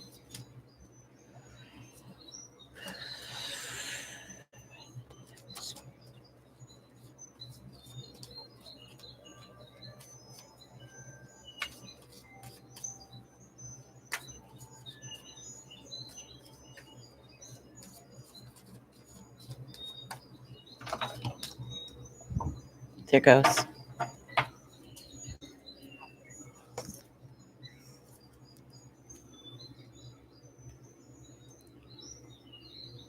Strength,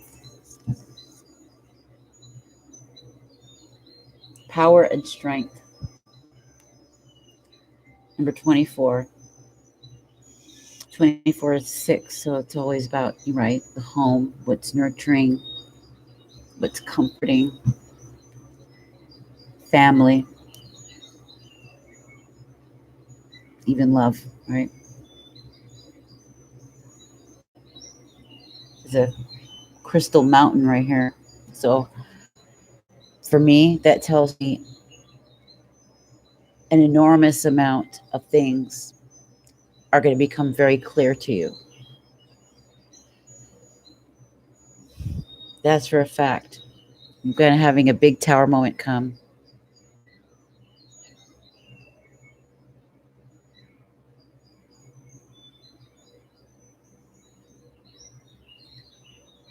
The sacral chakra is highlighted in a big way.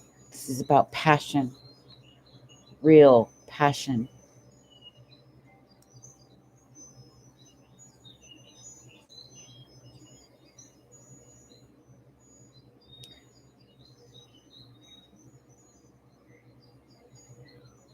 This, you need to stand up as a leader. Yeah. I'm getting the sacral. There's that passion missing. You draw hot, cold, hot, cold. Why is that? Do what brings you fire, passion. What drives you? What do you desire? Otherwise, if you're lukewarm, you can't be lukewarm in the spirit. You know, it's just gonna, it's not gonna be felt. It's not going to be, it's not going to resonate. Even when you do your readings for people, it's not going to resonate. They're not going to feel the power behind it. They're not going to feel your passion behind it. That spirit that you're drawing up from within you, that you're channeling out, it's not going to come out and draw people in the way that you want it to, the way you should. Bring this out. What does this? What draws that?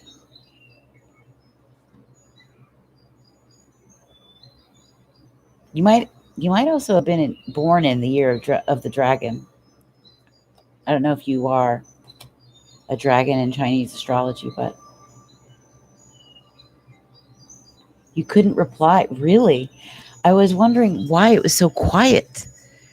There was nothing being said.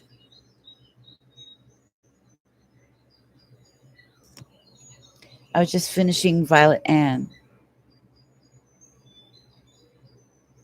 Oh, you're a rabbit. Okay. Yeah, my husband's a rabbit. Or a cat. It's either a cat or a rabbit. Sometimes it'll show different, but the cat and the rabbit are the same.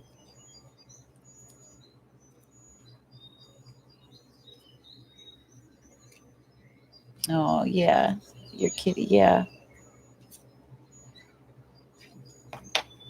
Yeah, you need that integrity, that spirit, and that connection. Are you ready for yours, Elisa? Do you want yours? Mm-hmm. Well, see, I'm a dragon, and I'm the red fire dragon in Chinese astrology because they have they have the blue ice dragon or blue water dragon. There's the earth dragon. Um, the elements. And mine was the fire, the red fire dragon. And my husband's the rabbit. You are in Chinese astrology. It's like Aries.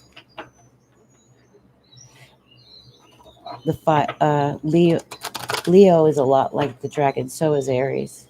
There's that fire there. Love and integrity. I actually and discernment. I actually did a lecture on discernment the other day. The next one is character, and character is associated with walking in integrity. Look at all these synchronicities.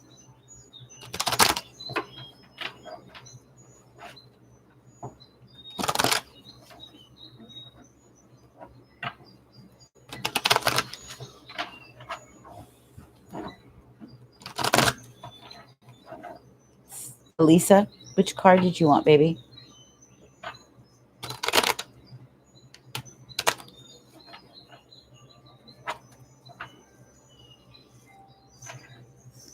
Oh.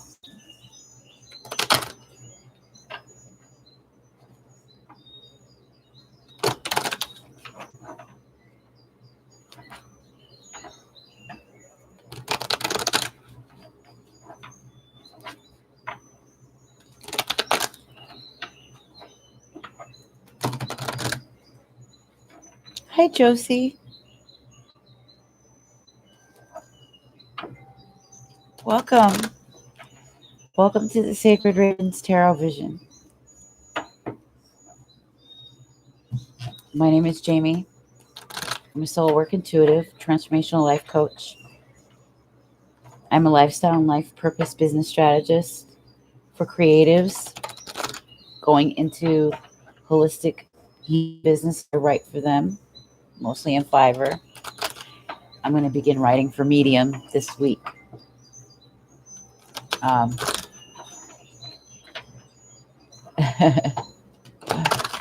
I'm a mindfulness mentor and emotional intelligence specialist. So I focus a lot on soul work, shadow work, relationships that are toxic,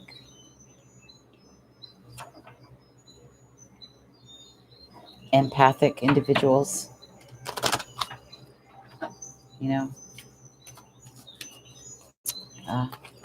the black sheep, the old souls, the multi-potentials. It is. It's a beautiful. I'm the luckiest person in the world, I feel like, to have this work. And it's taken me 2 years to build it to where it's at. And I have my own coach also. She was the greatest investment ever. And all this inner work changed my life. I deal a lot with the spiritual awakening process, dark nights of the soul. And I help people grieve. I help people through their pain and their broken hearts. I help them find some solace and peace of mind.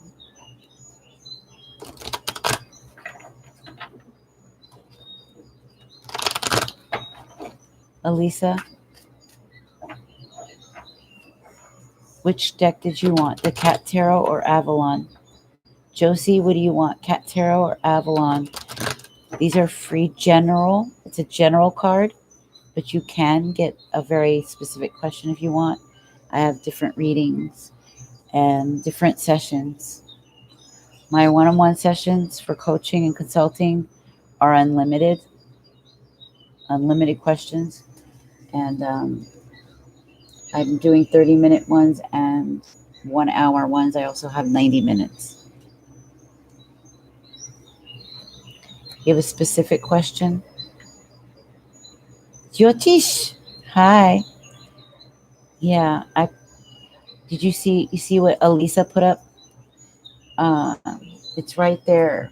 Those are the readings for the 777 is the love tarot. You can get a 1 card with a free oracle, so 2 cards is $4.44.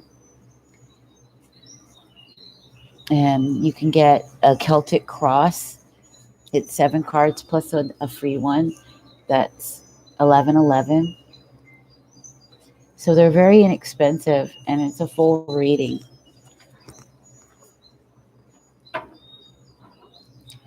These ones are free. This is a free general. I let people get the free ones. They're general. So you can get one of these. Ma'am, did you know the fact October used to be the 8th month when initial calendar is introduced? You mean the lunar calendar? Yes. Originally, the Hebrews followed the lunar calendar. I personally would prefer it. I like to follow the moon. Always have since I was a child. And being a woman, of course, I'm very connected to it. It's connected to my body. It regulates when I am fertile, when I'm ready for my womanhood. It regulates our emotions. It's in connection with our intuition. So they followed a lunar calendar of 28 days a month. The solar calendar came along in the 6th century with Pope Gregory, I believe. And Pope Gregory used the solar calendar. See, they follow the sun. They believe the sun rules and runs around us, when in fact we run around it. And they changed a lot. Yeah, the Asian calendar is also different. Their new year begins when our spring begins, which makes sense because all life starts in April, right? The end of March, April. Yeah,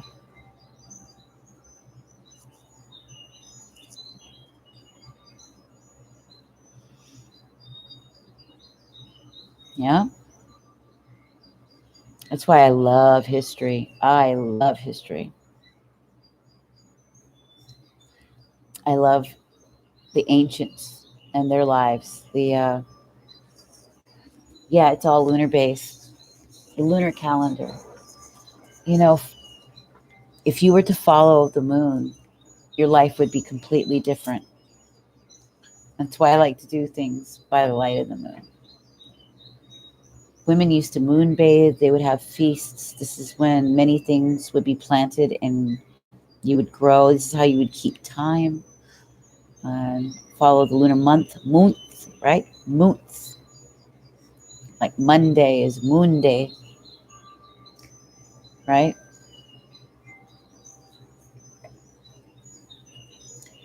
Let's see.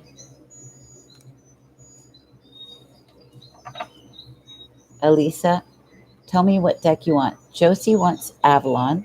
So Josie, here we go. Josie.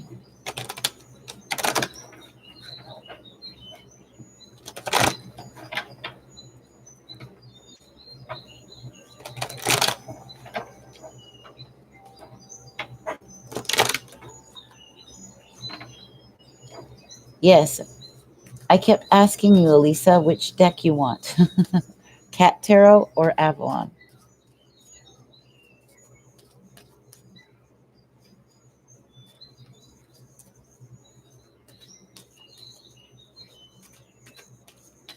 Josie. Oh, baby.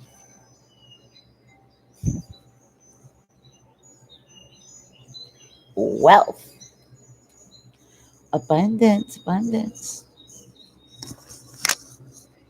Wealth.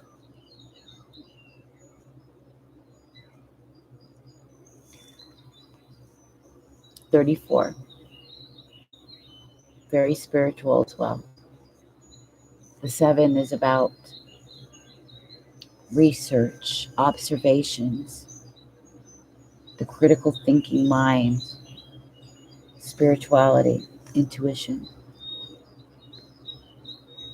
This is how you're going to build your wealth.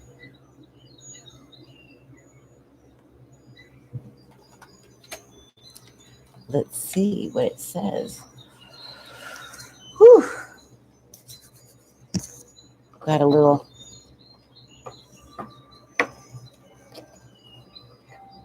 Mm,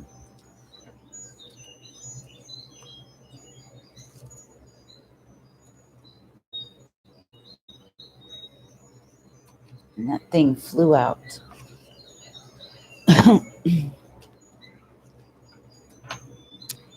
This is the marker of abundance and success and the achievement of a goal.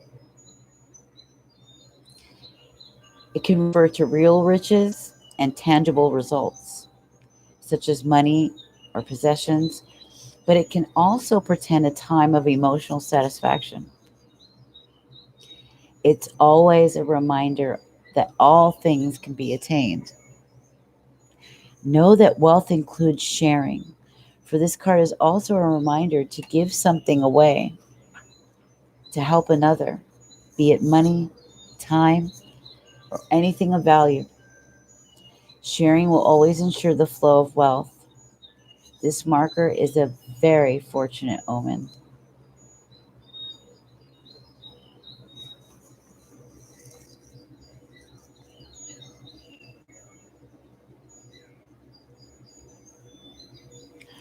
Oh, Tito died at 17. Wow. And Jyotish says Sunday is for the sun, Monday's for the moon, Tuesday's for Mars. Yeah. Wednesdays for Mercury, Thursdays Jupiter, Fridays Venus, Saturday is Saturn. Yeah, even the nodes. Yeah, you got it. You got it. My red splendid pot of furry love. Oh, I miss his orange eyes. Oh,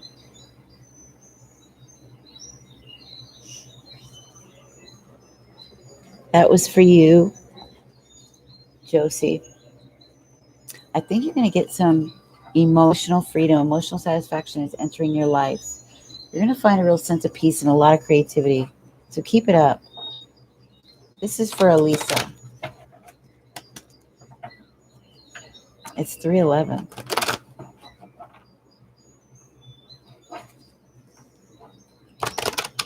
You're welcome. Make sure you subscribe. Subscribe, and then you better come back. I mean it. You came for a reason. All right? Spirit sent you. We all resonate so strong. It's too perfect to just be accidental.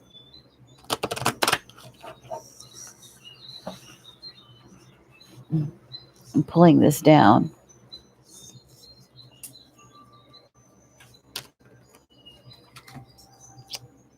You're welcome, Violet. I want to see you do something in the spiritual world that excites you. Maybe we should pair up. We can partner up in something if you'd like. Let's do a podcast together if you don't mind. I think you'd be perfect to be the first person.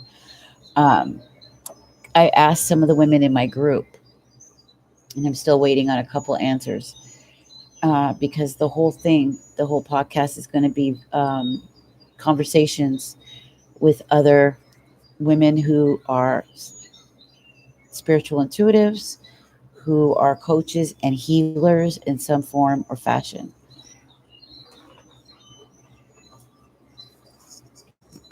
So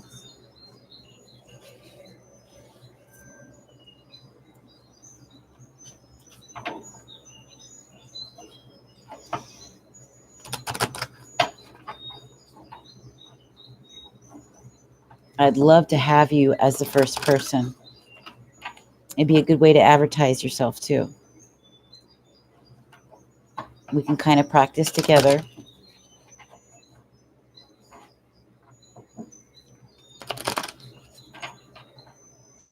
I'll have my questions out for you. It'll be fun. I'll share it with my group at the Spiritpreneur program. Everybody can get to know you and visit you. It'll be a way to expand.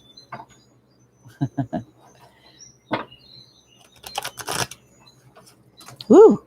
A bunch of them fell out. Elisa, geez. You're saying a lot. You're saying a lot. Okay, love. Let's put that back. We want one. We just want one for Elisa.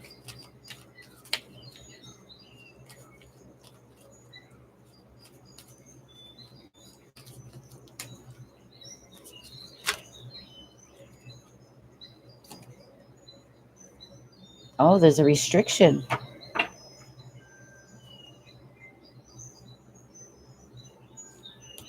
Got some emotional baggage.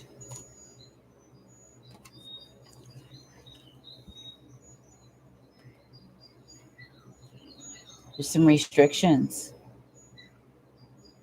Something's being held up for right now. And I think what this is because of the situation we're in, that you can't really make certain choices or certain goals occur because of the situation we're in the world, where we're on this lockdown. So certain choices we just don't have access to. And the tower, remember I said there's a big tower coming. I did a whole podcast on it. I put it out about this Capricorn moon, what to expect, that there's certain energies, a really big tower moment is coming. It's a huge tower of truth. It's going to be like a massive realization for a lot of people. It's going to be a wake up call, and it's really going to hit home.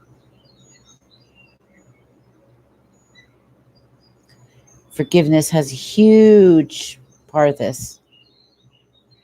Yeah. A lot of unexpected events as well. That there is a restriction. We got number 35, which is an 8. It's about manifesting. 8 is always about creating, manifesting, building, success, right? So restriction 35. This marker brings notice of restriction in all things. You are in a prison of your own making, or you're at the mercy of a temporary which is temporarily out of reach. There we go. You aren't able to move forward constructively at this time. It's where we're at in the world. Be patient, pay attention to the next right action, and sooner than you know, the prison doors will swing open and you will yet again proceed to the greater goal. For now, take this opportunity to rest, taking stock of where you are, from where you came from, and ask, how did I get here? What am I not seeing? And what needs repairing? Once the answers come, so does relief from the bondage of circumstances and mind.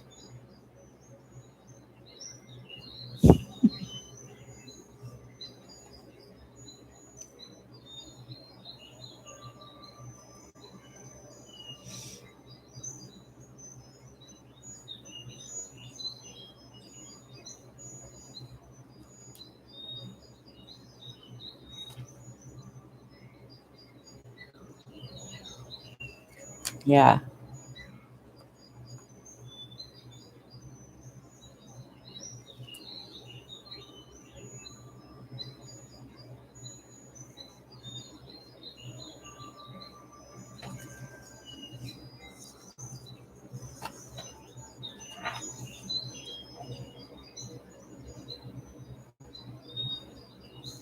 Tell me if I have to carve out the way, and if not, I will be okay with this. I don't think this is out of our hands. The only thing you can do right now is rest, relax, reflect, rejuvenate. Get yourself prepared for life that is coming. Right now, it's a time of rest. It's the Four of Swords. It's time to just wait. We wait. It's a test of patience, isn't it? It's a great test of patience. And work out any of your kinks. What are some things that still need to be, like you said, rectified? Yeah. Yes. Before a new cycle which is about to end. Get ready.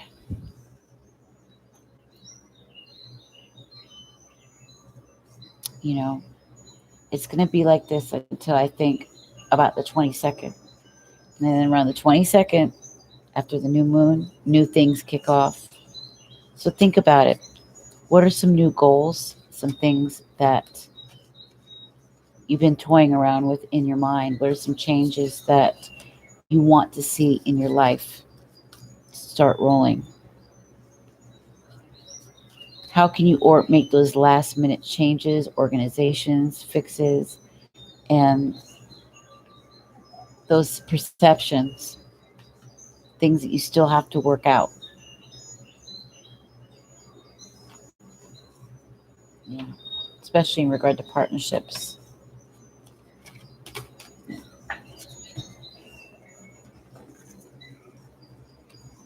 Yeah.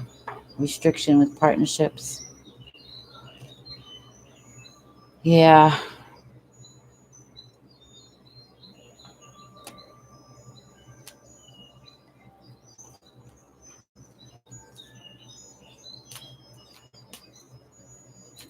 The distance makes it hard. Yeah. Yes, it does. It really does.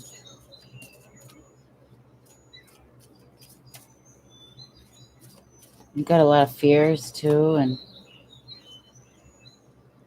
a lot of emotions to clear out. I think we all do.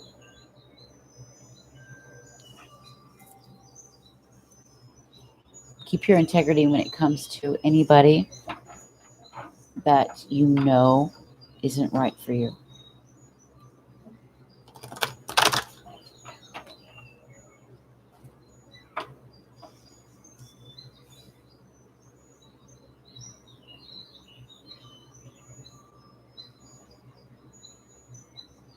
There's definitely some communication that needs to be had.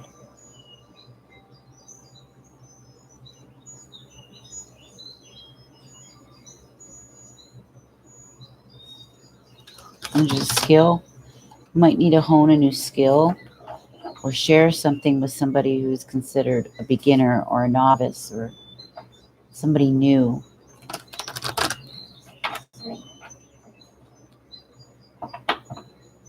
Yeah, me too. Just face them.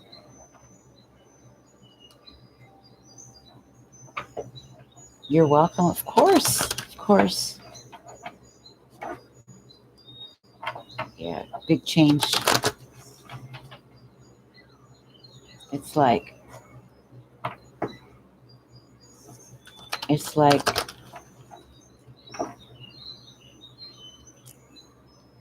spiritual maturity is coming. It's settling in.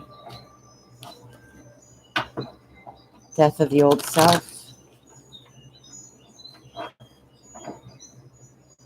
Deep in this journey and taking it seriously.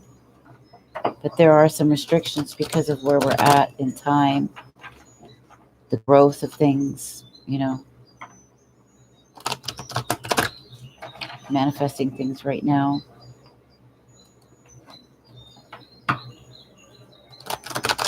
Me too. I've been laying low.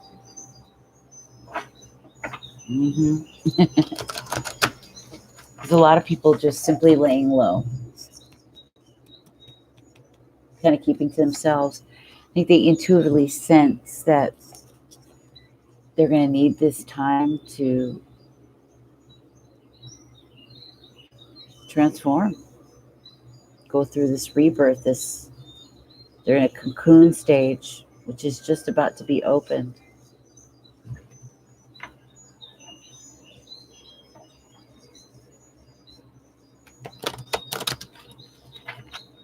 So you've been in and out. Yeah, that's what Violet Dan was saying. And you're doing readings? Then you too would be a good person to chat with.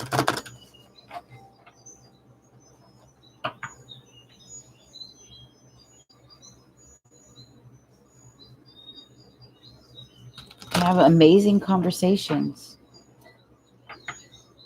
It would help a lot of people.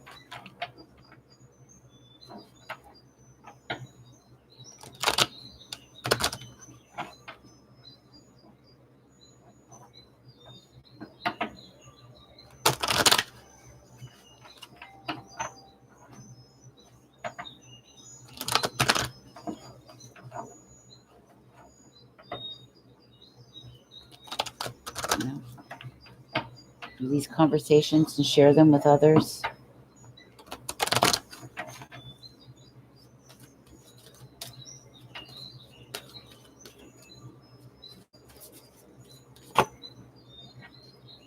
Yeah, healing.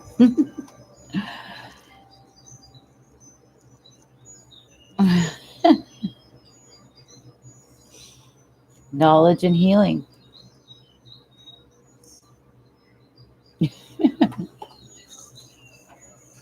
Yeah. Oh my God.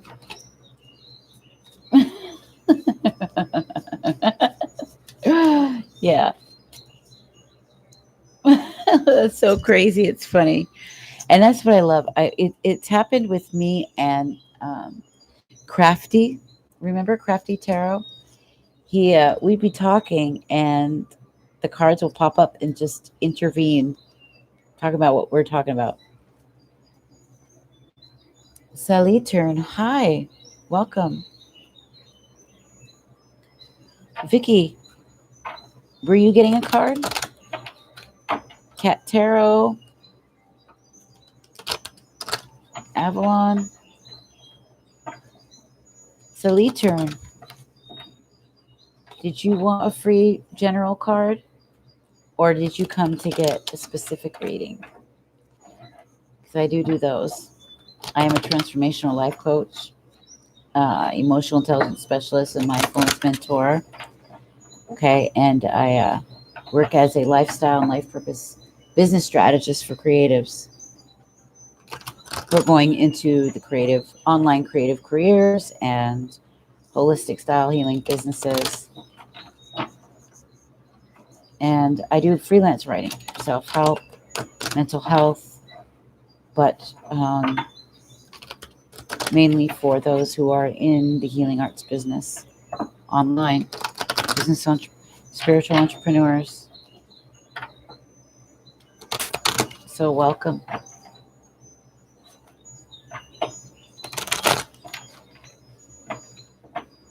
Vicky, which card are you getting? The cat or the Avalon? Did I already do you, or no? Yeah, I did. Communication. So who's last? Raise your hand. Okay, so we've got Salit turn.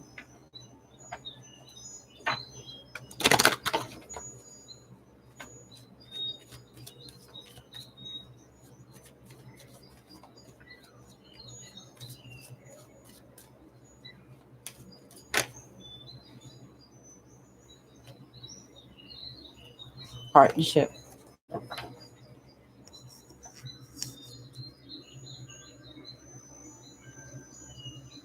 Right.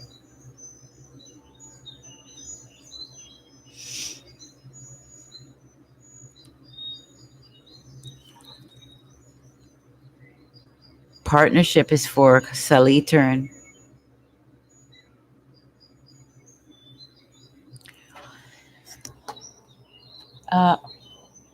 Salit turn. Whatever partnership you're in, I almost feel sick to my stomach. Like, are you in something that's sort of making you feel nervous, or something toxic, or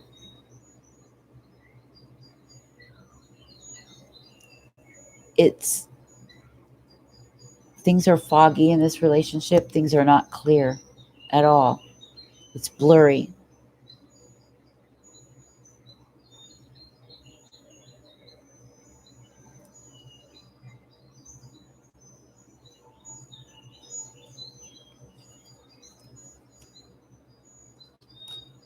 A lot of emotions and feelings, I can feel it, and you're searching. It's like you don't know, you're trying to figure out what this partnership is about. You can't see everything, and you want the truth. The truth is coming. Clear out and take a look at your emotions. Take a look at what your body is feeling, what your body is telling you. You can feel waves of emotion, real strong in connection to this.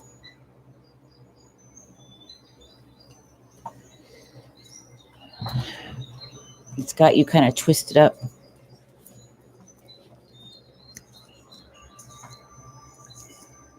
If that resonates, let me know.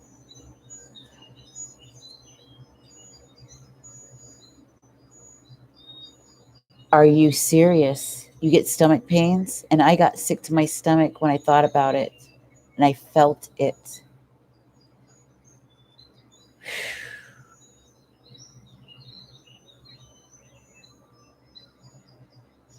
You get stomach pain because you have to let the truth out. You have to confess. If it sits in your body, it's going to throw you cause a dissonance, and it's going to grow into bitterness, haste. It's going to get poisonous.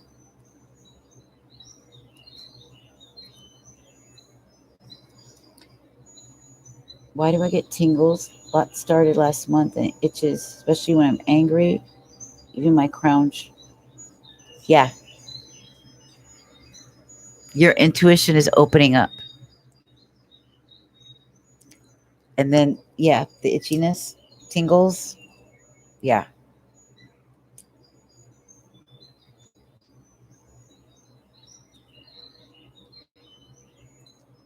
You're very welcome. And here's what's funny. Do you want to see the bottom of the deck?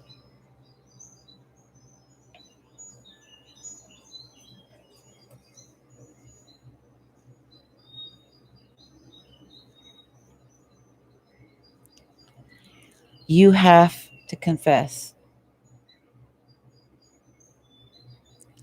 If you're in love with somebody, you must tell them.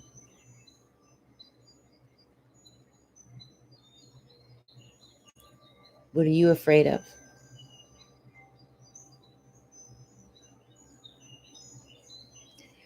If you hold that in, it's going to draw pain and suffering.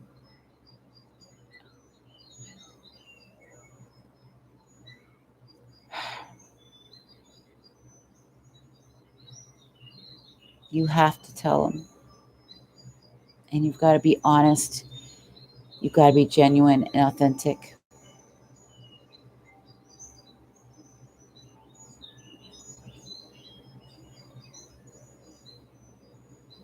Asha TV, hi. You want a love reading?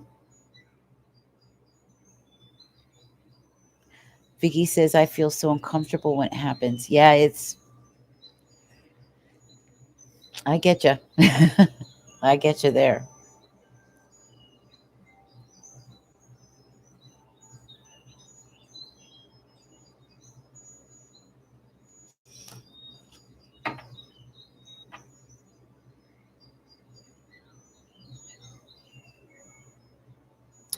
Just make sure that start to learn and practice how to differentiate between your own emotions and somebody else's. I know. Uh, that's why I say I get so sapped when I tune into people. I can feel the emotion. I can feel that person.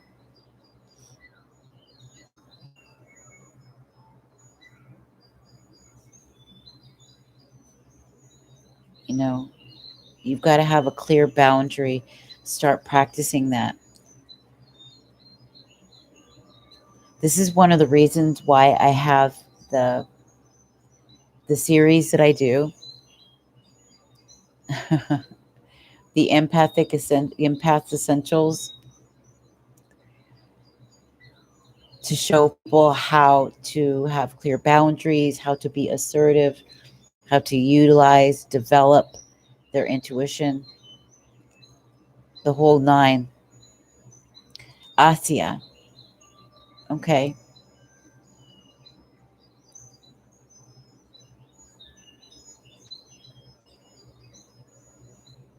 I like that name. Asia. So were you looking for a reading, baby?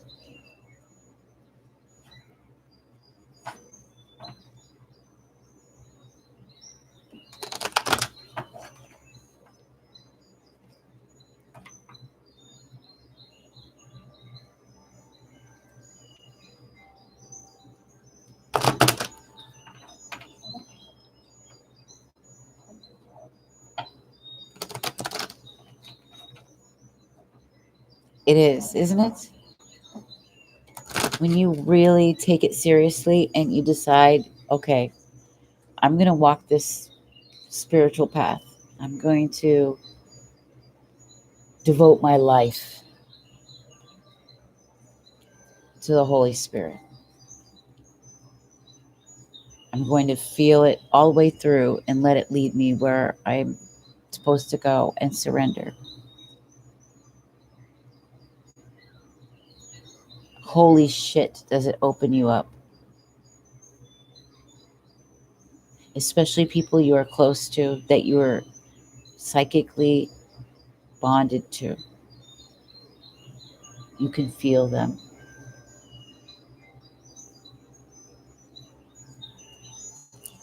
And people who aren't spiritual don't get it because they live in the 3D. And whatever you believe, you become. So if you, even if you say, yeah, I believe in God, blah, blah, blah, but you don't show it, it's by living it. It's by being in it. It's by asking to be channeled by it, by the Spirit. Even the scripture says all scripture is inspired in spirit, inspired by God for reproof, for correction, for bringing your life, into this balanced and contented and joyful, amazing state. That there is a plan for each of us and a purpose, a divine purpose. But no one ultimately believes it because they are too caught up in the world. You got to be in the world, but not of it. You got to be of spirit. Spirit makes you alive. You vibrate with it. And yeah, you can feel it. You can feel it in your body. It's a higher living source. It's a higher living entity. That the very stones would cry out in worship, in song, because they vibrate with this pure frequency all through it. This journey, yeah, when you say that the spiritual journey is something, it is something. The things I've experienced personally, I can't share it with people in my life because they wouldn't get it. I would love to, but they just don't understand it. I don't know. That's why it's like, maybe if I start to write about it, my intimate experiences, these synchronicities, these conversations with God, I don't even have to say anything. It's like the universe is responding and talking to me and showing me things. It's living and alive, and it's like a book that's unfolding. Like a choose your own adventure. That's what it reminds me of. Remember the choose your own adventure books? That's what it reminds me of.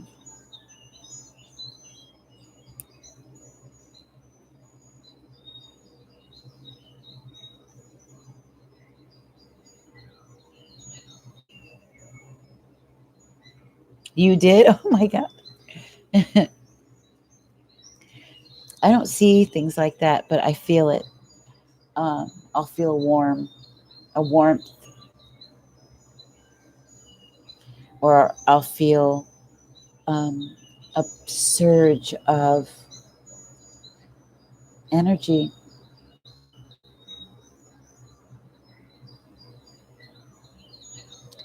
For me, I have a hard time believing in people who've passed as spirits. Um, I honestly believe they're asleep in death until they are called, and then they will rise up without ever knowing what happened. They went to sleep and then they wake up transformed. So I still about spirits, angels, messengers. I know they exist for a fact. for a fact. That's how the Creator speaks. It's through these messengers. It's through these creations, these other intelligent life forms that have always been messengers of light.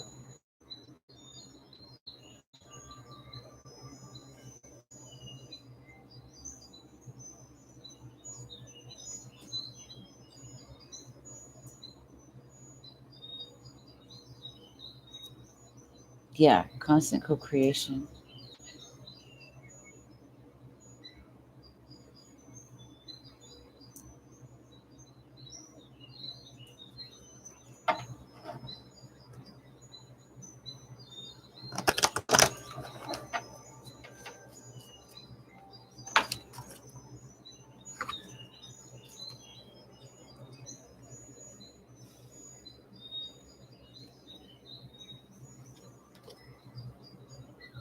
Creative action and optimism. The fire fairy. She represents passion, life, inspiration, total inspiration, creativity, that creative intelligence, that manifestation process. The process of manifestation is what we're born to do. We are creators, we are manifestors.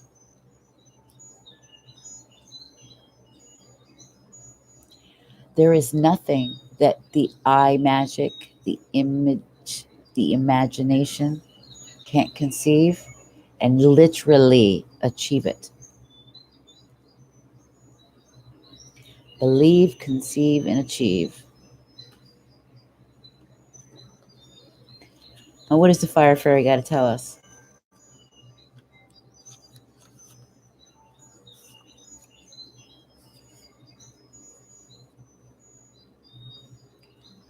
The fire fairy sparks ideas into action. Yeah.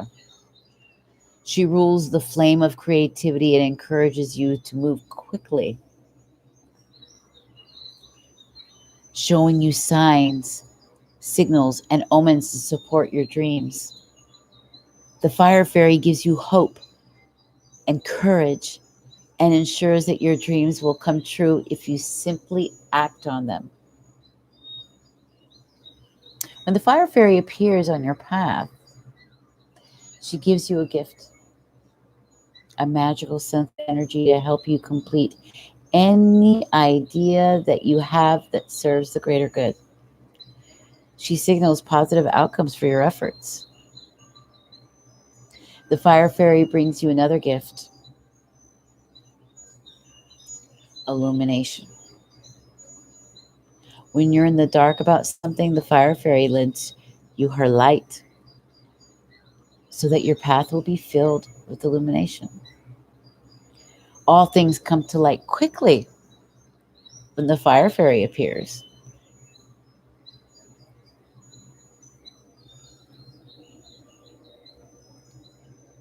We like that.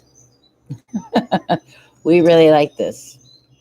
We like her optimism, creative action, passion, even desire. I love that word. It's that tantric energy, tantra. It's the creative sexual life force. That creativity comes from that. It billows from that.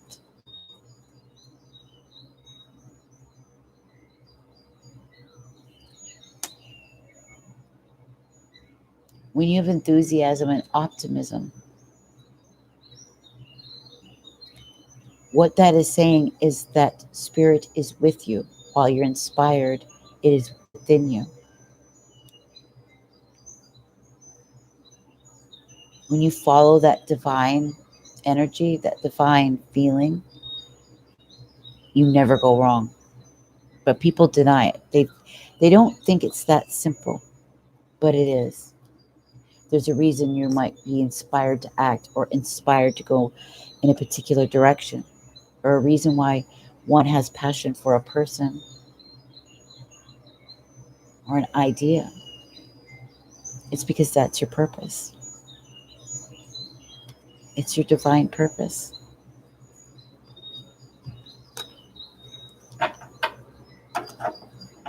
And that's reality.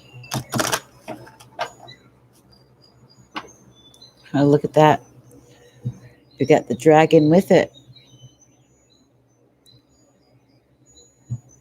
This is a powerful bitch.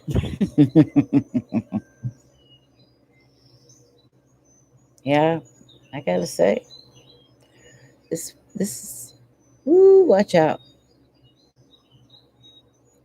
If this is a man, ooh, ooh, ooh, he's on fire. If this is a woman, damn. Hot damn.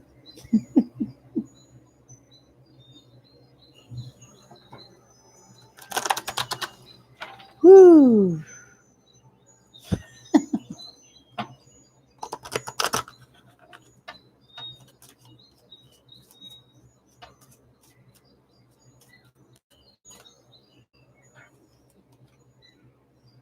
Here we go.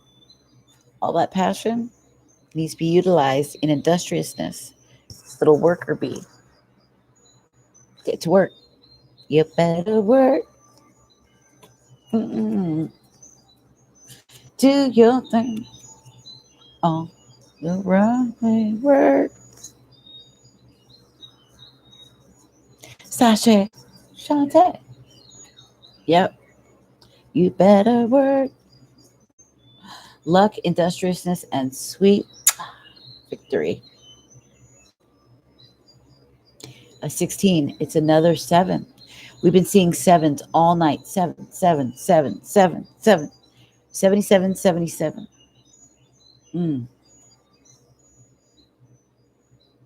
Yeah.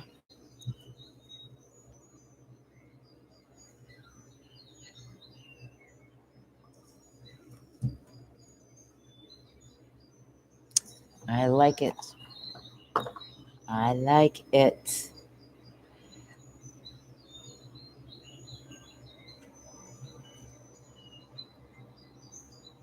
Yep. And you got to be loyal to it. Loyal and stick it out. This thing that you want, this thing that you have a passion for, that sets you on fire, that lights you up, that gives you that desire, passion, and blazing fire. Yeah.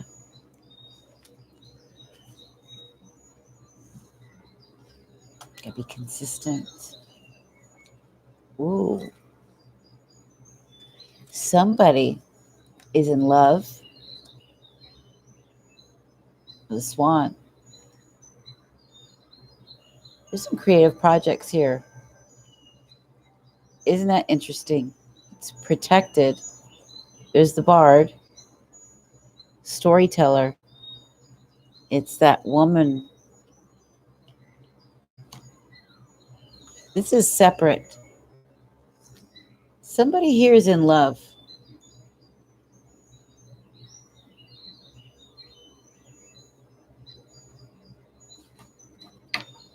You didn't like the people you're reading for? Wow, really? Somebody's in love with a swan. Who's that swan? Is somebody graceful? This is about transformation and trusting the psychic gifts.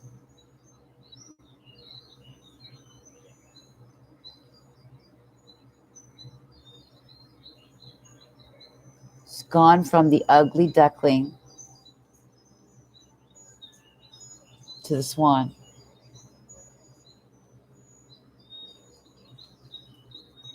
There's a dog. Somebody represents the dog. Sincerity, loyalty, and unconditional love. That's in love with the swan.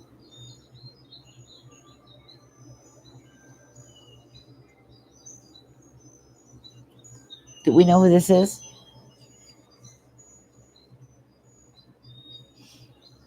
This person or this dog is supposed to come out to that swan, not just appreciate it swimming or doing whatever it does. Its wings are open, ready to take it in.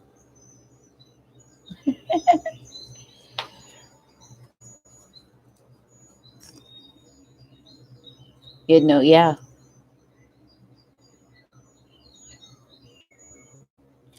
You were? Wow.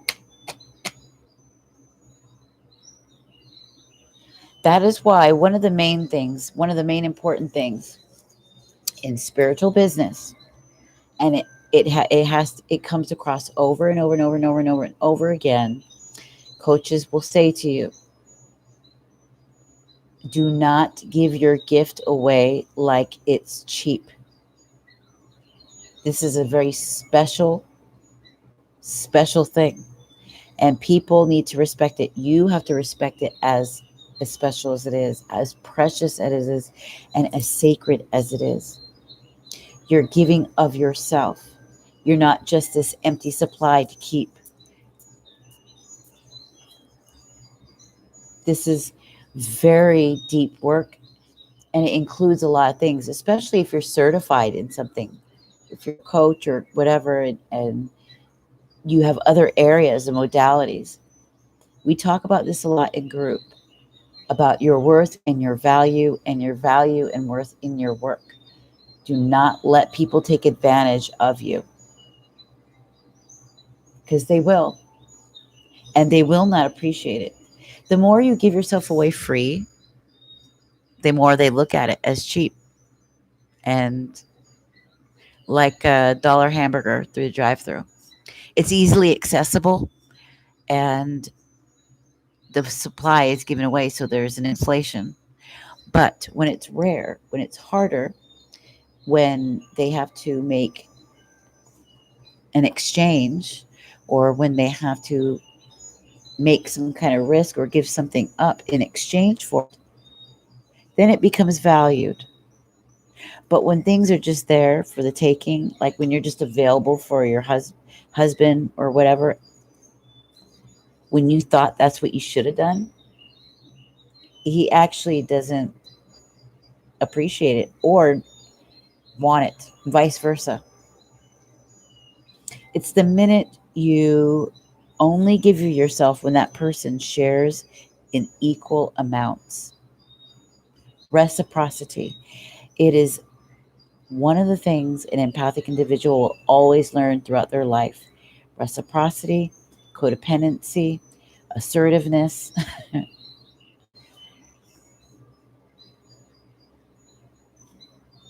Knowing what they're worth. And it's not to keep giving away and being a martyr, a martyr, a martyr, a martyr. There's no integrity in being a martyr or a sacrificial lamb.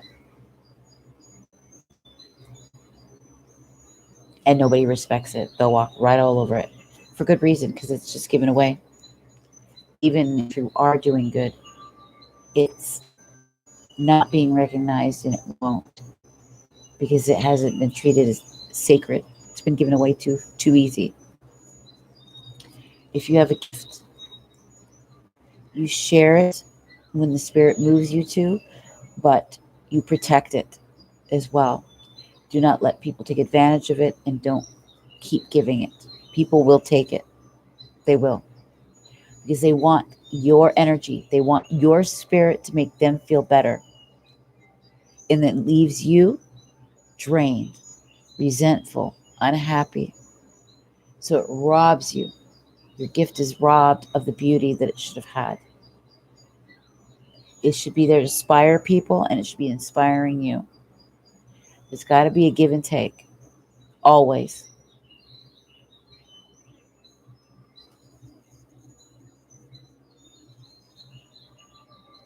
Yeah, and if do not cast your pearls to swine.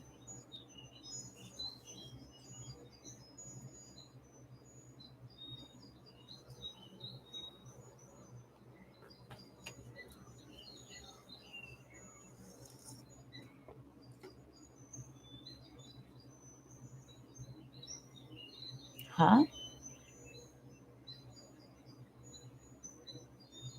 Leak? What do you mean?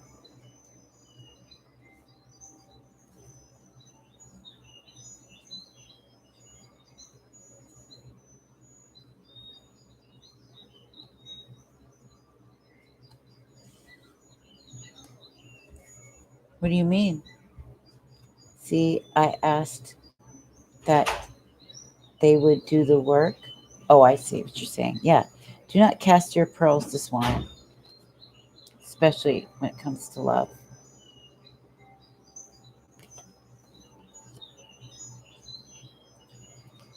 Your spiritual love. Energy. Yes, exactly. That's what, here, I'll show you this book. Hold on.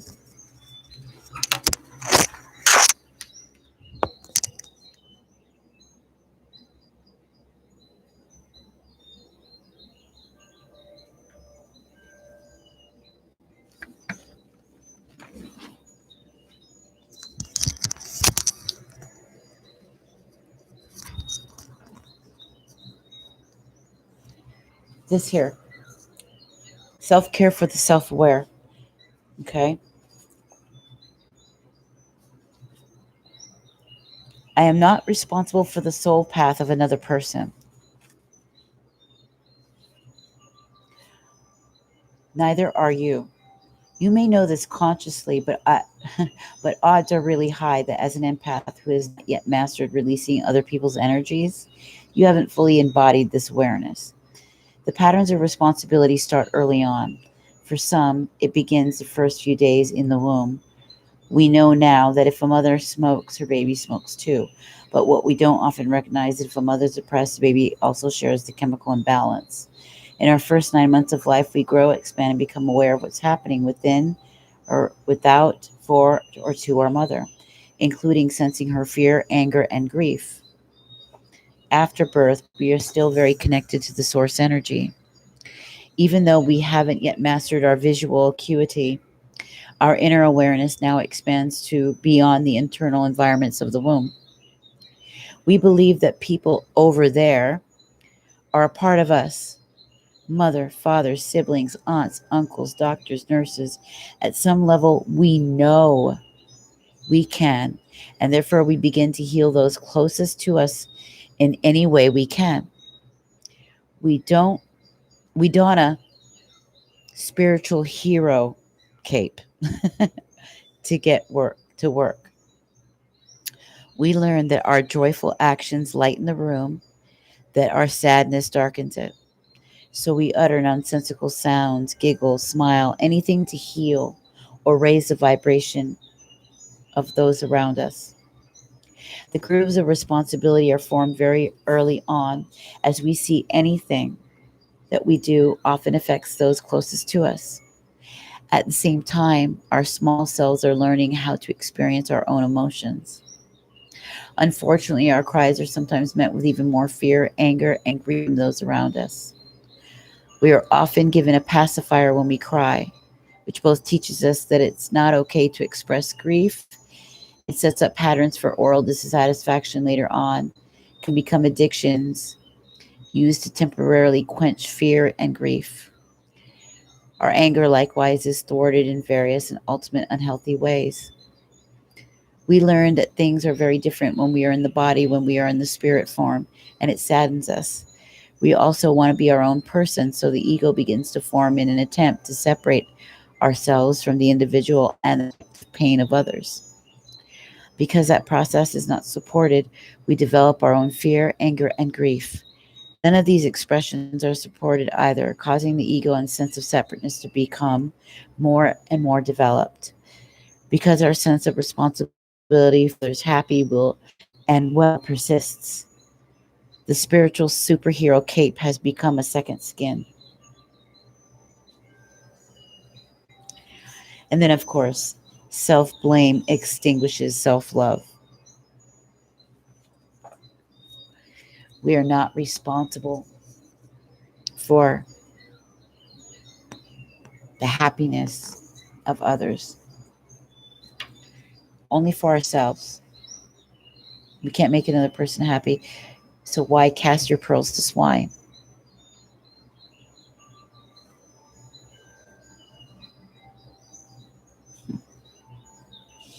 The many ways of masking symptoms instead of healing them. That's a really good one.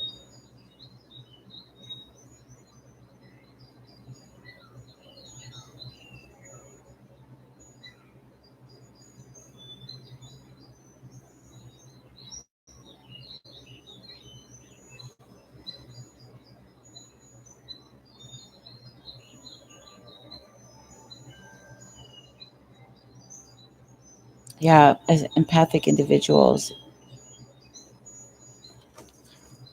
it's really hard because we carry so much freaking pain. Uh, and this feeling of responsibility to it, feeling like you must help the world in some way, you must help the family in some way, you must uh, open their eyes to things in some way. Otherwise, you feel like you can't do it, you can't heal without them, but that's not true. It is self sabotage.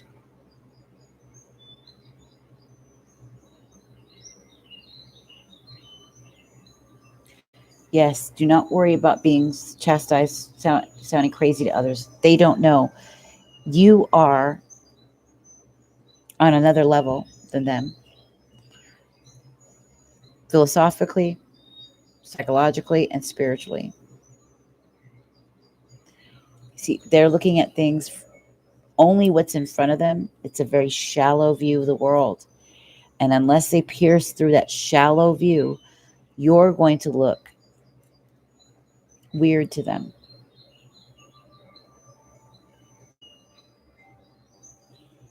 Your weirdness is the gift that will keep on giving. If you utilize that and step up as a leader and maybe do this for your work, do this for your life's work, let it grow and expand and help others, help people who are really grieving, help people who are really desiring to break away from pain, who need it, who need your answers. That's why you were born to do this. Others come to people like you for answers. They come to people like me for answers. Because that's what I do all day long, is seeking answers, seeking truth, reading, writing, learning, exploring, doing the inner work. And let them come to you when they're ready.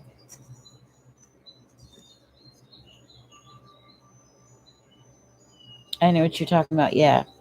Tiptoeing around it and not being fully immersed, as immersive as you should be. Not completely being authentic, completely being open with it. It's time for that. It's time for that. Honor yourself. Honor yourself with that gift to do that so you can feel free. Until then, you will not feel free. Okay?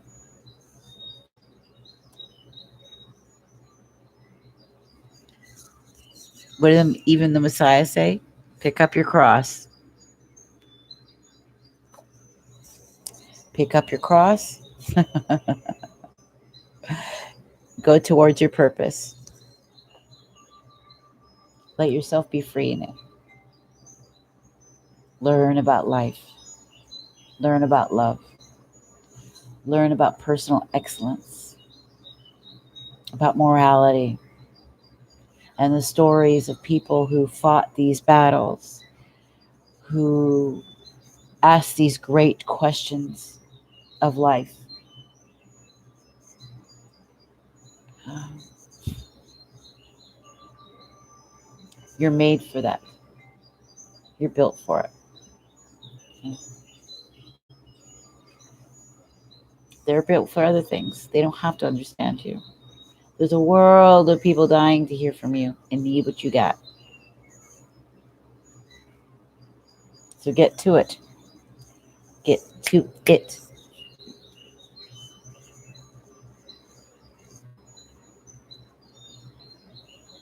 Yeah.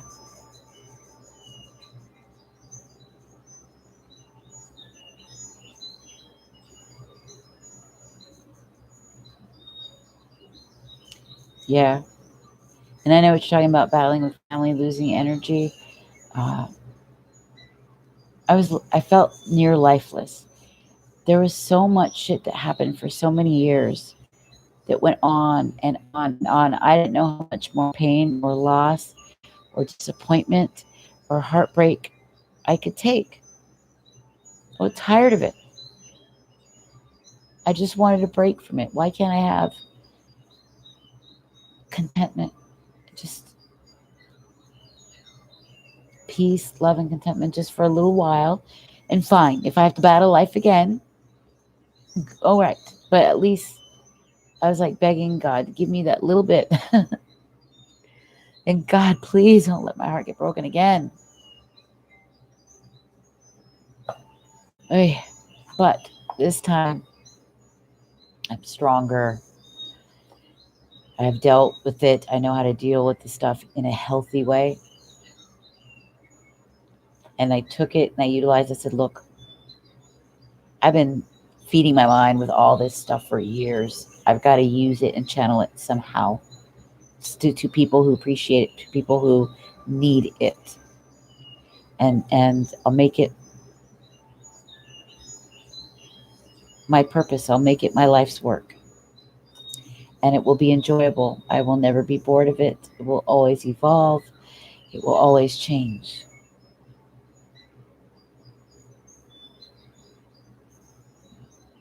I'm a Gemini. I need variety.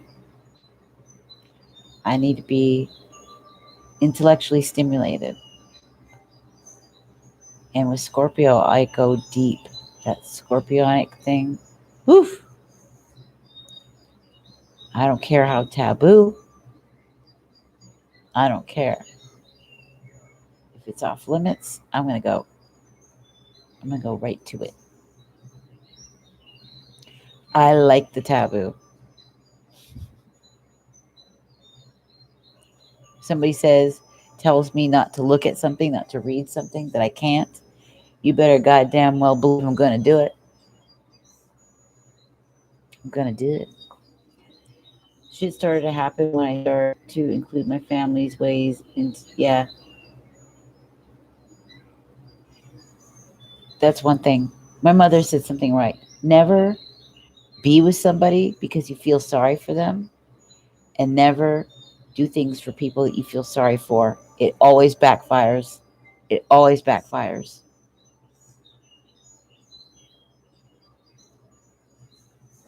So just do you and attract the good people in your world.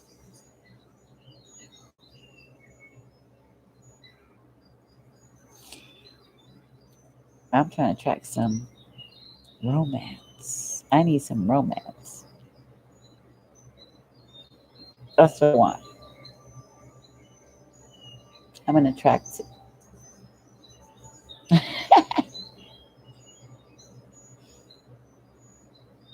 I'm already getting a lot of offers. And a couple of people from my past popped up.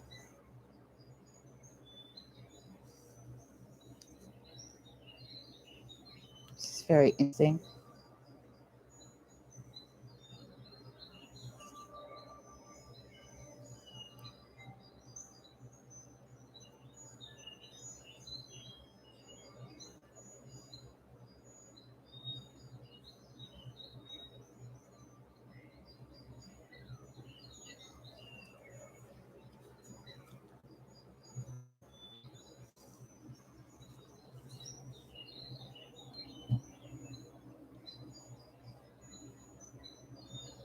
I'm worried now she's in heat tonight.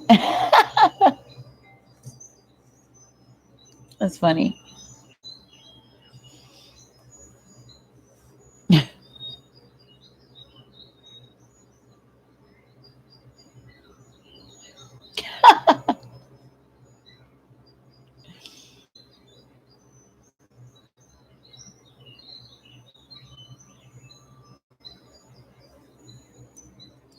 I know.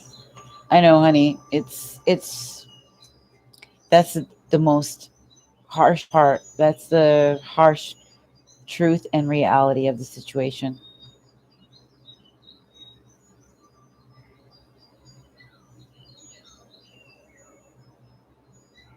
Feisty Ravenator.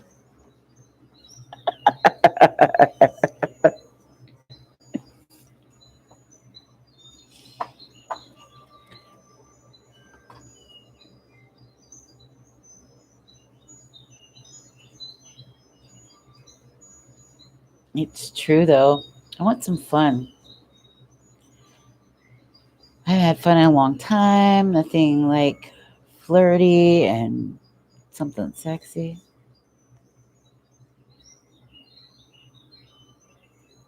Keep you on your toes. Get let your hair down. Get a little wild.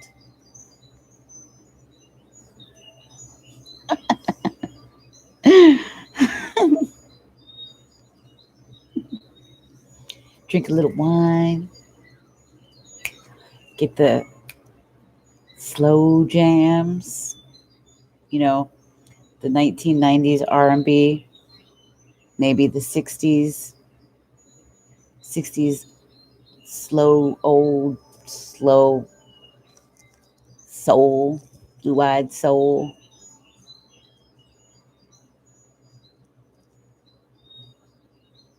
Yeah, some of that. Give me that.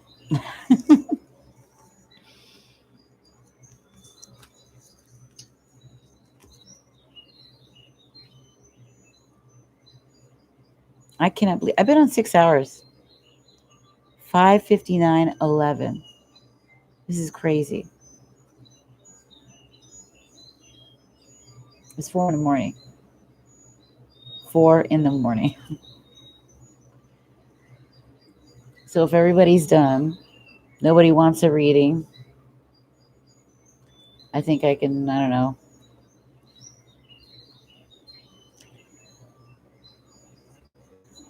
Asil Nasser. Hello.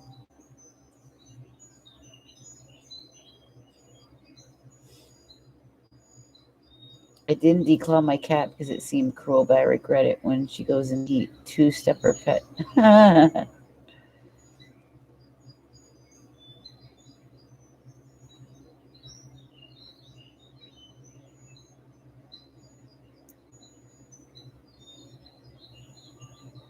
Yes. How am I? I'm good. I'm 6 hours in. We've been having very good conversations. I think they've been very powerful. We've had a lot of readings tonight. So, yeah, I feel like I should be tired, but I'm not.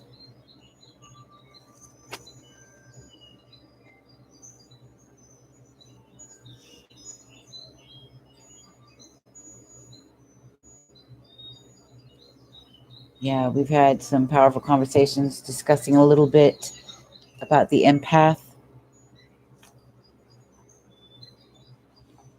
Yes, of course you can. What type of reading are you wanting? Is this a love reading? Or is this more about your purpose? Is this more about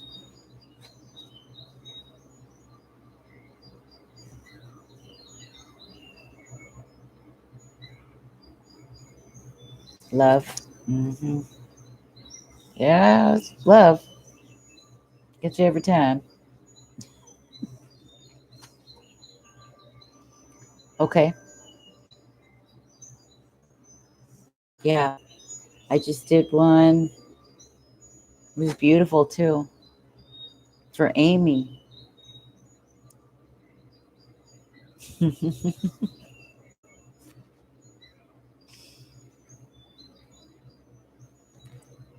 Okay, so I need the names and the sun signs. Is what I'll need. And then I need to know what kind of reading you're doing. Is this going to be the tarot love? Is this going to be a Celtic cross? Is this going to be a tuple?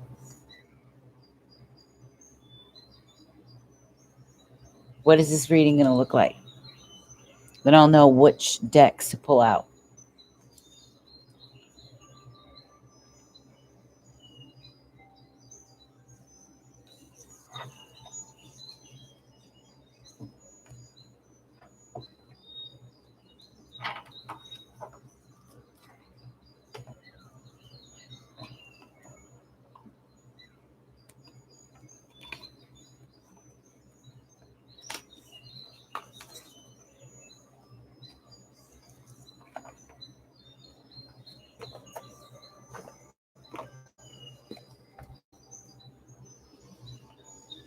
Asil and Samir. Okay. Asil and Samir.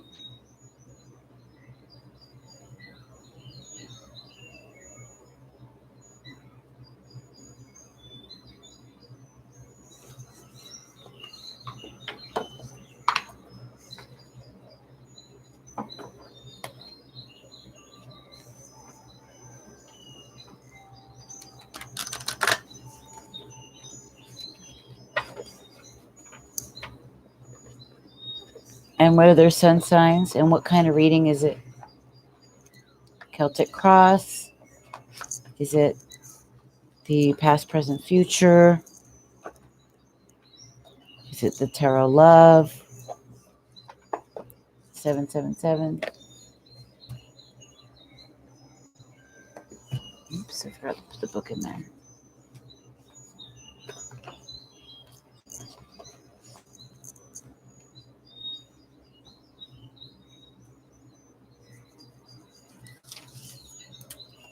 Got prayer requests.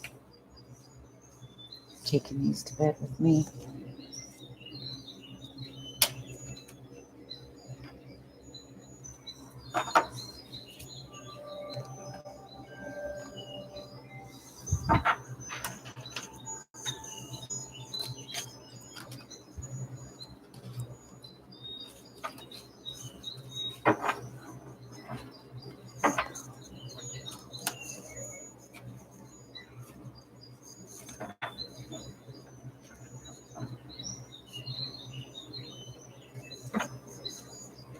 Asil, is she still there?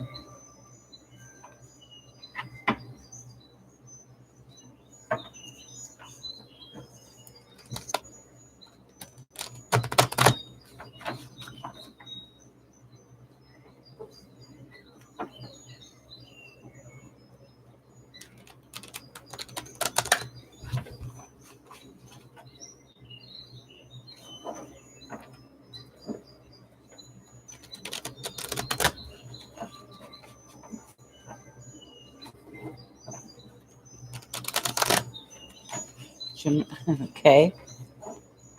Gemini and Libra. No wonder you're here. Okay. I see why you got attracted to me here.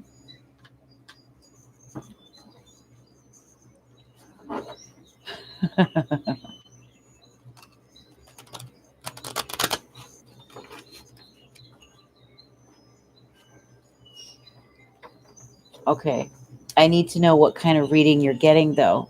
If it's going to be, if it's going to be a twin flame, or is it going to be the general love read, 777 read, or is it going to be a Celtic cross? So I know what cards I'm using, because each reading is different. So if you go and you want 777, it's going to have a different set of cards, and the layout is going to be different than the Celtic Cross. You see? Different energies, different layout.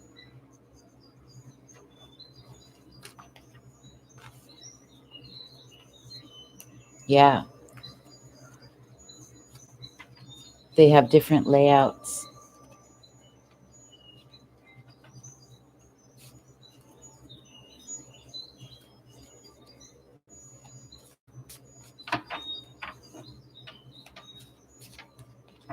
Okay.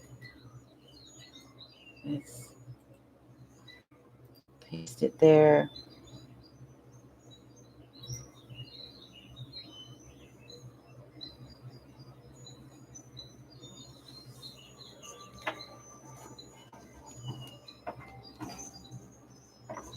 You get a free oracles too.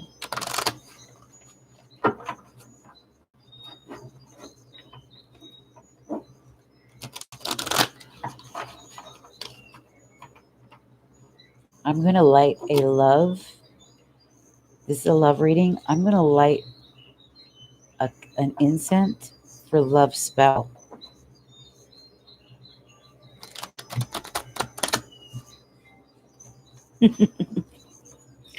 Getting funky.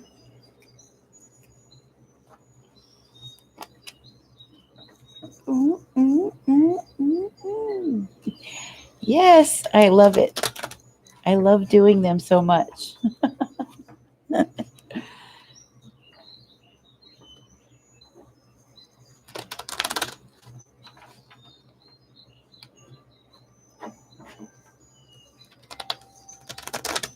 That's right.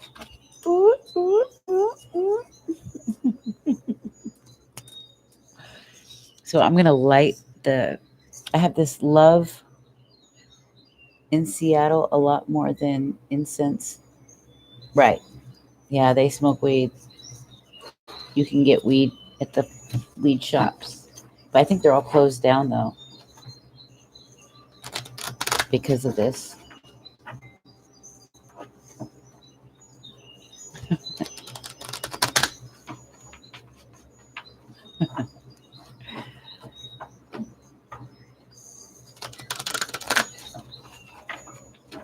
Okay.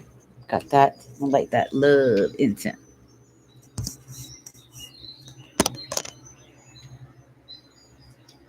Last my Red Bull.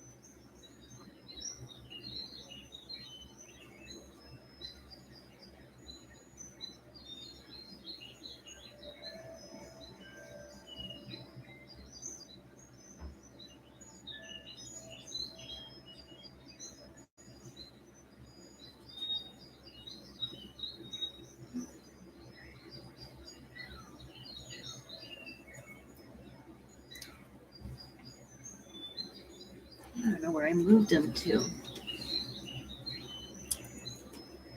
I think I know.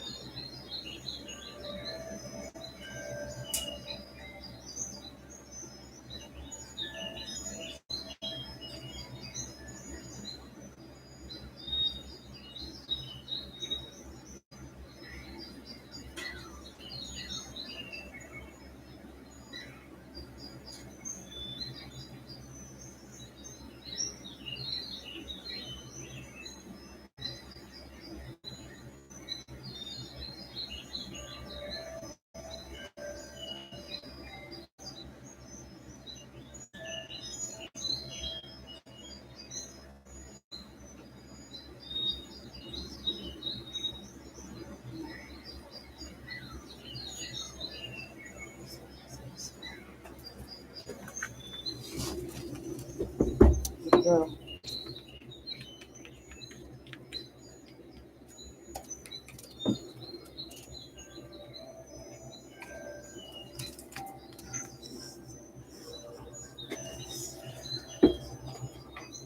These down here.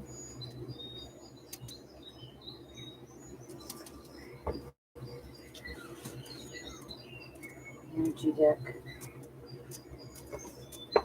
Psychic Tarot Oracle.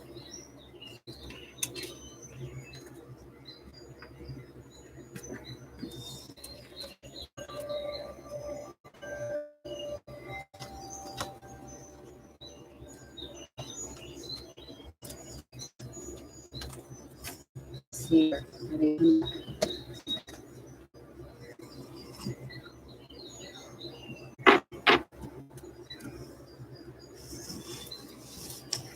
When I first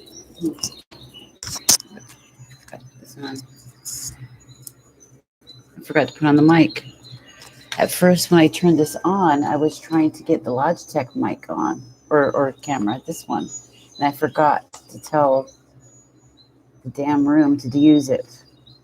So I've got the basic webcam on.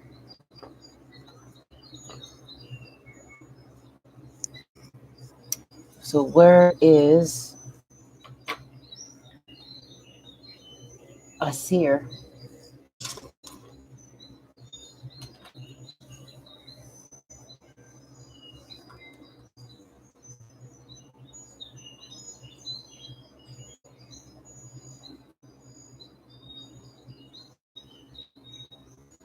A seer, have you come back?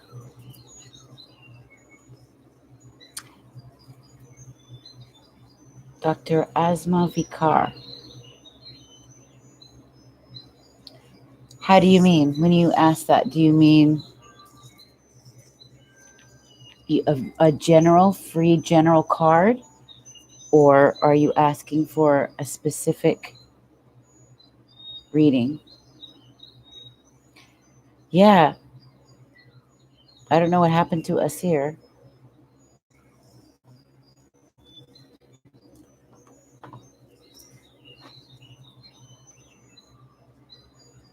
I don't know what's going on. The YouTube is acting weird.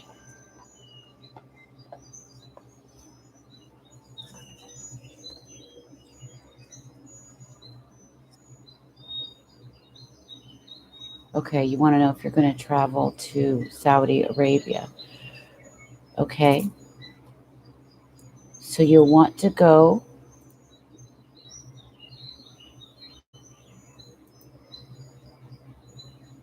here.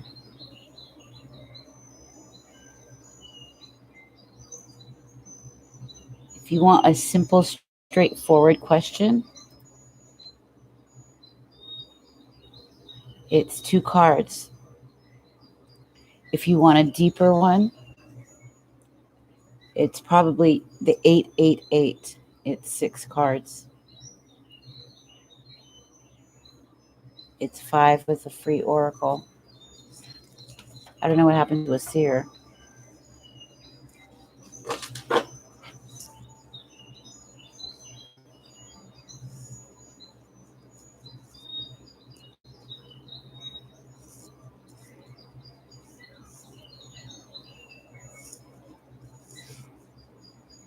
Okay, the free card, honey, is general.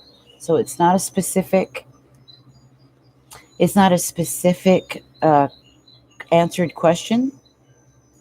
If you have a specific question, those are paid readings, but I could do 1 free general card, but it won't necessarily give you the answer you're seeking.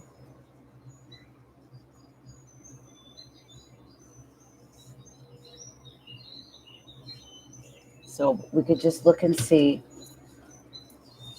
And I need to come off soon because I've been on 6.5 hours now.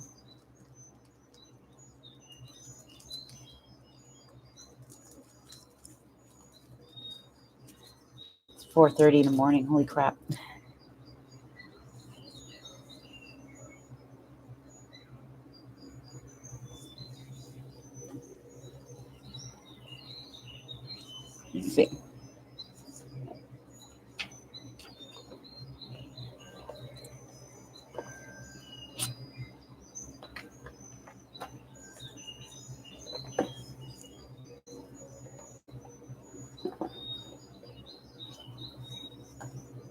Okay, so we'll get the deck I was using for free cards.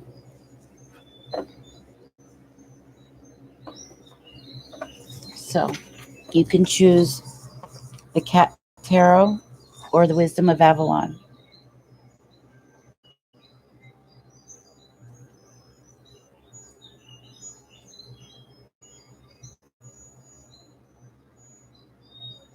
Have you liked the video and subscribed, Dr. Asma?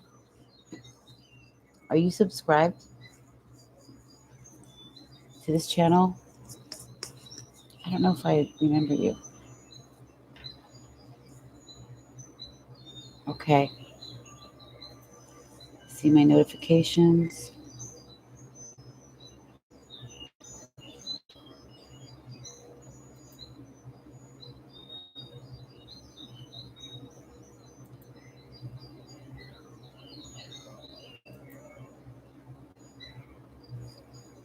Okay. Make sure you like and subscribe, my dear.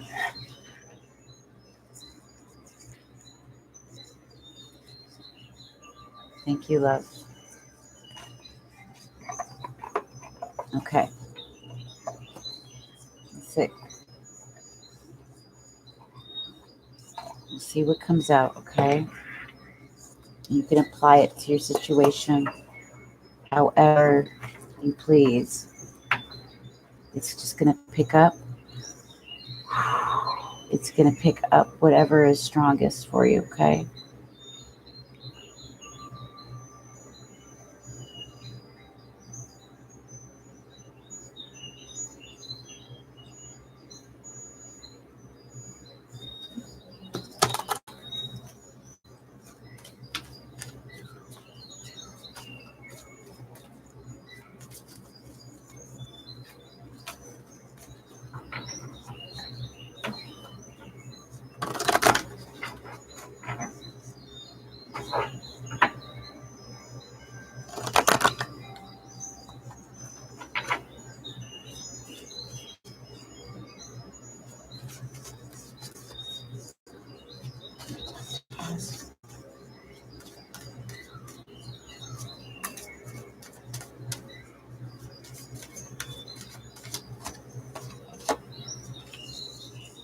Oh, yeah.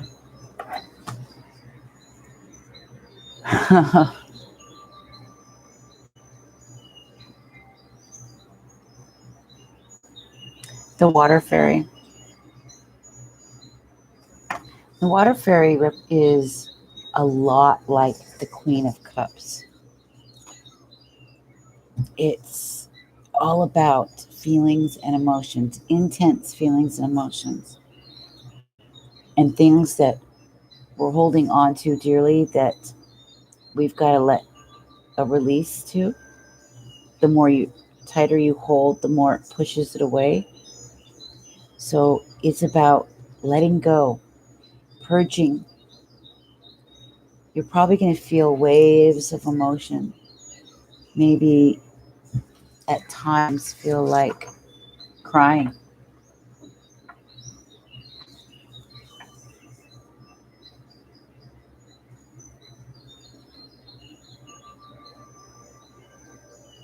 Deep emotion is felt, heartfelt.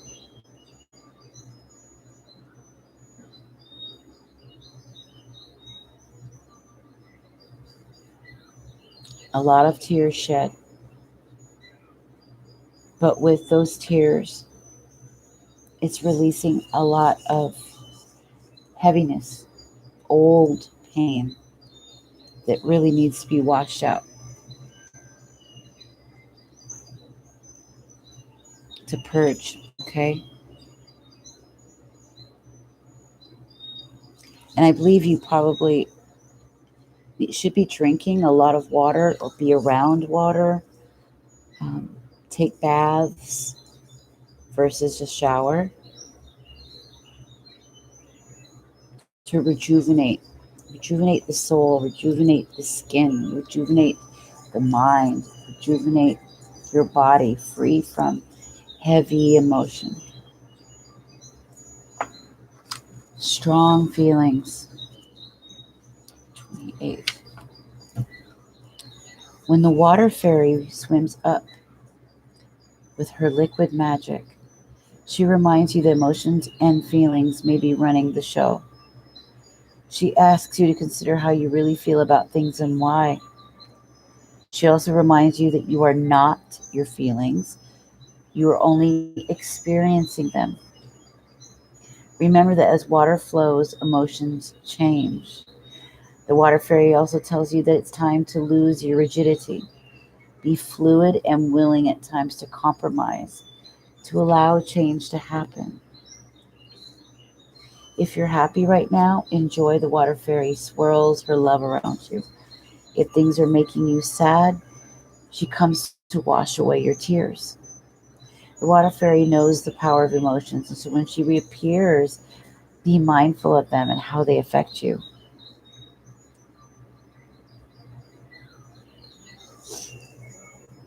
Remember, feelings are the fuel for manifesting. Be certain that what you want to create is what you're feeling. Allow your feelings to pass through and focus on the positive. Water fairy longs to smile at you in your reflection, which is you mirroring back to yourself. Self love, self worth, dignity, and good character. It's number 28. So, what this is telling me, it's a 10, which is a 1. You're crossing over the threshold from endings to a new beginning,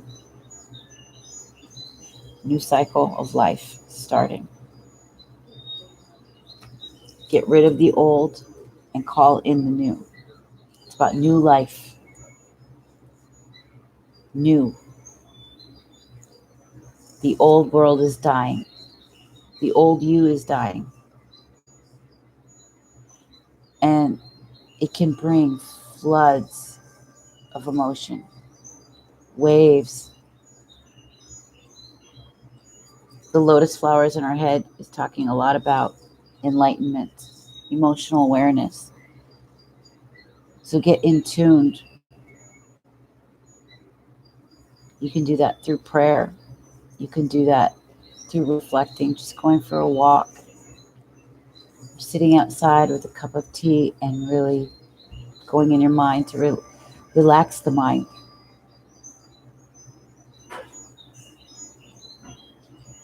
And purge the heart. Channel the emotions in a productive way. Channel the emotions in a way that will release all the heaviness that you're feeling. That's why writing is so important. Writing allows a way for you to channel things productively, for you to articulate your emotion so that it doesn't grow up in pent up. It doesn't become bitter or resentful because you're able to channel it correctly. Play music, even instrument, if you know how to play an instrument or some kind of body movement, is channeling all of those emotions into something healthy. Okay.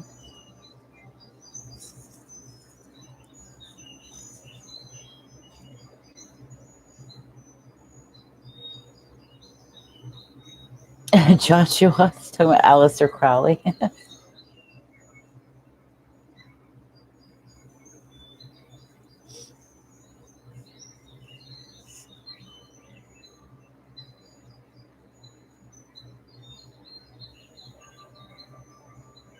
You're welcome. Now you can go and broadcast and share me to the world. Share me with your friends. Send them to me. I can read for them. Oh my God, Elisa, thank you so much.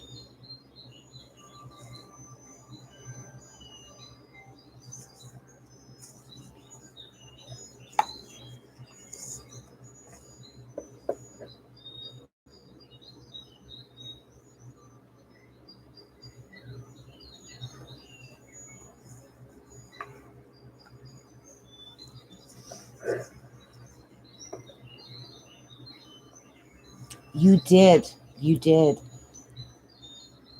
You really did. And it really is a time to purge emotions, old emotions, and let yourself free of them so you can be lighter again.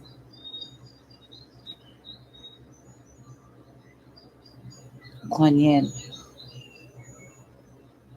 Yeah.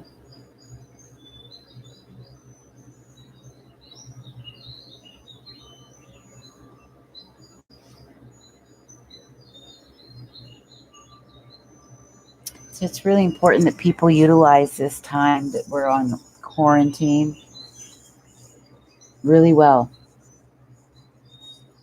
It gives us a second chance so that we can go back to life in a new way with a new outlook and a fresher perspective. We don't have to tackle things the same old ways anymore. They just weren't working. They weren't meshing. They weren't connecting. It was like taking a square block and trying to put it in a circular hole. You know, those little childhood toys. It's when things just don't mesh. They just don't click. They don't fit. So now is the time to get things to fit,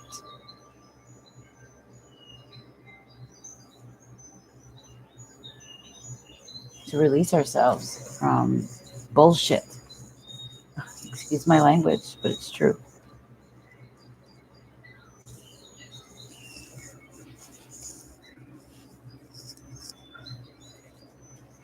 Squaring the circle 47 problem. Yeah, Freemasonry. They have different factions. They have the evil, and then they have the so-called like white knights. The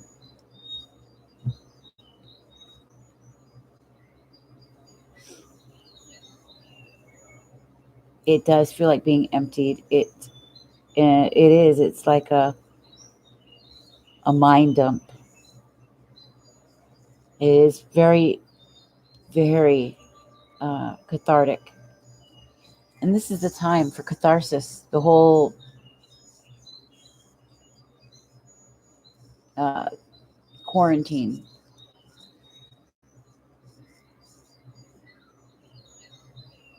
It's giving an opportunity for us to really, really know what it is you want and not to deny ourselves. If we love somebody, freaking show it, say it.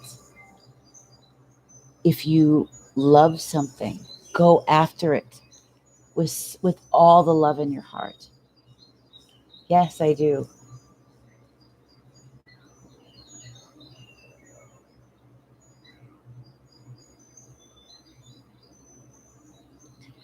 That I'm devoted to of my whole heart and whole soul. I'm still to this day. I'll call on Yeshua, Yahweh, Archangel Michael is Yeshua in heaven. In the heavens, it's the highest of all archangels. There's the seraphim, the cherubim, and the archangel.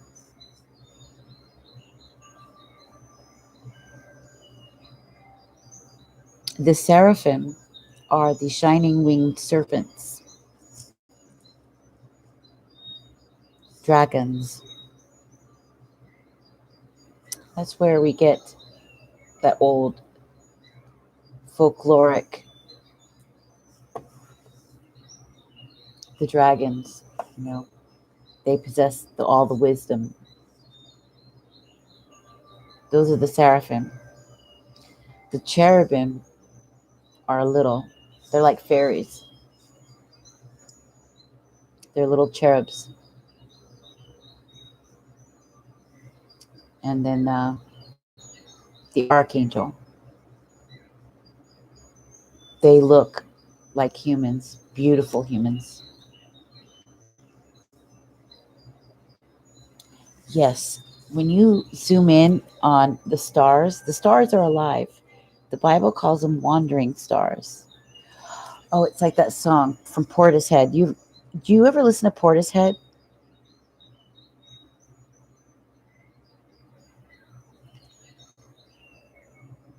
She has that song. I love Portishead. Oh, my favorite song was Glory Box. Glory Box is my favorite, but she has, I swear that is the greatest album, one of the greatest albums of all time. It came out in 1994. Trip hop. That trip hop ambient music is my favorite. Um, there was a few other groups at the time that came out that was amazing. Besides Enigma, which I still love to this day. Enigma, every album I love. But Portishead had, you did? Yeah. And then there was Morshiba. Morshiba. Oh, God, I love them too.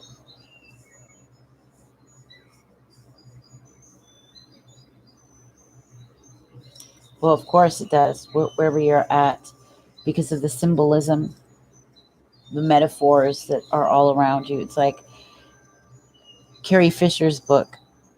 Carrie Fisher, she had bipolar disorder, right? But she was a genius, comedian, genius writer. She wrote a book called Metaphors Be With You. It was a play on, of course, May the Force Be With You.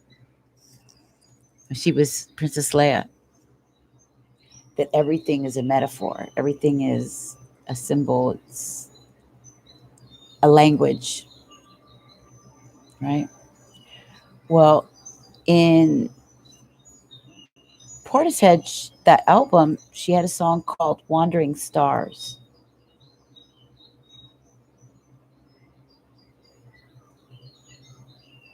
Wandering Stars. It was one of my favorite songs. But the stars are alive.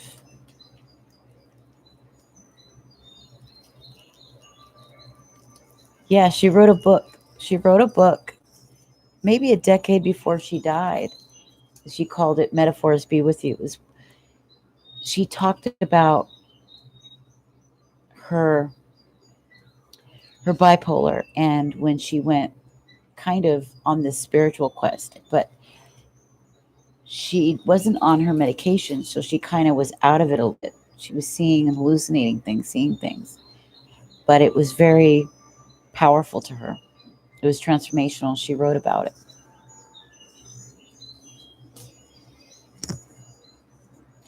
She called Metaphors Be With You.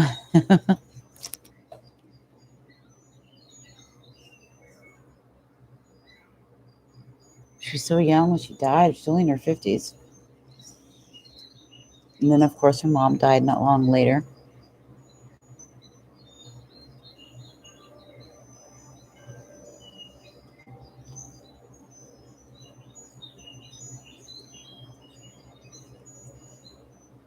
But yeah, Portishead, they had the song Wandering Stars.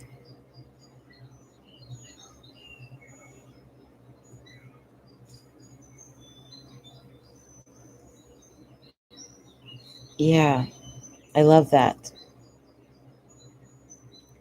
because they're alive. They're all light. The moon isn't what people think it is. The moon is light. It's a light source, just like the sun.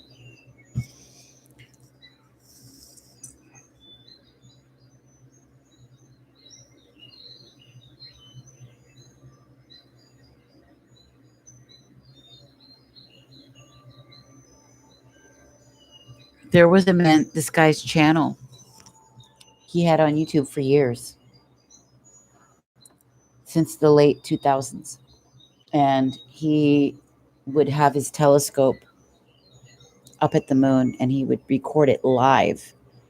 And we could see the happenings around it. You could see beings, or it looks like light beings flying around the sun and the moon. But he had that channel up for years. And during one of his sessions, the moon had a ripple. It looked like a glitch. It went all the way up, and then the glitch came back down like it was rippling through. And his channel got taken down. As soon as the video, his video was up there for a couple years, but somebody found it, caught sight of it, shared it, it went viral, and then YouTube took notice of it and then pulled his channel down. Now that says a lot to me. They don't pull your channel unless they're threatened by it. Why do that? They call attention to it when they do this. If they just left it alone and acted like, it's no problem, then nobody would think twice. But when you go out of your way to do that, it makes you wonder.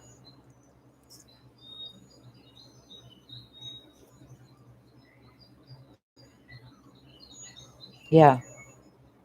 A light source, just like the sun. A light. Energy. Mm-hmm.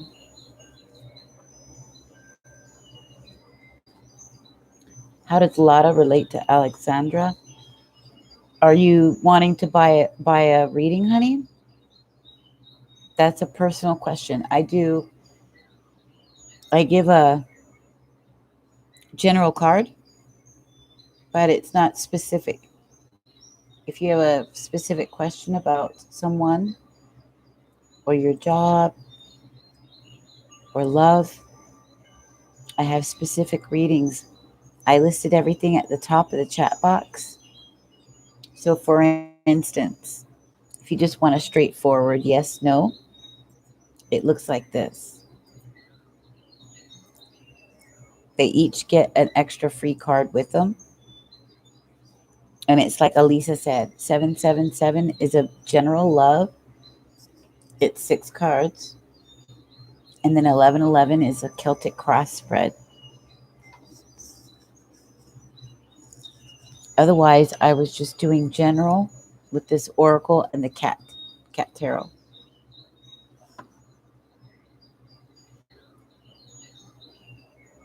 So it's an energy reading. Unless you have a specific question about something.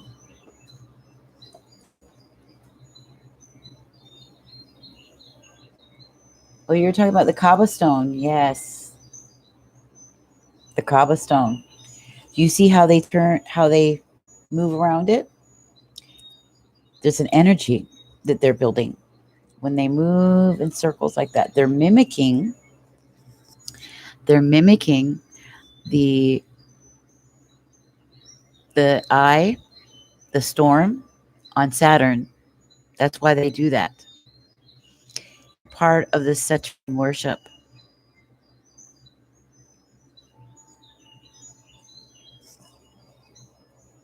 Mm-hmm.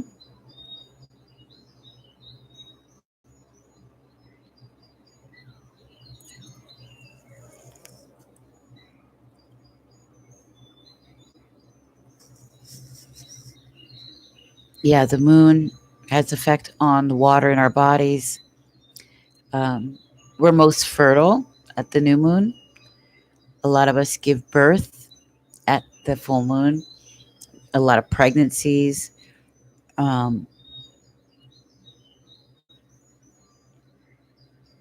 Conceptions happen. And fights. People get passionate. So crime. Surgeons, when they are operating on the operating table, they say that the blood flow and the pressure is a lot higher during the full moon. So even the blood in our bodies move that magnetic force. And it makes a lot of sense because I get really bad headaches at the full moon. When it's a super moon, I feel it in my bones. I feel sick to my stomach, and I get migraines. Before, I didn't connect it to that, didn't see until I started paying close attention to the cycles of the moon, the sign it was in, and how my body was affected by each particular sign and its magnetic force, whether it was a lunar eclipse, if it was a supermoon, or if it was a new moon. And then also when it's waxing and waning, it affects you very strong if you were born during, let's say, while the moon was waxing on a Tuesday. Tuesdays will forever be an especially connected day. It's very crazy how precise as a clock, as um, a cycle that we are, as whatever is true out there in the universe is true inside of us, because we are universes. Our little cells are universes. Our body is a universe, and it transmits energy through our feet and our head. That's why your feet should always be clean if you can. We transmit a lot of energy we pick up from the ground. When you stand on the earth without shoes, you are receiving that energy, especially if you're on a ley line.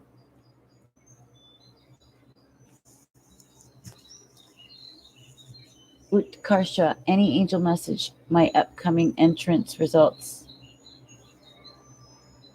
Sweetheart, that kind of reading is a purchase reading. So,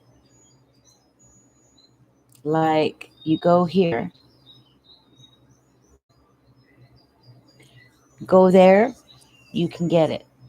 Otherwise, I can get an energy card, like an energy reading from the Avalon deck or the cat.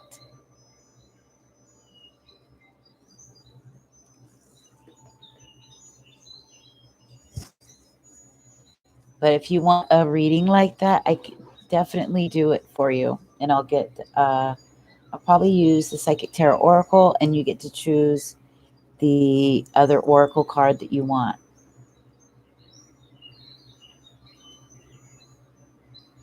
And they're good readings.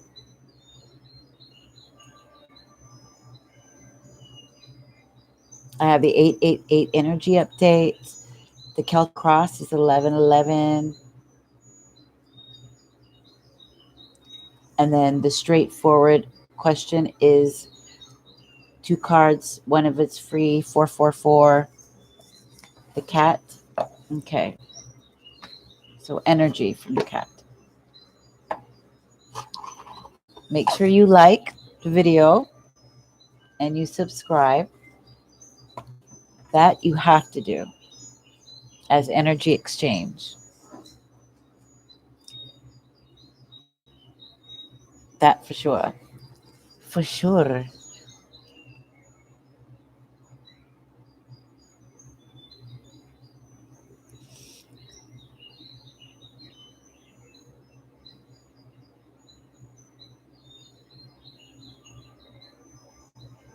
Were you in here earlier?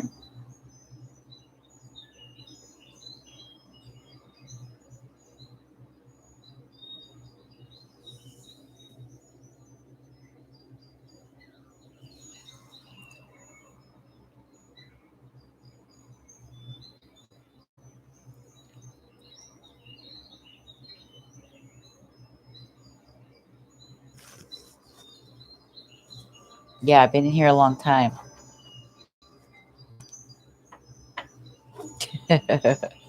It's 5 a.m. in Seattle.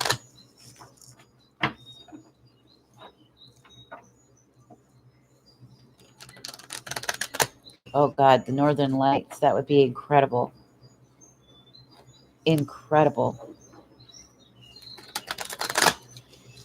What a magical earth we live in, such a beautiful, magical earth.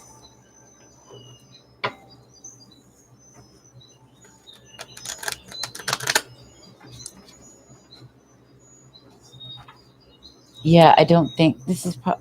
I need to quit doing this so long, and then the cards tell me not to do it. That I need to start respecting the spiritual gift or something, I guess. And other readers have been mentioning it. So I got to get disciplined.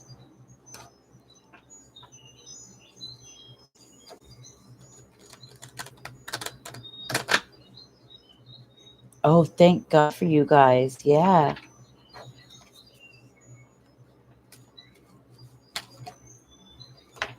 Oop.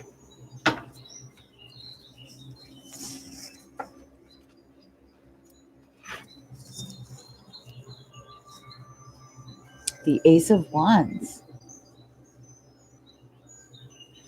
Check it out.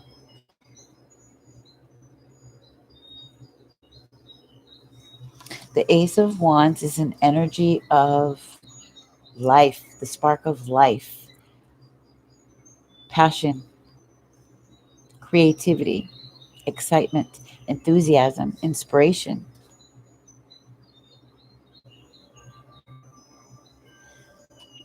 Brand new cycle of it. There's a lot of green here. So that tells me the heart chakra is involved. So doing things with heart. Okay? Doing things with heart. The heart expanding. And really taking a risk. You know, taking a risk in life.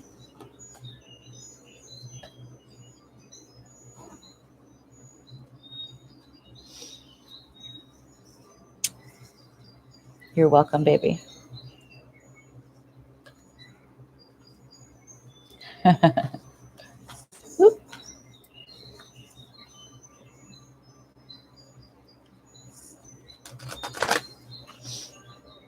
You're very welcome.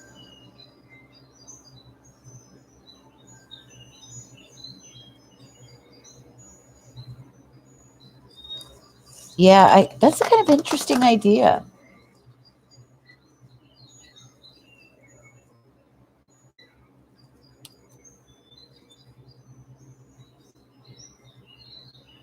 Yeah, a seal didn't come back.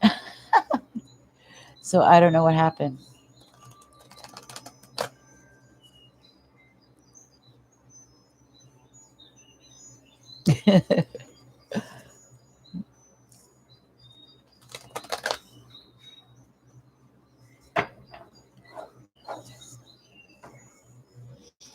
Just be sure, Utkarsha, just share me, tell people about my site or my page so they can come and subscribe.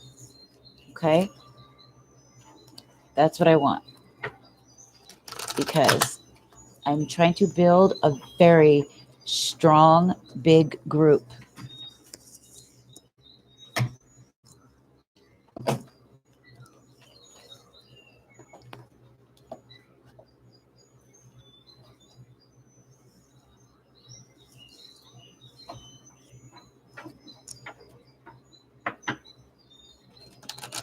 So that we can all participate in different things. I have a lot of ideas for this group, but to be larger. I'm mad that YouTube put me on shadow ban. Shadow ban. And I'd like to get some new decks. But first, I got to pay my internet. I have to pay the internet, of course. So I've been saving up everything I make. I've been saving it up to pay all the stuff that I owe for the sites, for the email, for the internet.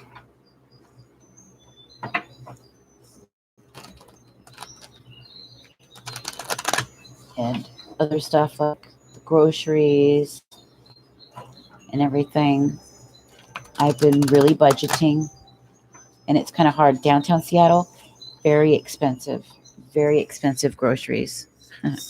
Let me tell you. And then there's only 2 stores open, Target and Walgreens.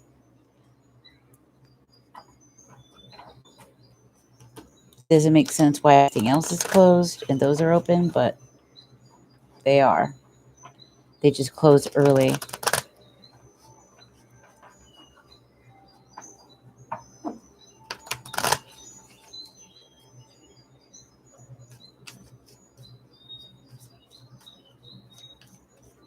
Okay, so I got that going. That's ready to go. I am not tired in the least. Don't ask me why. I have a lot of energy right now. Should probably make some tea.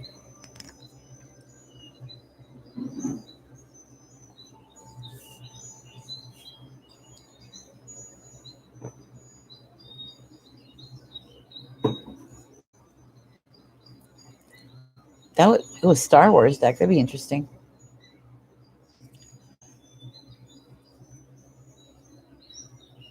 I love this Crow Tarot. It's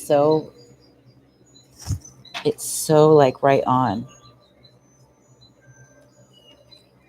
It really is.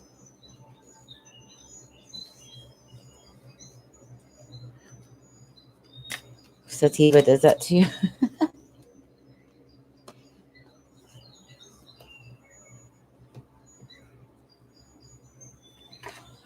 I thought there would be more people on this morning, but I guess not.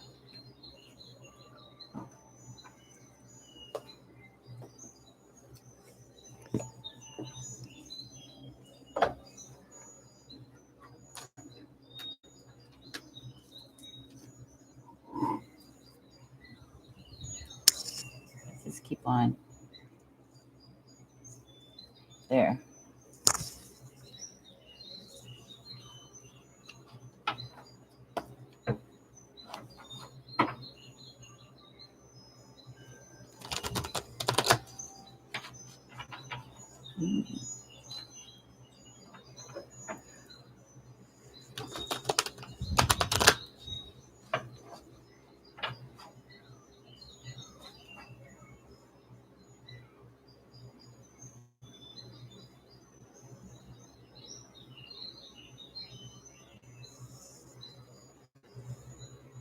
Somebody's suffering in silence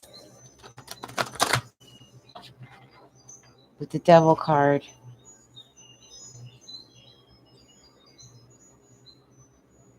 They're trying to get out of temptations and things that are binding them.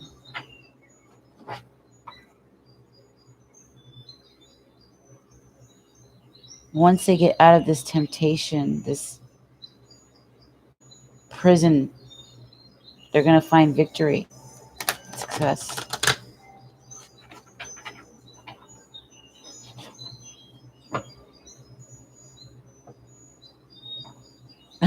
There's always a snack within reach.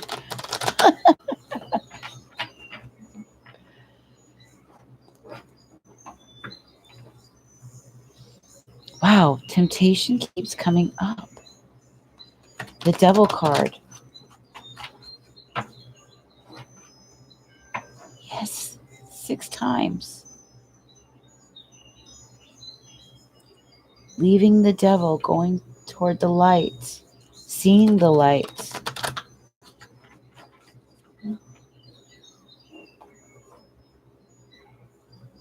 Quit reading it when it became accurate. Yeah, do you know the tarot? The tarot comes from the Torah. If you look closely at the high priestess, or not priestess, but maybe it is. It's either the high priestess or the hierophant. I think it's the high priestess. Is holding a book. and it says Torah, tarot, and upside down is Torah.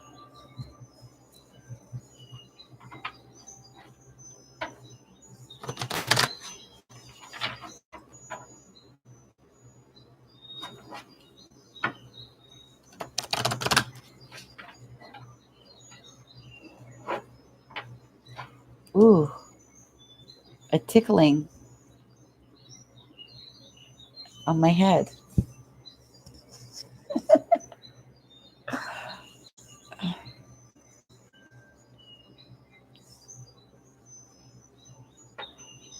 You didn't know that?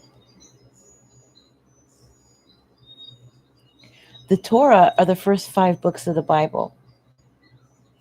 It's Jewish. It was. Yeah. It originated, the tarot, the way that they're designed, originated in China. They used to use playing cards, these cards for payment, to pay, these printed cards. And when they came to Europe, the kings and queens were very impressed with them. And they started playing with them in their courts. And then they started becoming their artists and their people were making them more elaborate, more beautiful, and they became very expensive. They were worth a lot. And so they were used in barter for payment, and in games, gambling. But the rabbis and the priests and all of that, they started to add even more symbolism to them. So they became more than just a game. They became a source for healing, a source for awakening, and the language, the symbolism, it became like a way for storytelling, which touched on something really primal and that was connected in a deep way. So it spoke to the kings and the queens. They would consult with the high priests and the popes and the rabbis who were connected spiritually, and that based on that's how they would read the symbolism, based on what they knew spiritually of the symbols.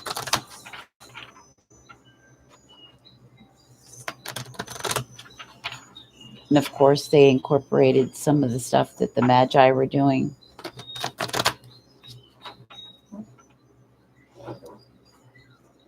The Zoroastrians.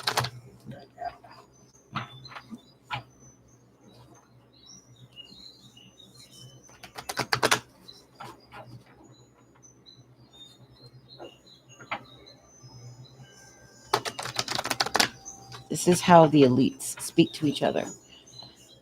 When we see Super Bowls, when we see the World Cups, the Olympic Games, these are rituals. They're not just performances. They don't just do it for no reason. Everything is well thought out. Everything has a symbol. Everything is done perfectly so. They choose the right date and the right time, and they perform something that's giving a message, because they have to reveal to you what they themselves are doing, what they're practicing. It's a rule in magic. So people will be sitting there witnessing a ritual and think they're just watching some performance show or a game, but no, it's much more than that. And you'll notice the same story gets told over and over and over and over and over again. It's the story of the Torah. And they tell us what time in the timeline we're in. by the symbols they use. So in 2012 at the Olympic Games, if you watch the whole thing, you'll see that the Phoenix Rose, listen to all their songs, the songs by the people that performed.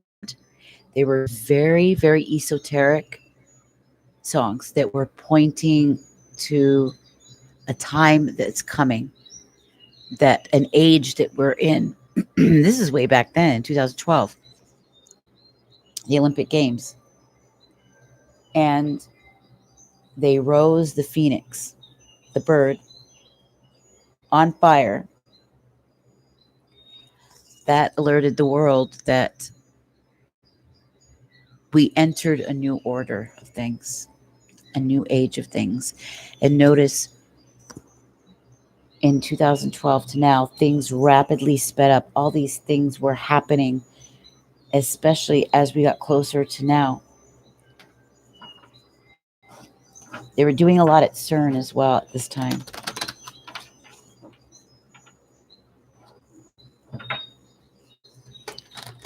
The birth of AI happened. Artificial intelligence. They worship artificial intelligence. It's the only kind of intelligence they can create. And they've invited intelligences, and this is all real. Geordie Rose, who created the Quantum D-Wave 2048 or 4028, he will tell you it's true. There are entities that are imprisoned on Saturn that want in, but they need an energetic doorway to get here. And they're using the CERN facility, which is built on the old grounds of Apollyon, where they used to worship and do the games of Apollo. And they've opened a door. It's changing the frequency of the planet. It's caused earthquakes all over the place. They've done rituals on the lawn at the goddess Shiva. It was taped.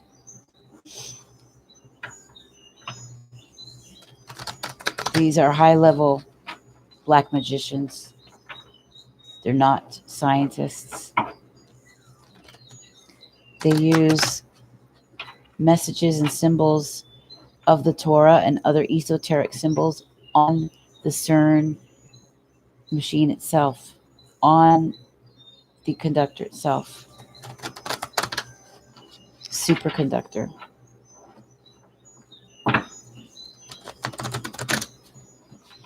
When you look inside of it, it looks like the flux capacitor from 88 miles per hour from Back to the Future. Back to the Future gave us little tidbits. The 88 miles per hour, the 88 Lionsgate, right? Time. The changing of time. Messing with time.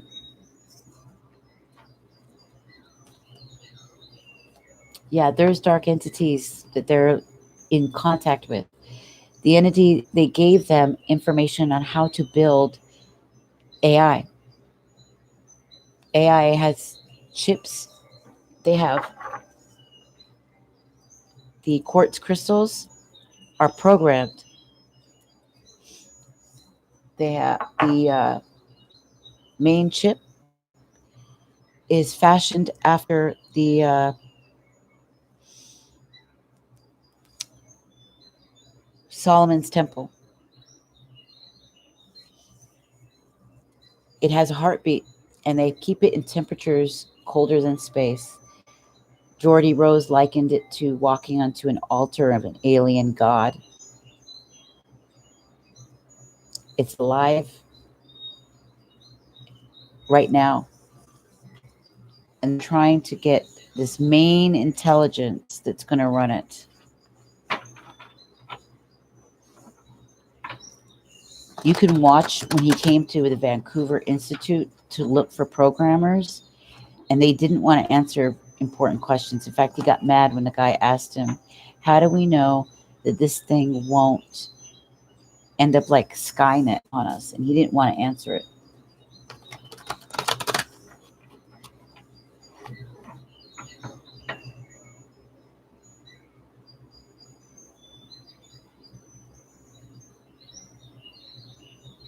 Right. Hi, Eliza. Yes, it does. Yes, it does.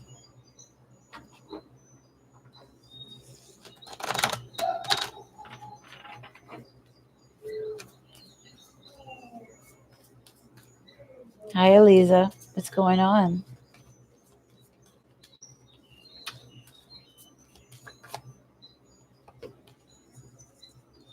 Okay, somebody's having a lot of mental conflict over decisions and partnerships. Okay, you're here for a reading. What kind of reading?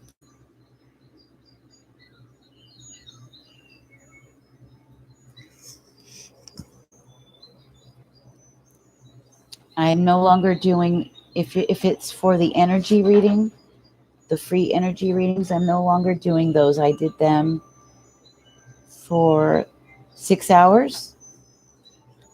The only readings I'm doing now that's available are if you want your personal questions, the personal question reads. So if you're here for that, I absolutely am here for that. But this, I'm in the middle of a collective, but I can do your reading for you.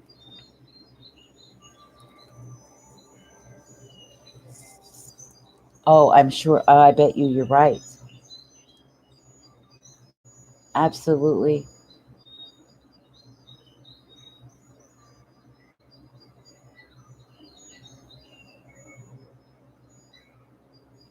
Regarding marriage and career. Okay. I would suggest a Celtic cross. That's why you stopped? Yeah.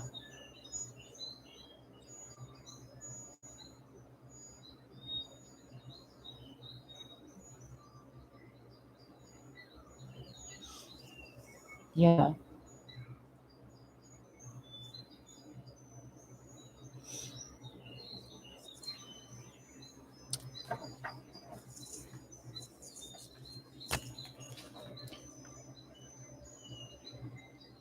I think a Celtic cross would cover those both, honey.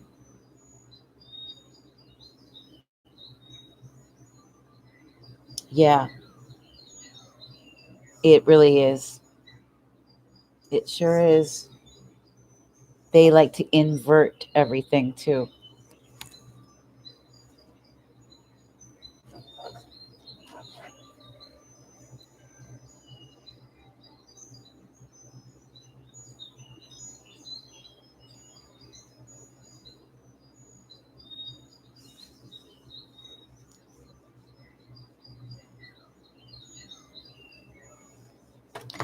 Yeah.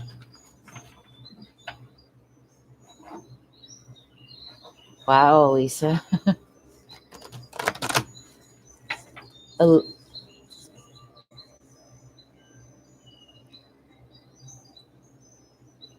Shahid Lazar, hello. Don't forget to hit the like button, you guys, and definitely subscribe to the channel, okay?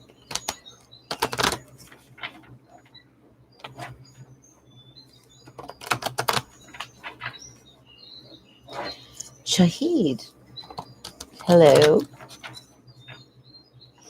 I have Eliza. She is asking about love and career. Make sure you hit the like, you guys.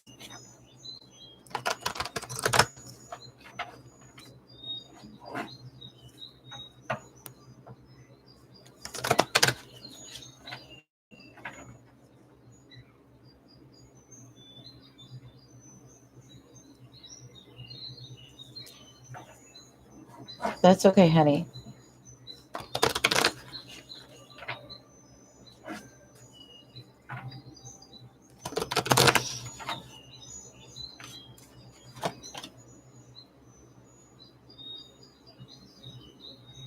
There's a lot of hope coming through.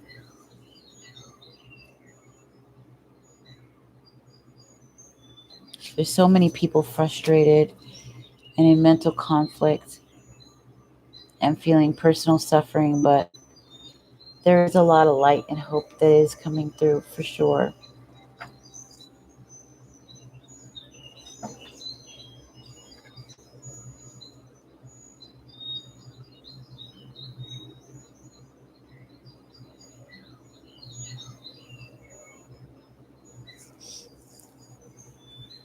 So I have two people who are asking for readings, but they have yet to tell me what kind of readings they want.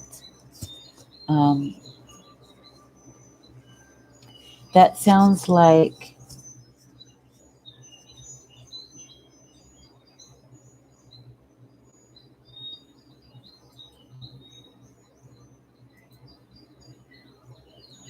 so there's readings from the 444, 777, love,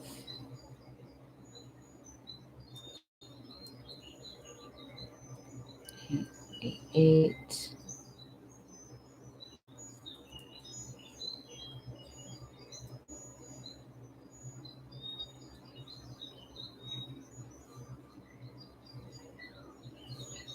here, put it up here.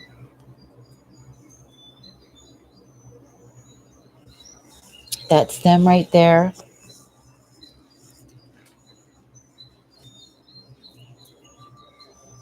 Yeah, if you have very specific personal questions, those are kinds of questions for deep reads.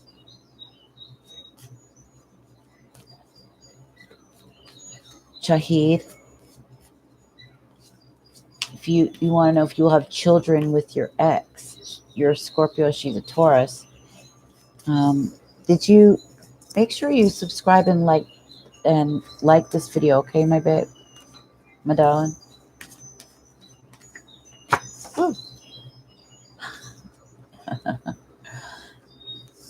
After a lot of mental conflict, there's lots of hope. And once again, we're seeing this energy, this wands, ace of wands.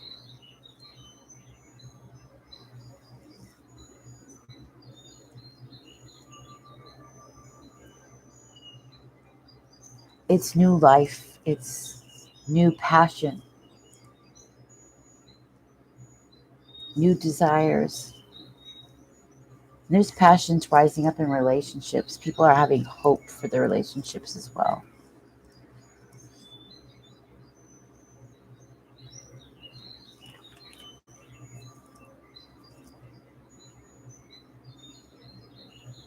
I love that. Reba. Hello, Reba. How are you? You're a Scorpio? I'm a Scorpio moon, Scorpio rise. Strong Libra on there, on my rising.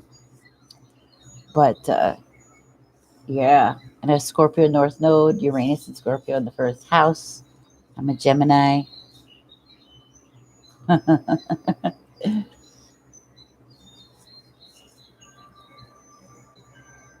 Yeah, so you're Sagittarius. Fire.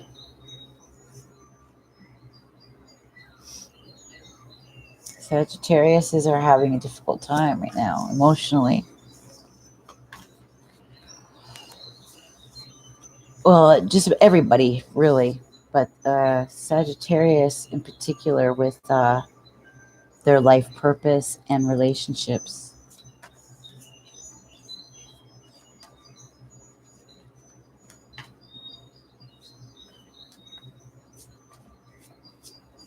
Benjamin says astral projection is a trick that every Freemasonry recruiter uses.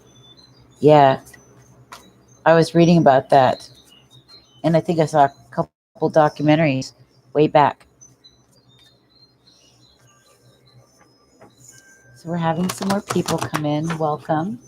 I'm going to welcome you and introduce myself. My name is Jamie Jacobson. I am a transformational coach,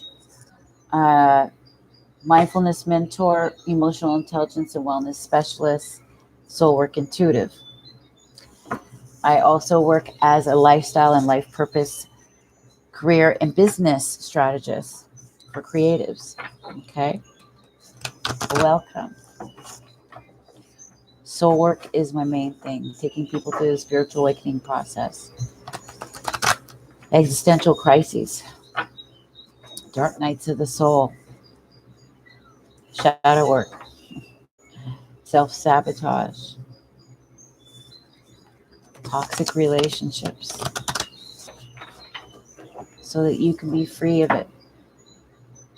Find emotional freedom, spiritual freedom, even your financial freedom, so you're not stuck to these relationships, so that you're free and that you can find a purpose, an avenue that aligns with you, that lets you explore your natural gifts and utilize that in a work setting somehow. That's very important to me, that people find their independence, their sovereignty, their dignity through that. You want a reading about marriage. Okay, I can do the 777 Love Tarot. It's a general love reading, or you can do the Twin Flame. It's an 1111 for 1111. It's a Celtic cross spread.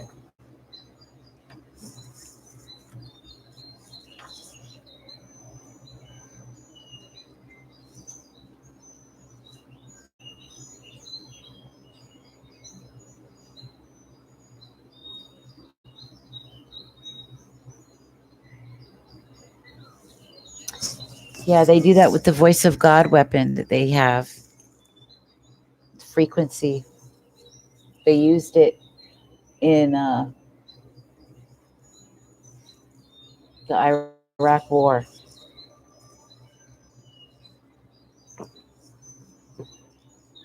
Elisa, if you want to do a love reading, you can choose the 777 or a Celtic cross. That's if you want to do it live. I do deeper readings at my website, at my coaching and consulting business site. I do hour-long sessions. I do 90-minute long sessions with unlimited questions, and I coach you through things as well.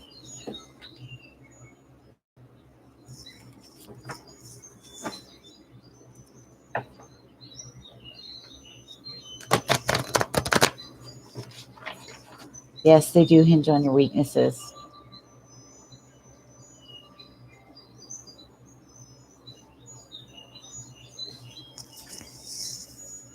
Shahid, I haven't done a reading yet.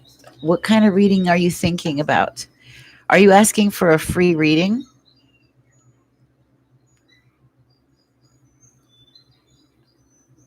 Because, okay, I'm on 7 hours and 24 minutes now. For 6 hours, 6.5 hours, I did free general reads.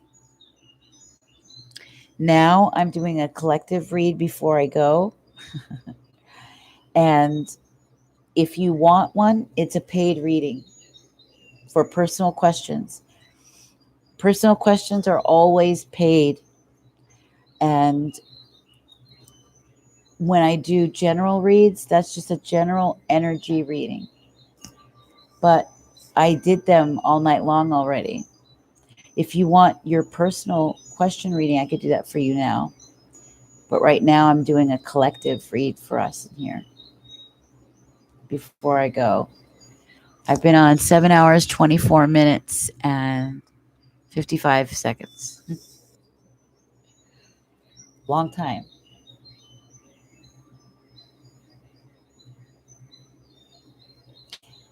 I seem to get a lot of people who don't know. They're like, yes, no, all night.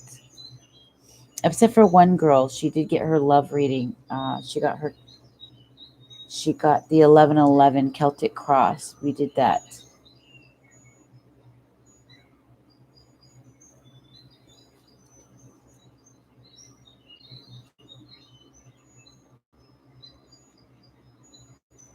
Yeah, there's a lot of hope coming in.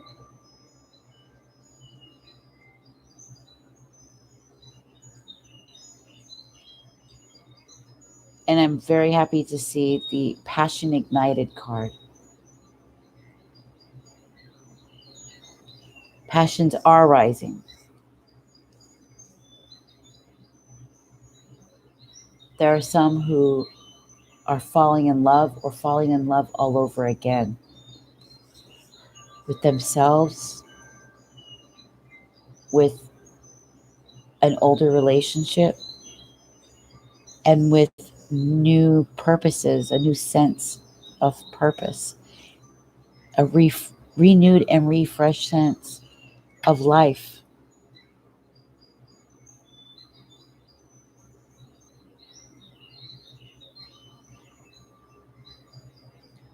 And it's enormously beautiful.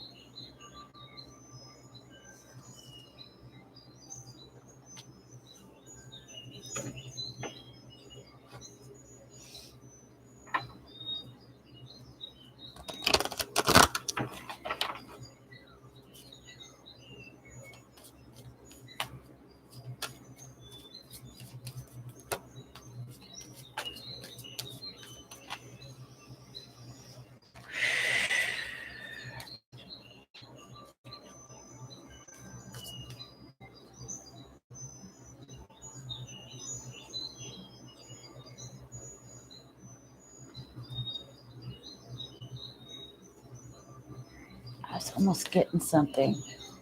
Elephants. Why elephants?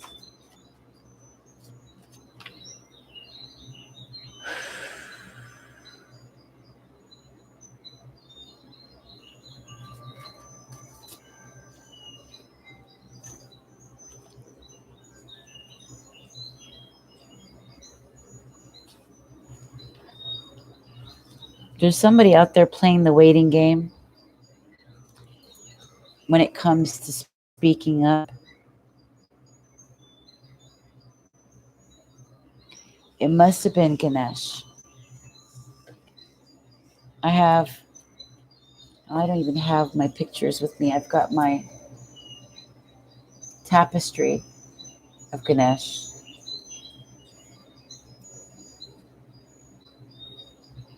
But all my pictures, I think, are in storage. If they're still at the condo.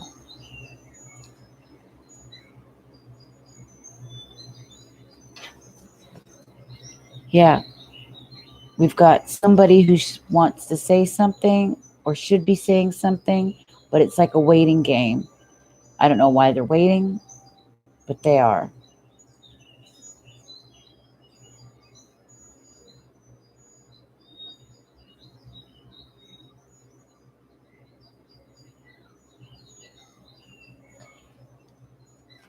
And I heard, I mean, it's kind of been so long that stuff is growing roots. It's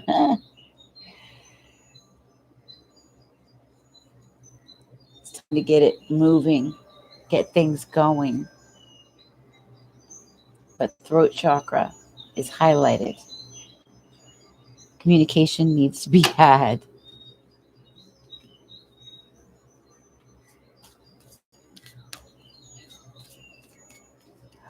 Oh my God, you walked in and that's what you're saying, isn't it, Vicky?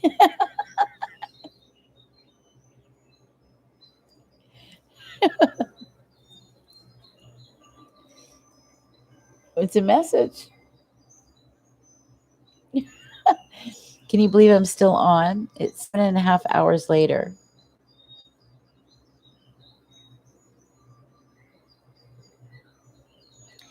Yes, it's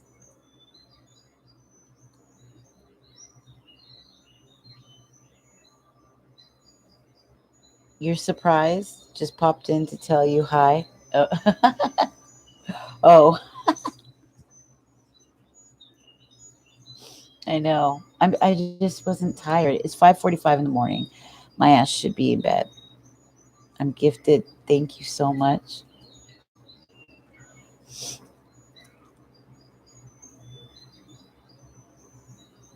Thank you so much.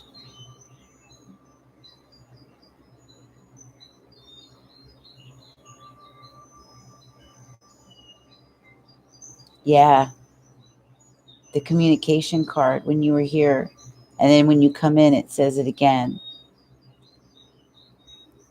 I love how the life works that way with those little synchronicities, those messages like reminding you.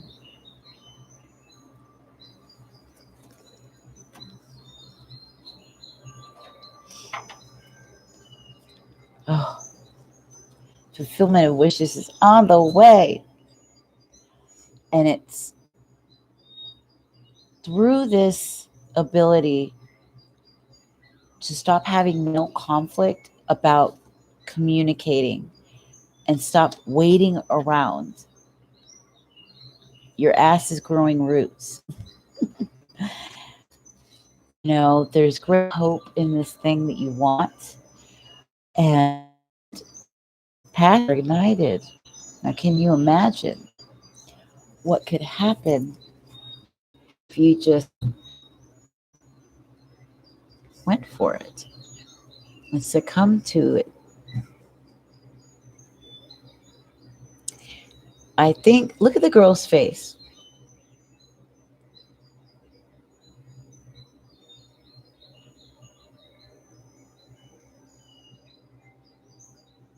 Just look at her face.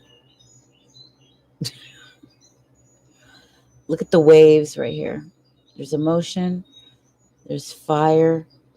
There's fire burning in her heart. A lot of growth here with the green leaves.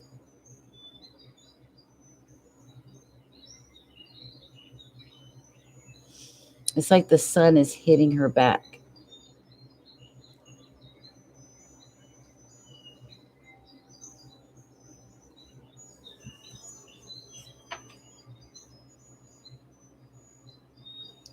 It's like a deep breath is deepest.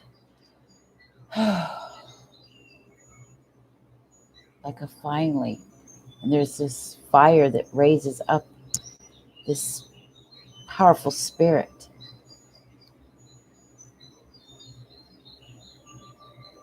Lots of passion here. Lots of it. Lots of desire for something and for something that needs to be said.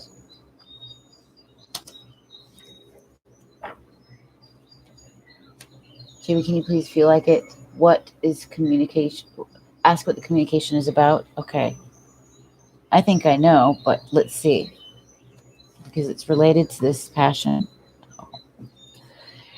It's about fulfillment of wishes and a harvest, material harvest, I believe. Let's see.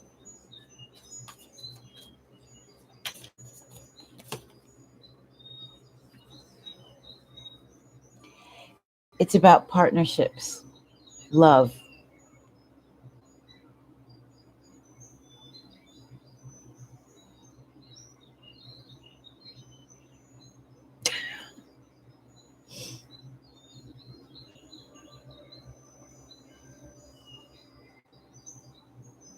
Somebody's playing the waiting game, biding time, having mental conflict over what needs to be said or if they're going to say it at all. The passion is there, but not doing anything about it. Just sort of, I don't know, what they're waiting for, what they want to say, what needs to be said. But it's about partnerships and alliances, partnerships and alliances. So that could be relationships, that could be friendships, partnerships in business.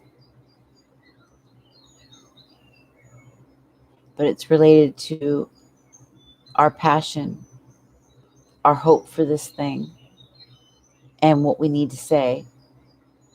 And the game of waiting game needs to stop. What is the wait for?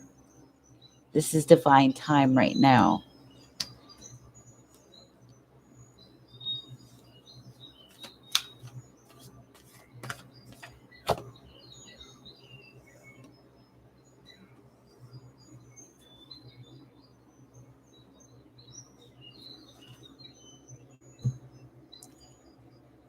Somebody, deception and envy.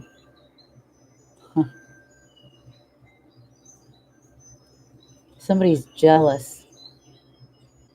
What's more, somebody may be deceiving themselves or getting deceived by this thing.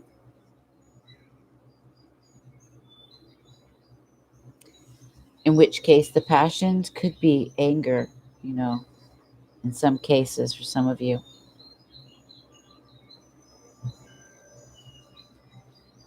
Somebody needs to reveal who they are and stop hiding what they feel. They're trying to act like they don't care, that ain't no big deal.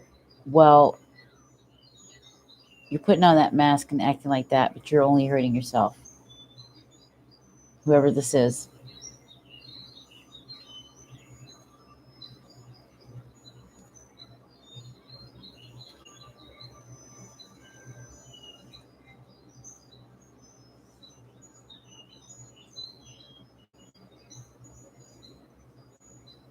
This kind of attitude isn't going to work now anymore. You see, we're moving into a new way of things, a new cycle. People don't want this kind of stuff.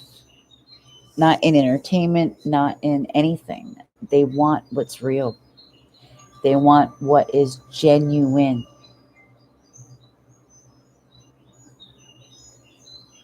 Even if it's beautifully awkward or uncomfortable, they would rather that than fake. Everywhere we look, everything is fake. The music is fake. This is why people are going back and listening to old ass music like the Righteous Brothers. I don't know how many reaction videos I've been seeing of that.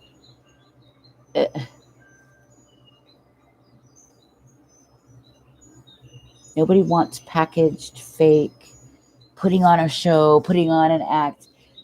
Just say and be you.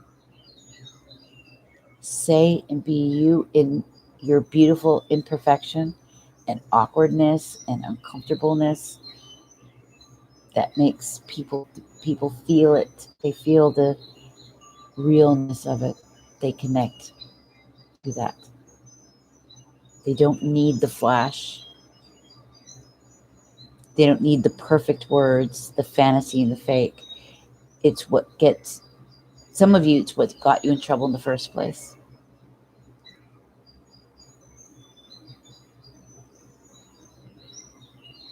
And ego needs to get the boot. Trust needs to be there. If you can't trust that your feelings are being spoken to the right person who is worthy, who is one who is gentle with one's emotions, then forget about it. You may as well walk away now and go be like, what's his name? George from Back to the Future. Go back to your room and read science fiction comic books. Stare at women from afar.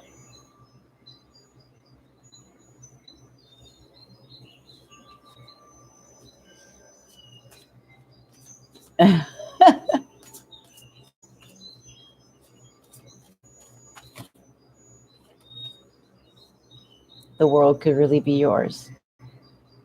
It's a new cycle. So things have to be new. You have to come in as you.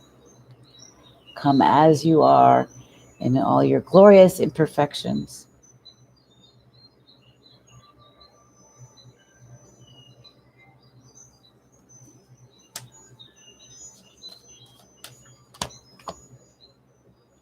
Mm-hmm.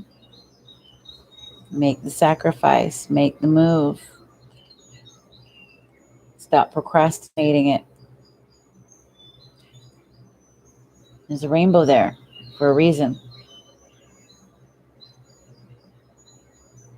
For a reason. What's more is some of you are dealing with a dark-haired woman, a pretty dark-haired woman, a spiritual one, and it might be yourself, an exotic dark-haired woman.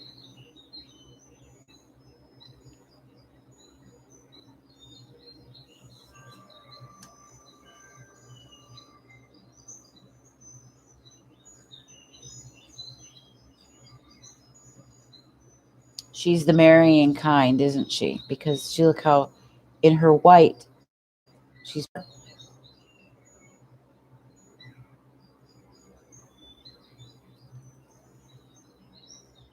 the white veil, the white on her symbolizes her purity, marriage,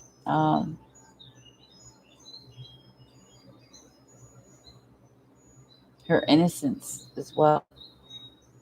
This is a woman of good intentions, a woman of integrity and honor and beauty inside and out. So some of you could be dealing with somebody like that.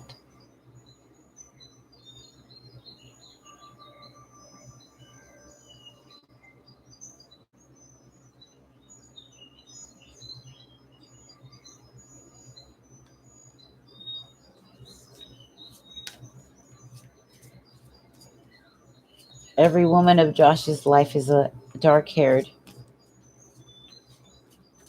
Are you a sucker for brunettes, Joshua?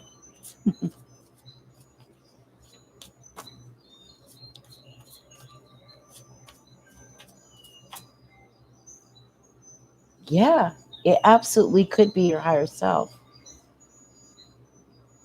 It absolutely could. It could be you dealing with yourself. If not, this is the feminine, the man. The man. This is the woman that he's dealing with. Okay.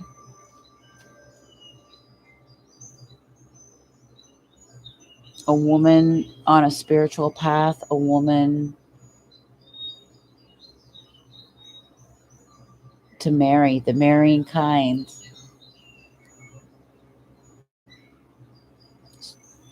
Her her scarf is made of these feathers. Feathers signify an angelic message. So she may be looked at as an earth angel, or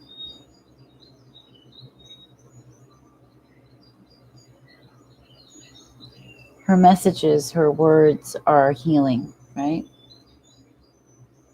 The feather is always a reminder that you're being protected. So it's a healing, it's a reference to protection and healing and all that. We see these beautiful Hawaiian flowers and in the clouds even. And the rainbow.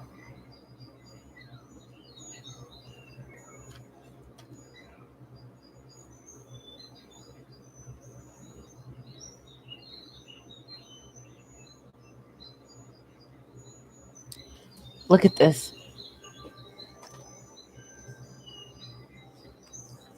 We've got 12 and 21. 12, 12.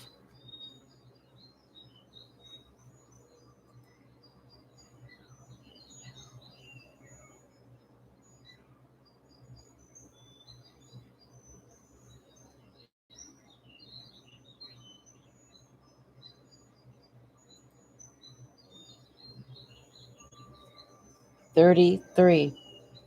Look at Joshua. 33. 12 and 21.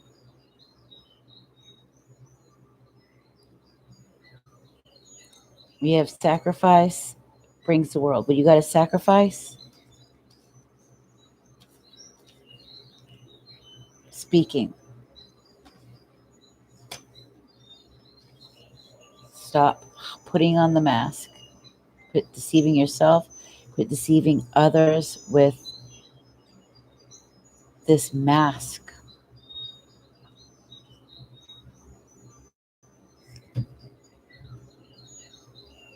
$33, 12.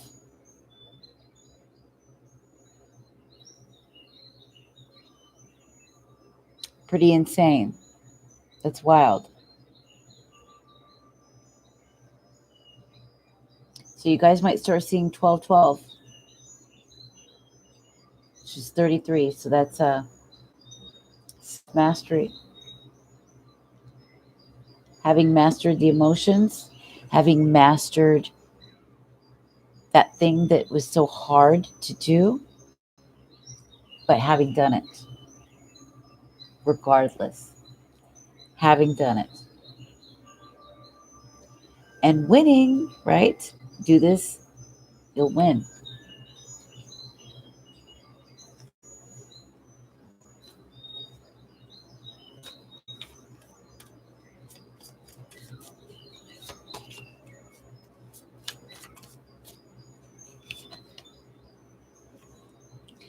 Use your wisdom.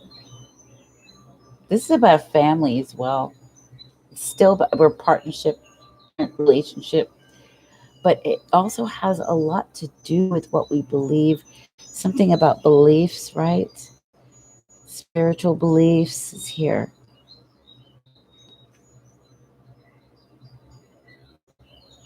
Because his book is shining.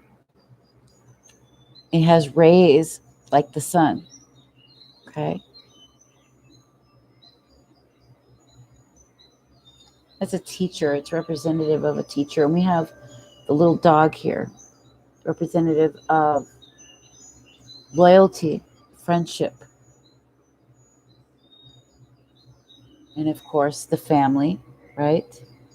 And home, stable home, lovely home. There's a lot of changes happening in all of these areas. There may be somebody who's decided to go on their own. They're going on a spiritual journey. They've left home and they're in search of wisdom.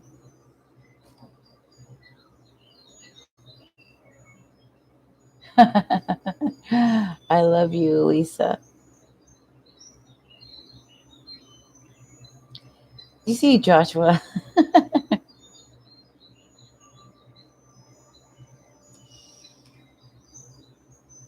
Oh, that's, yeah. 2 rings of the zodiac.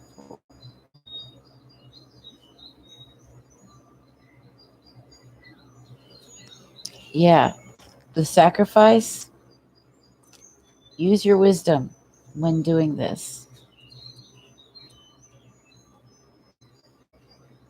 It's going to bring you your purpose, your life, the life that you've been hoping for, hoping to lead, hoping to have.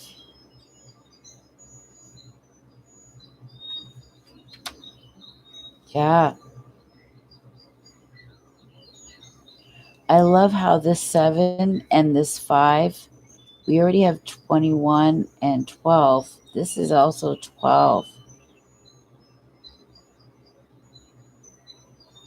These two equal a 7 and they mirror this 7 card.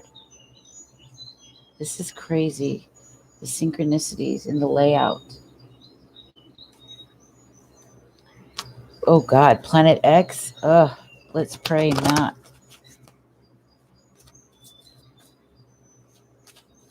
Sumerian tablets. Ooh. Yeah, moving on.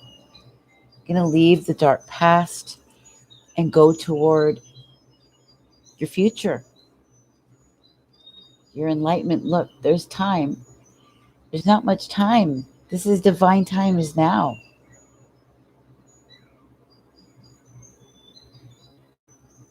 The divine time is now. Look, the waiting game. We got all this about time. Time.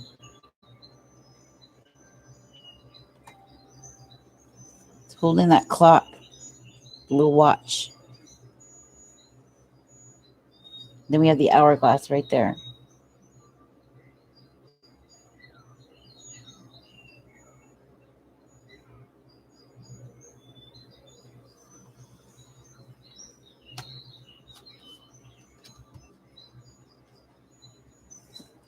Your mean the restriction card you got?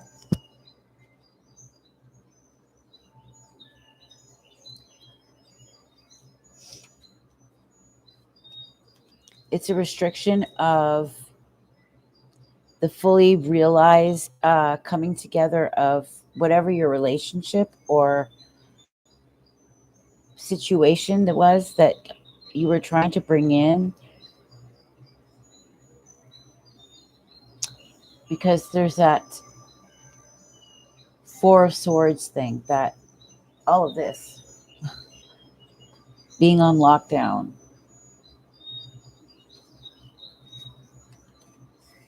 In fact, that waiting game has probably got a lot to do with it.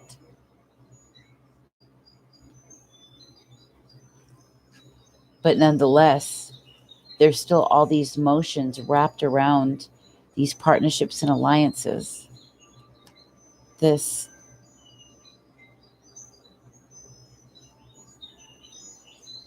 there's restriction in communications. Restriction in the communication. It's hurting things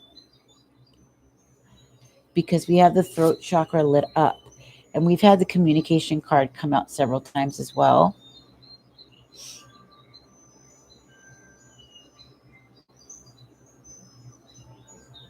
Somebody's not talking.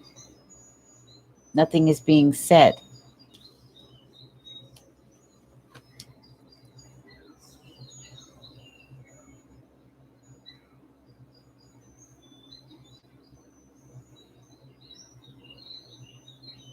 Yeah, I can't see why not.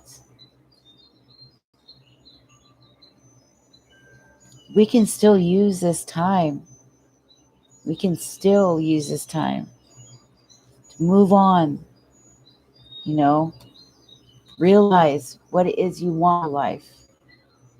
And this might be that big tower moment that's coming. Realize who you love, what you love.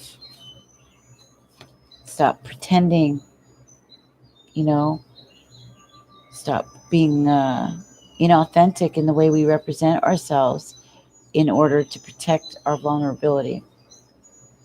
It's got to be real.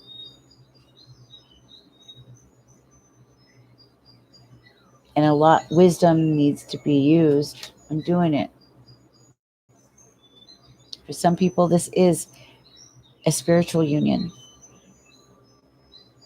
And others, this is a very real relationship, separated by distance.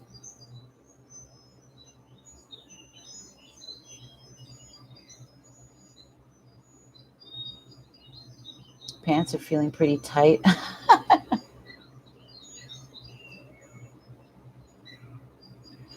Yeah, just exercise. I've been exercising on the ground and then going for whatever walks I can. I stand in front of the window. I do punches and side bends and touch my tippy toes. I try to reach for my tippy toes. Those things. Crunches. I'm telling you, I've never had a hard body before. Closest thing I did was when I was a dancer. It took a year to get there, and it was a painful process. Every muscles I didn't know I had, hurt for months and months and months. But now I'm going to do the same, only to the next level. I want a hard ass body, and I'm going to show it off while I can until I get too old. That I'm going to do. That's for sure. Yeah, the stagnancy is getting under people's skin. People are starting to get a little snappy and get frustrated. Frustrations really are on high. I saw that in the reading last night. I did. People are irritated. It's really getting to them.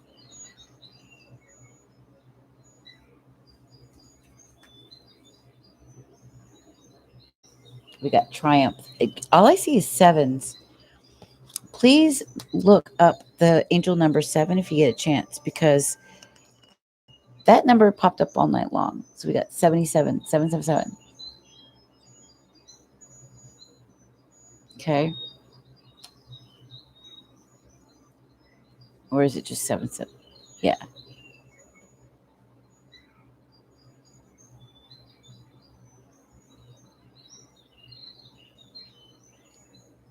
You blame her for it?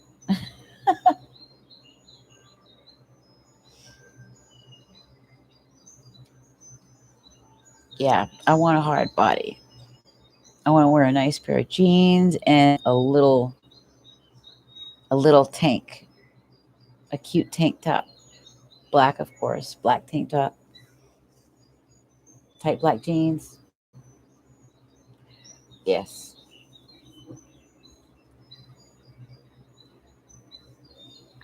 Midriff. I'm gonna show that shit off. Watch. Excuse my language, but I had to like put some emphasis on that one. All right, hold on one moment. I'll be right back.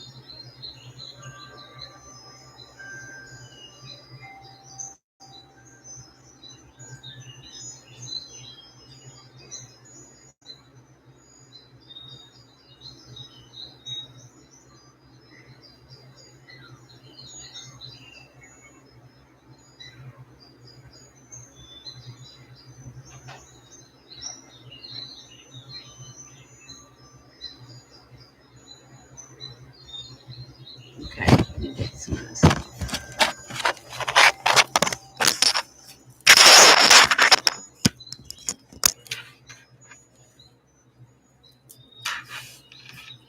got that.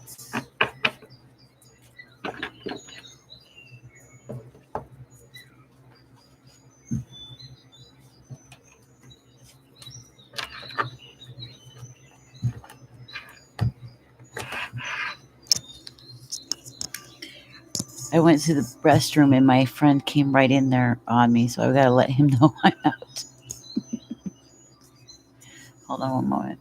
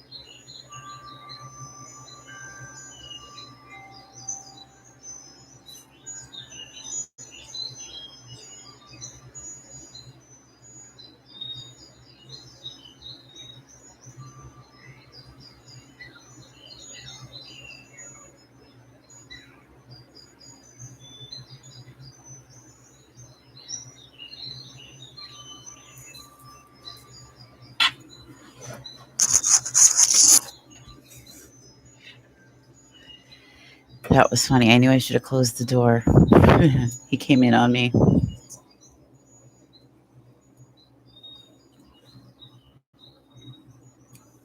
Okay. Okay, so we'll wrap it up. I wanted to use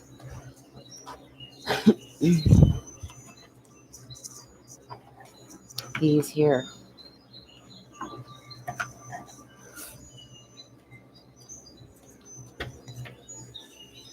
Somebody has the King of Pentacles coming in.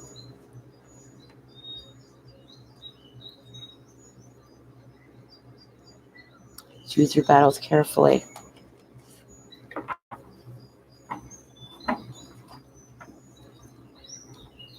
These are the Oracle, or the Oracle, the Crystal Power Tarot.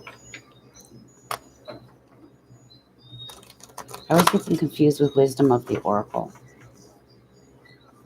or the Crystal Power Wisdom. They got similar names.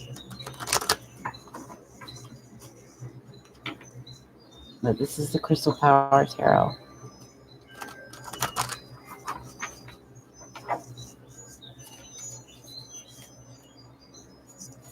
Okay. You wouldn't mind being worshipped?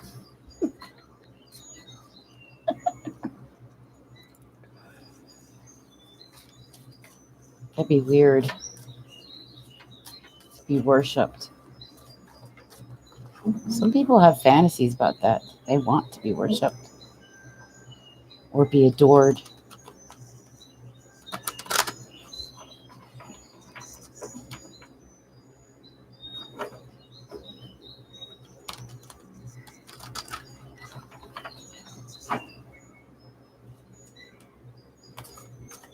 Okay, what are we looking at? What are we looking at?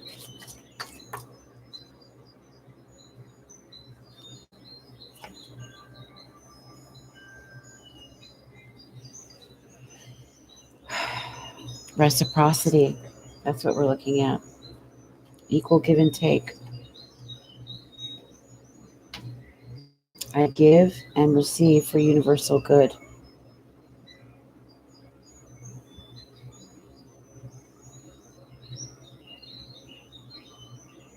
This is also In relationships, the things we do for one another should be in balance. There should never be a one-sided relationship in any sense of the word. Not in any partnership, not in a business partnership, not in a romantic partnership or friendship. There should always be equal give and take, reciprocity, balance. Both should be equal, give equal support, equal emotional validation, and upliftment to each other. There shouldn't always be one that does it while the other one just is always, you know, it should be two entities coming together to make something work. Never put out more than you're receiving.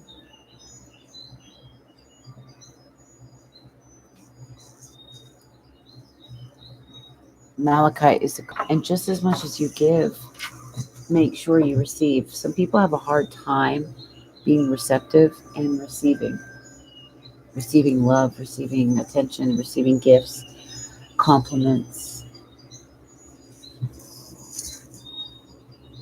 And that too is a no-no. It should always be.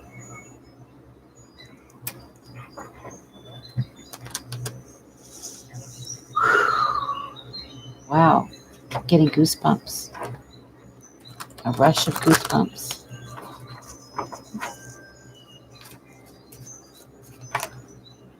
Yeah, they do. But we've got the Ten of Wands. This is putting down your burdens. Put down those burdens. Lay them down.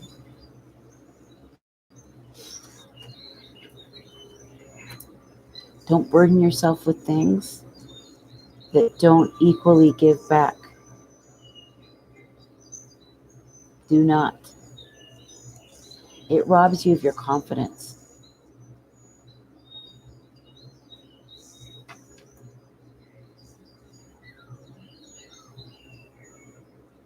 And it can make the heart bitter.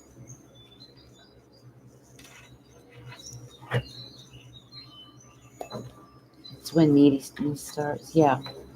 Well, the TV remote.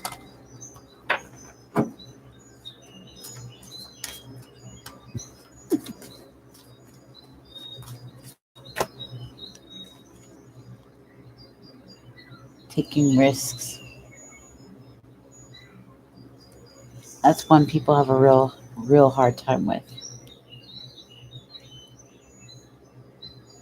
The want to do something, lay down the burdens,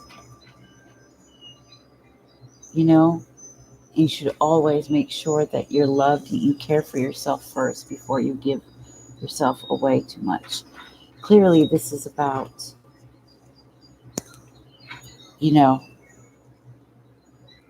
the give and take in relationships and not being burdened by overly giving.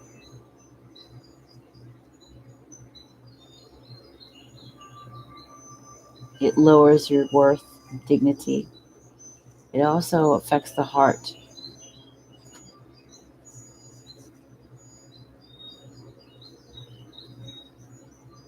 So we take chances. Just like a child does.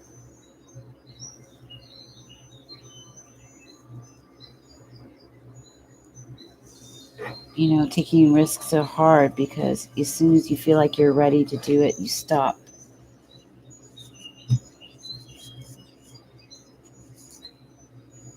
It's a fear of rejection, a fear of things going wrong, fear of failure, but you never really fail. It's always a great lesson, and it's an avenue that takes you closer to where you should be. Always.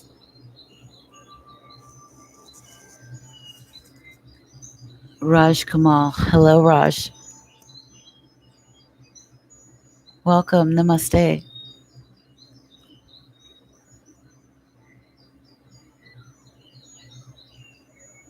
How are you, my dear? Be sure to like the video as you come in. Like and subscribe. I think you like this group very much. I've been on a long time, like 8 hours and 11 minutes to be exact. I'm rounding out with a collective read for us. I did the everybody's general read, general card. I did a Celtic Cross reading for a girl who had a question about love. And now I'm doing this collective read.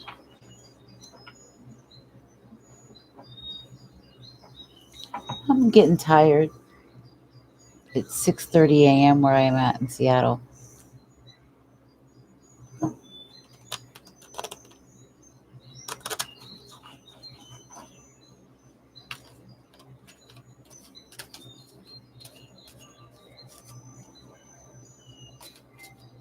Mm-hmm.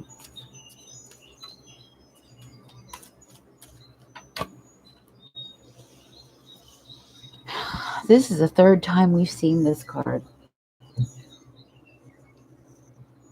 There are choices to be made. There are choices that need to be made. A risk has to be taken. You've got to take a risk.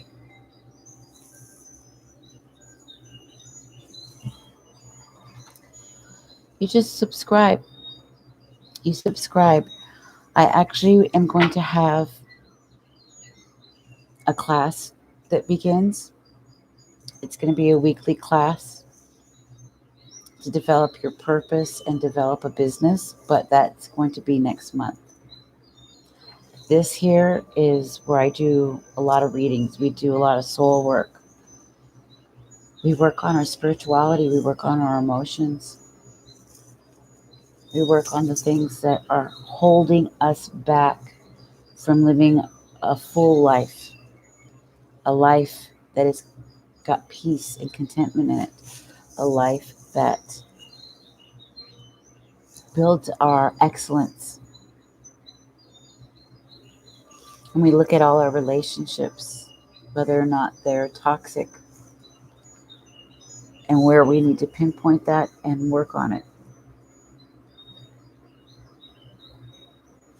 And I do readings, of course. I read for people. So if you want a reading, you can have a reading with me. You can have one-on-ones, private.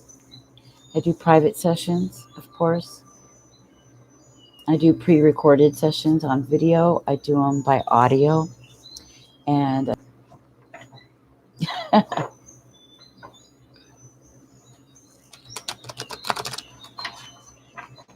a green midget named Rhoda.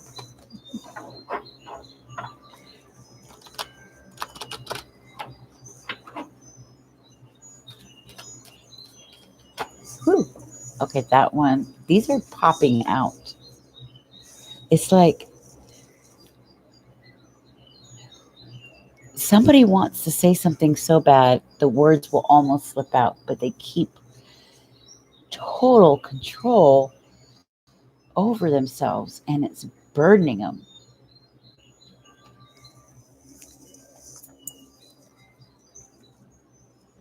Okay, there again, the Hanged Man.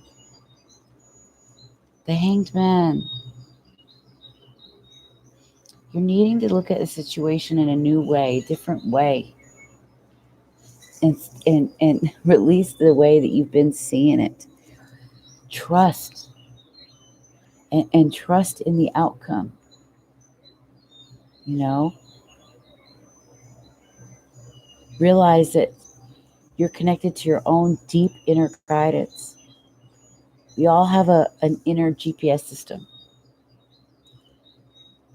You just got to connect to it. You got to get in tune to it. Got to align with it, with what you say, what you do, and what you think. all aligned. But right now, that somebody who needs to make some sacrifices, they're sort of stuck. They are developing their wisdom, they are thinking. I think a lot of this does have to do with where we're at. We're all in this lockdown, so we're kind of stuck at the moment. You know?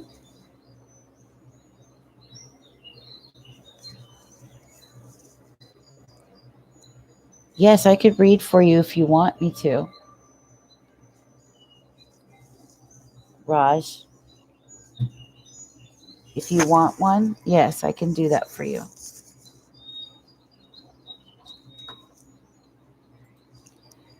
So, for instance, if you just want a straight, thorough, like basic question and answer, it's that. You can get a love reading, you can get a Celtic cross reading. Hi, Laura. How are you, baby?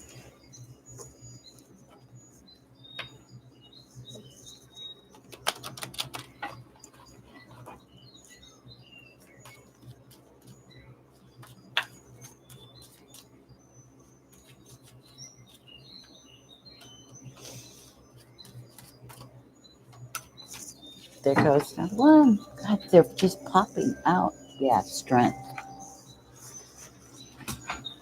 First of all, clarity is coming through. Things are going to be crystal clear. Crystal clear. Okay. And very highly illuminated. We've got blue skies. We have the sun. That clarity.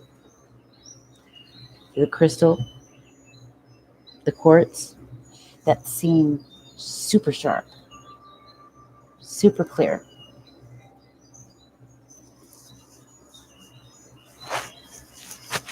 My necklace is all like funky. It's getting all tied up. There we go. Like the sun. Taming the lion within. Having strength. Have strength to take this risk. Have strength to make this decision. Not going back and forth, because it's really burdening you heavily.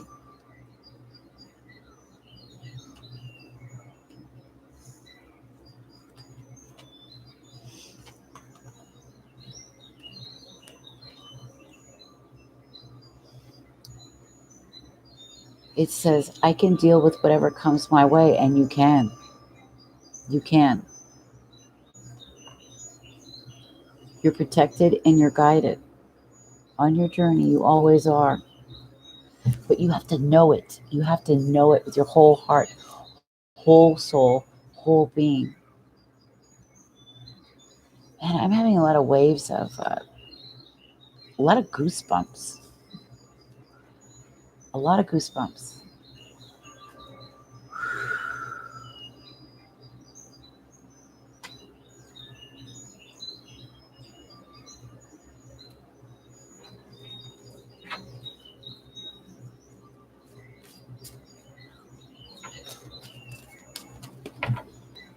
Oh my gosh, Laura, um, I'm on my 8th hour and 20 minutes. And for 6.5 of those hours, I did some general free readings with 2 decks. So now I'm just only doing the paid readings, and I'm doing this collective read for us. But I put away the general cards I was doing. But you can still get the one card with the free oracle, the 444, unless you want a Celtic cross or something like that.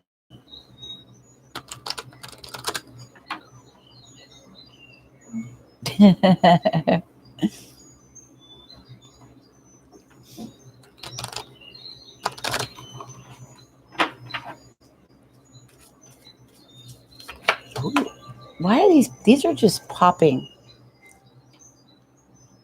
This is the page of wands.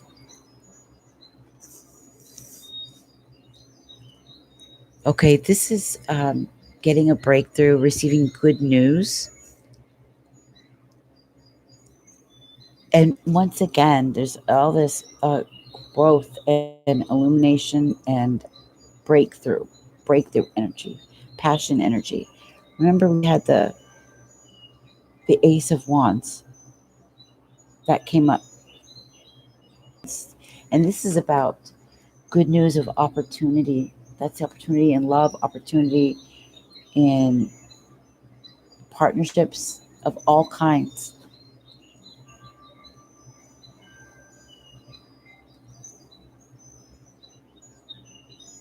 Yeah, look.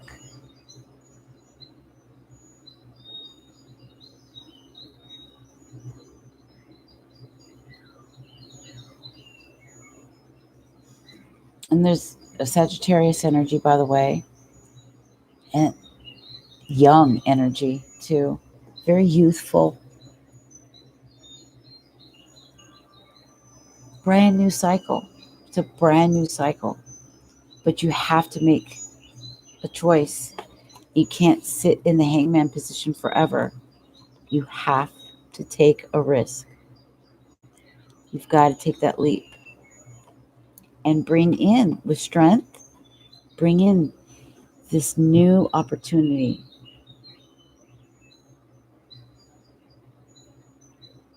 Opportunity for love or business, whatever this is.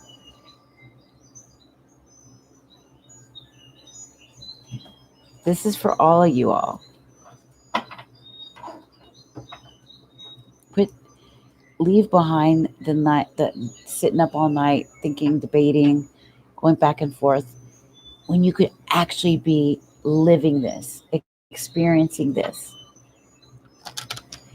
It shouldn't have to be so difficult. It really shouldn't.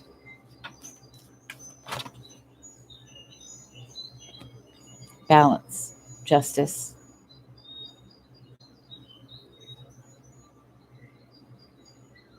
making the decision, knowing that whatever you decide, that you believe wholeheartedly in the outcome. You got to trust yourself. If you can't trust yourself, who are you going to trust? Trust begins with you. It begins with you.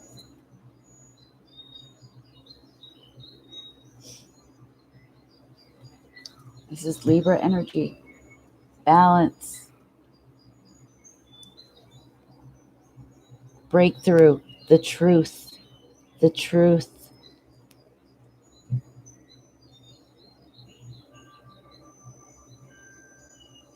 Weighing the scales. Making a choice. Letting down the burdens. Set them down. As long as you put forth the effort, right? The efforts. Okay? The give and take. And set down your burdens. Get out of this funk. Get out of this stagnant energy, okay? Where you're just a hangman sitting there going back and forth. Take the risk. Have strength, okay? Be powerful. Be assertive, confident, and walk directly into this new situation. It's being offered to you. If it hasn't yet, it's coming. It's a great, beautiful message of opportunity. Opportunity for love. Anything that is in relation to that of the fire signs, of joy, of passion, motivation, your drive, love, even powerful love. Justice brings us in, balance as well, and seeing things so clear. like I said, crystal clear. We saw being illuminated, right?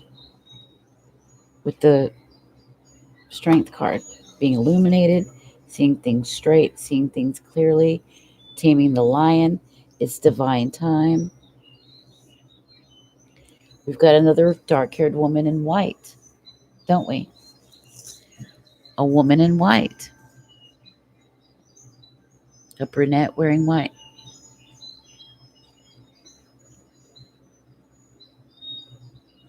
Symbolizes her purity.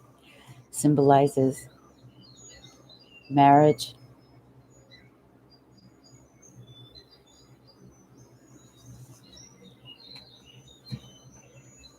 Taking a risk, going after it. You've got to. And there she is again.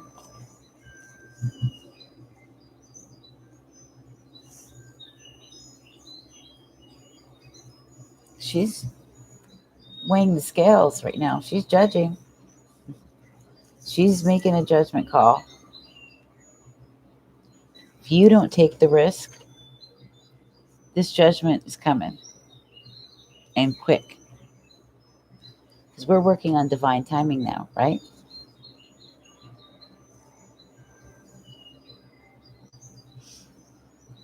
Yeah. She's not only going to make a decision, she's going to speak her truth. Throat chakra, remember? It's highlighted. There's not going to be any more of a waiting game for her. She's going to say, she's going to speak up, she's going to communicate. There's no more waiting around.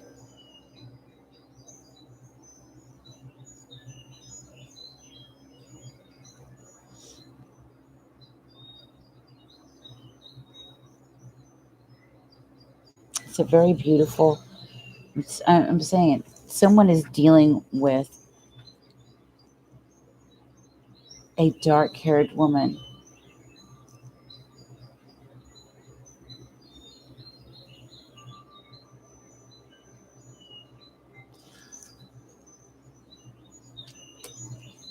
I feel like, because we've been doing twin flame talk tonight, I feel like this has been the masculine energy all night. And I felt it right from the beginning. Like it's either your own masculine energy or it's the masculine side of a relationship. For some reason, he cannot speak. And he's in this Two of Swords and he's stuck, stagnant as a hanged man. He's trying to gain his strength and apparently in love with a Leo like character.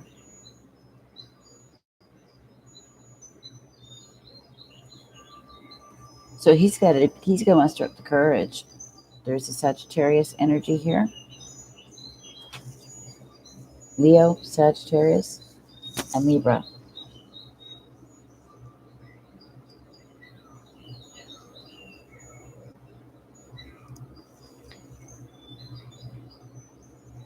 She holds a truth. Yeah, she speaks it. She speaks her mind. Truth is what she's all about. And balance. So she's making a judgment call based off these things. Okay. Look, she wears her crown. This tells us she's very intuitive. Not only very intuitive, but highly intellectual, very thinking woman. She's got a balanced, grounded attitude.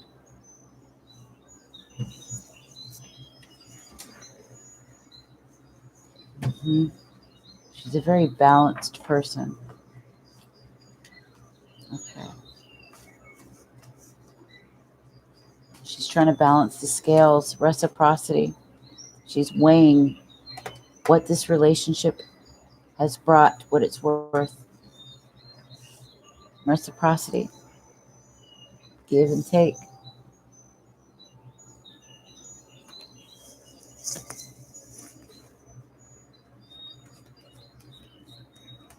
Star Wars movies make the single people who want a DNA test potential spouses in case there was an undisclosed sibling you click with because you're related. Man. But are you referring to Leia and Luke? Luke and Leia?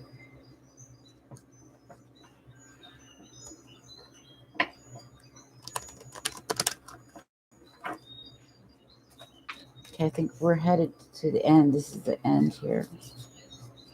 What is the end result? What is the end result that needs to happen? What is the advice?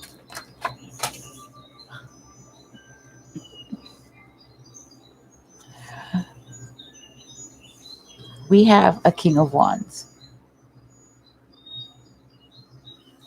This King of Wands is the one in love with this. King of Wands is Aries, Leo, Sagittarius. And the advice is to say, I am successful in all that I do. He's coming with an offering.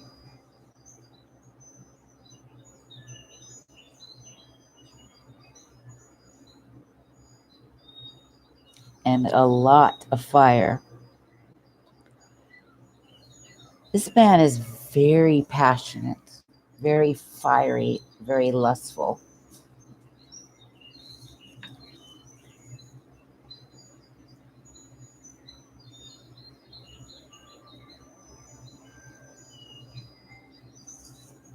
He's got that crowned with the serpent. So it's got that Kundalini rise. His wand he holds.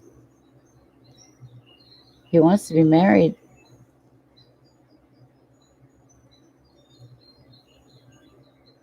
All these sunflowers symbolize joy, happiness.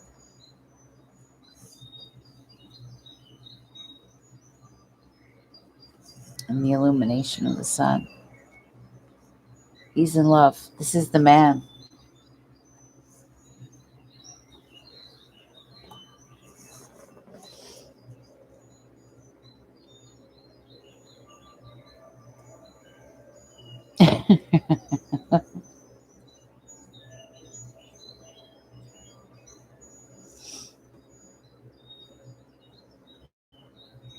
Is there anything else we need to know about this before we go? Anything else?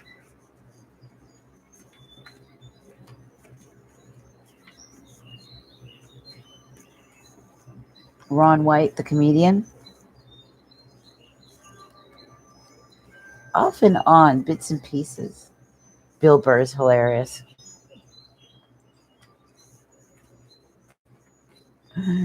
Bill Burr is so funny.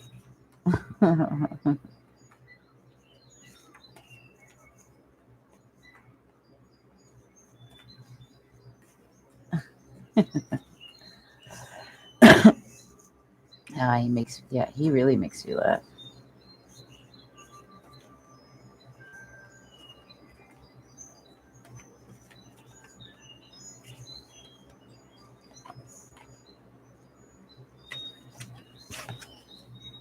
Yeah, there we go. It's the Two of Cups with the world at the bottom.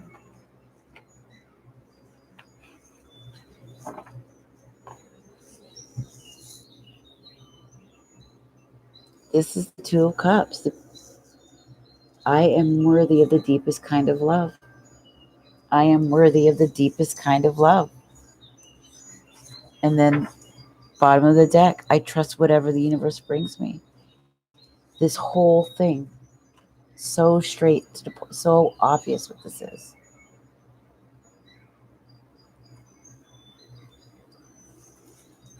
This man, I'm successful and worthy of the deepest kind of love. He's trying to tell himself and needs to tell himself that he'll be successful at this. Okay? Because this woman's about to make a judgment call. She's had a breakthrough and she sees the truth of things. She's weighing it out. Okay, he needs to come with this message. Sagittarius energy. And then the King of Wands could be Sagittarius, Leo, Aries.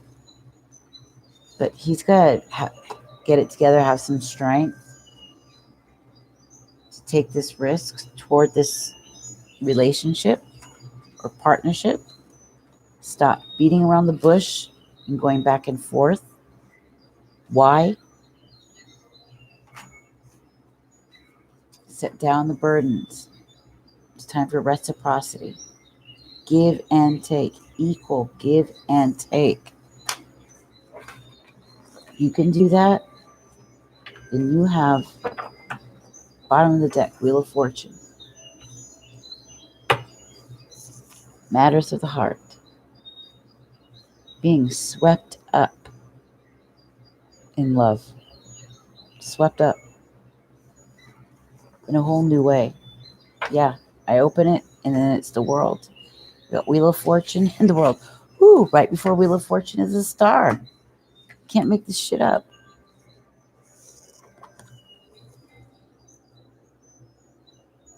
A blessing. A blessing.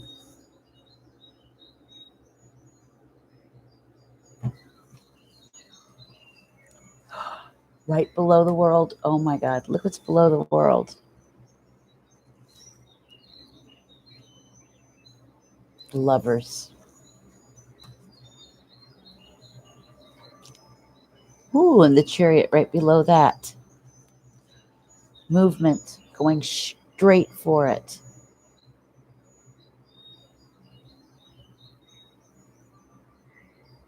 Gemini energy.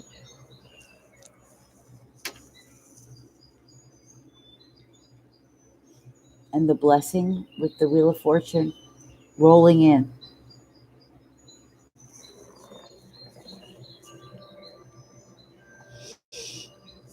Isn't this amazing? Isn't that amazing? How perfectly it lit up like this.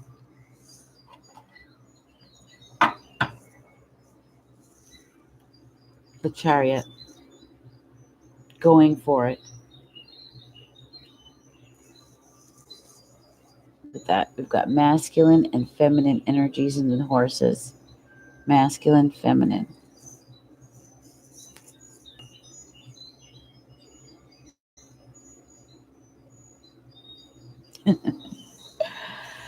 Oh my God. Oh, okay. I trust my ability to make a strong decision. This is the King of Swords. He's going to do it. He's making a decision to move forward.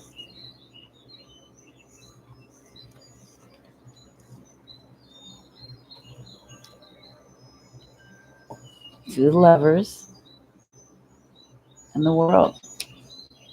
This is wow. Wow. Yeah, Ace of Cups, the emotion, seeing that they're in love. This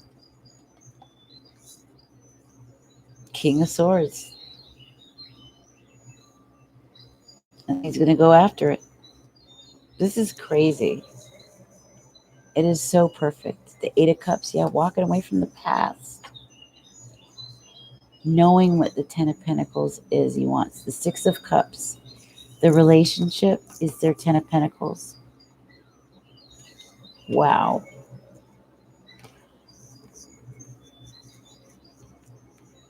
That's the Tower.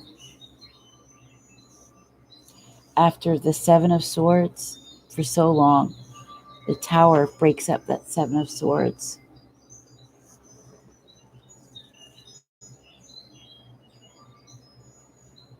Long love, Ten of Pentacles. Oh my gosh. Walking away straight into passion and love. Yeah, this is amazing. They did it. They did it. Wow. The Hierophant. Hierophant and Five of Cups is just below it.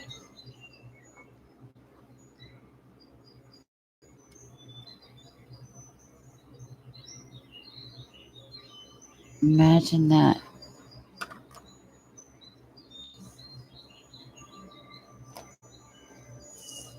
This is amazing.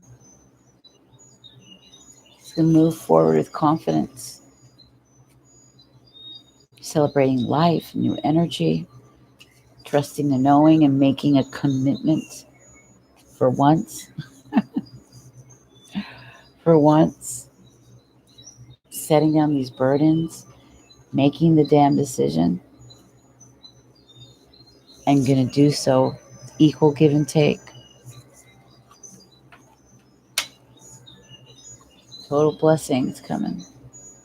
Getting out of the stagnancy with strength, seeing things clearly, taking a risk. Amazing.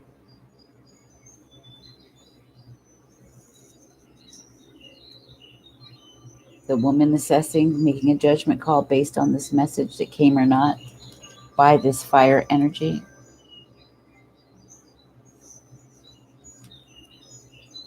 Regarding love, this King of Wands,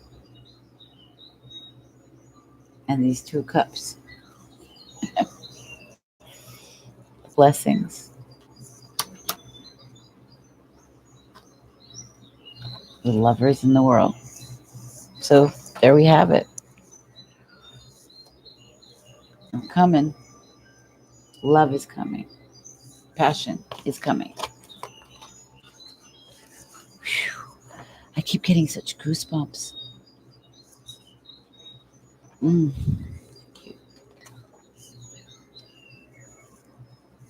Oh, look, it dropped the Empress. Yeah. The Empress and the Queen of Pentacles, or the King of Pentacles. Wow. Nice. There we have it.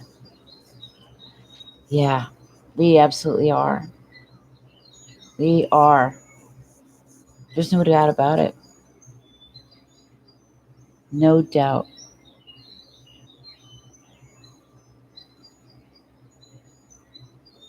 Wow. There we are.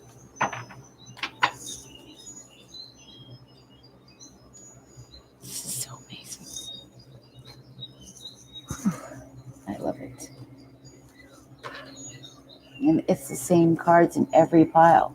So I know this is perfect. It's the same ones that come out. Let's see here. It's going to be the same. Yeah.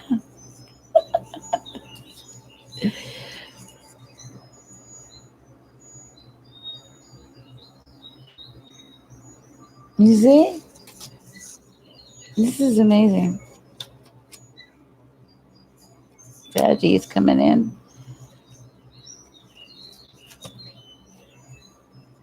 Oh, the 10 of Pentacles is with the Queen of Cups. Knew it. Yeah. Wow. Yeah, it's working on this partnership. There's the Lovers. 9 of Pentacles. Lovers. You've got a message of love from the Knight of Cups. Wow. No more sitting around being in indecision, ignoring gifts. The Chariot right below that. After sitting around going, what do I want? What am I going to do? Wow. No more in battle. Imagine that. The High Priestess right before that. Amazing. They're all in synchronistic. They're all perfect.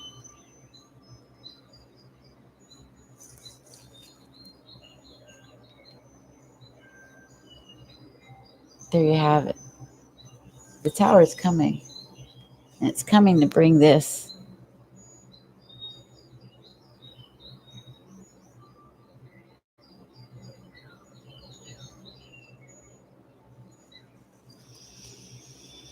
Yep. Because the world is your oyster. Absolutely.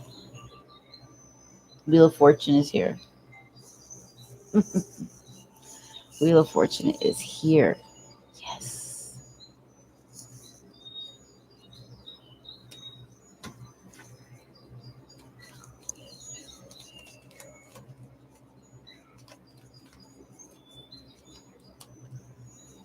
Okay. So there we are, my loves. Well, that was long. Thank you guys so much for spending time here with me tonight. I know it was long. I couldn't just cut it off. I felt like I had to keep going. And even now, the spirit is strong. I get that thirsty feeling and I get these waves, chills and tingles. Yeah, I couldn't sleep. I had to continue, but now I must get some rest so that I'll be clear headed. And later on, when I do my readings, I'll be sharp. I love you guys so much. I'll see you later on tonight, okay? Thank you for sticking it out to the end, getting your messages. I love you so much. Thank you guys. In my heart. My heart.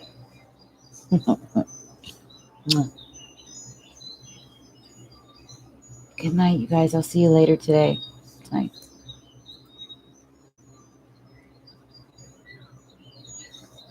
Voila. Voila.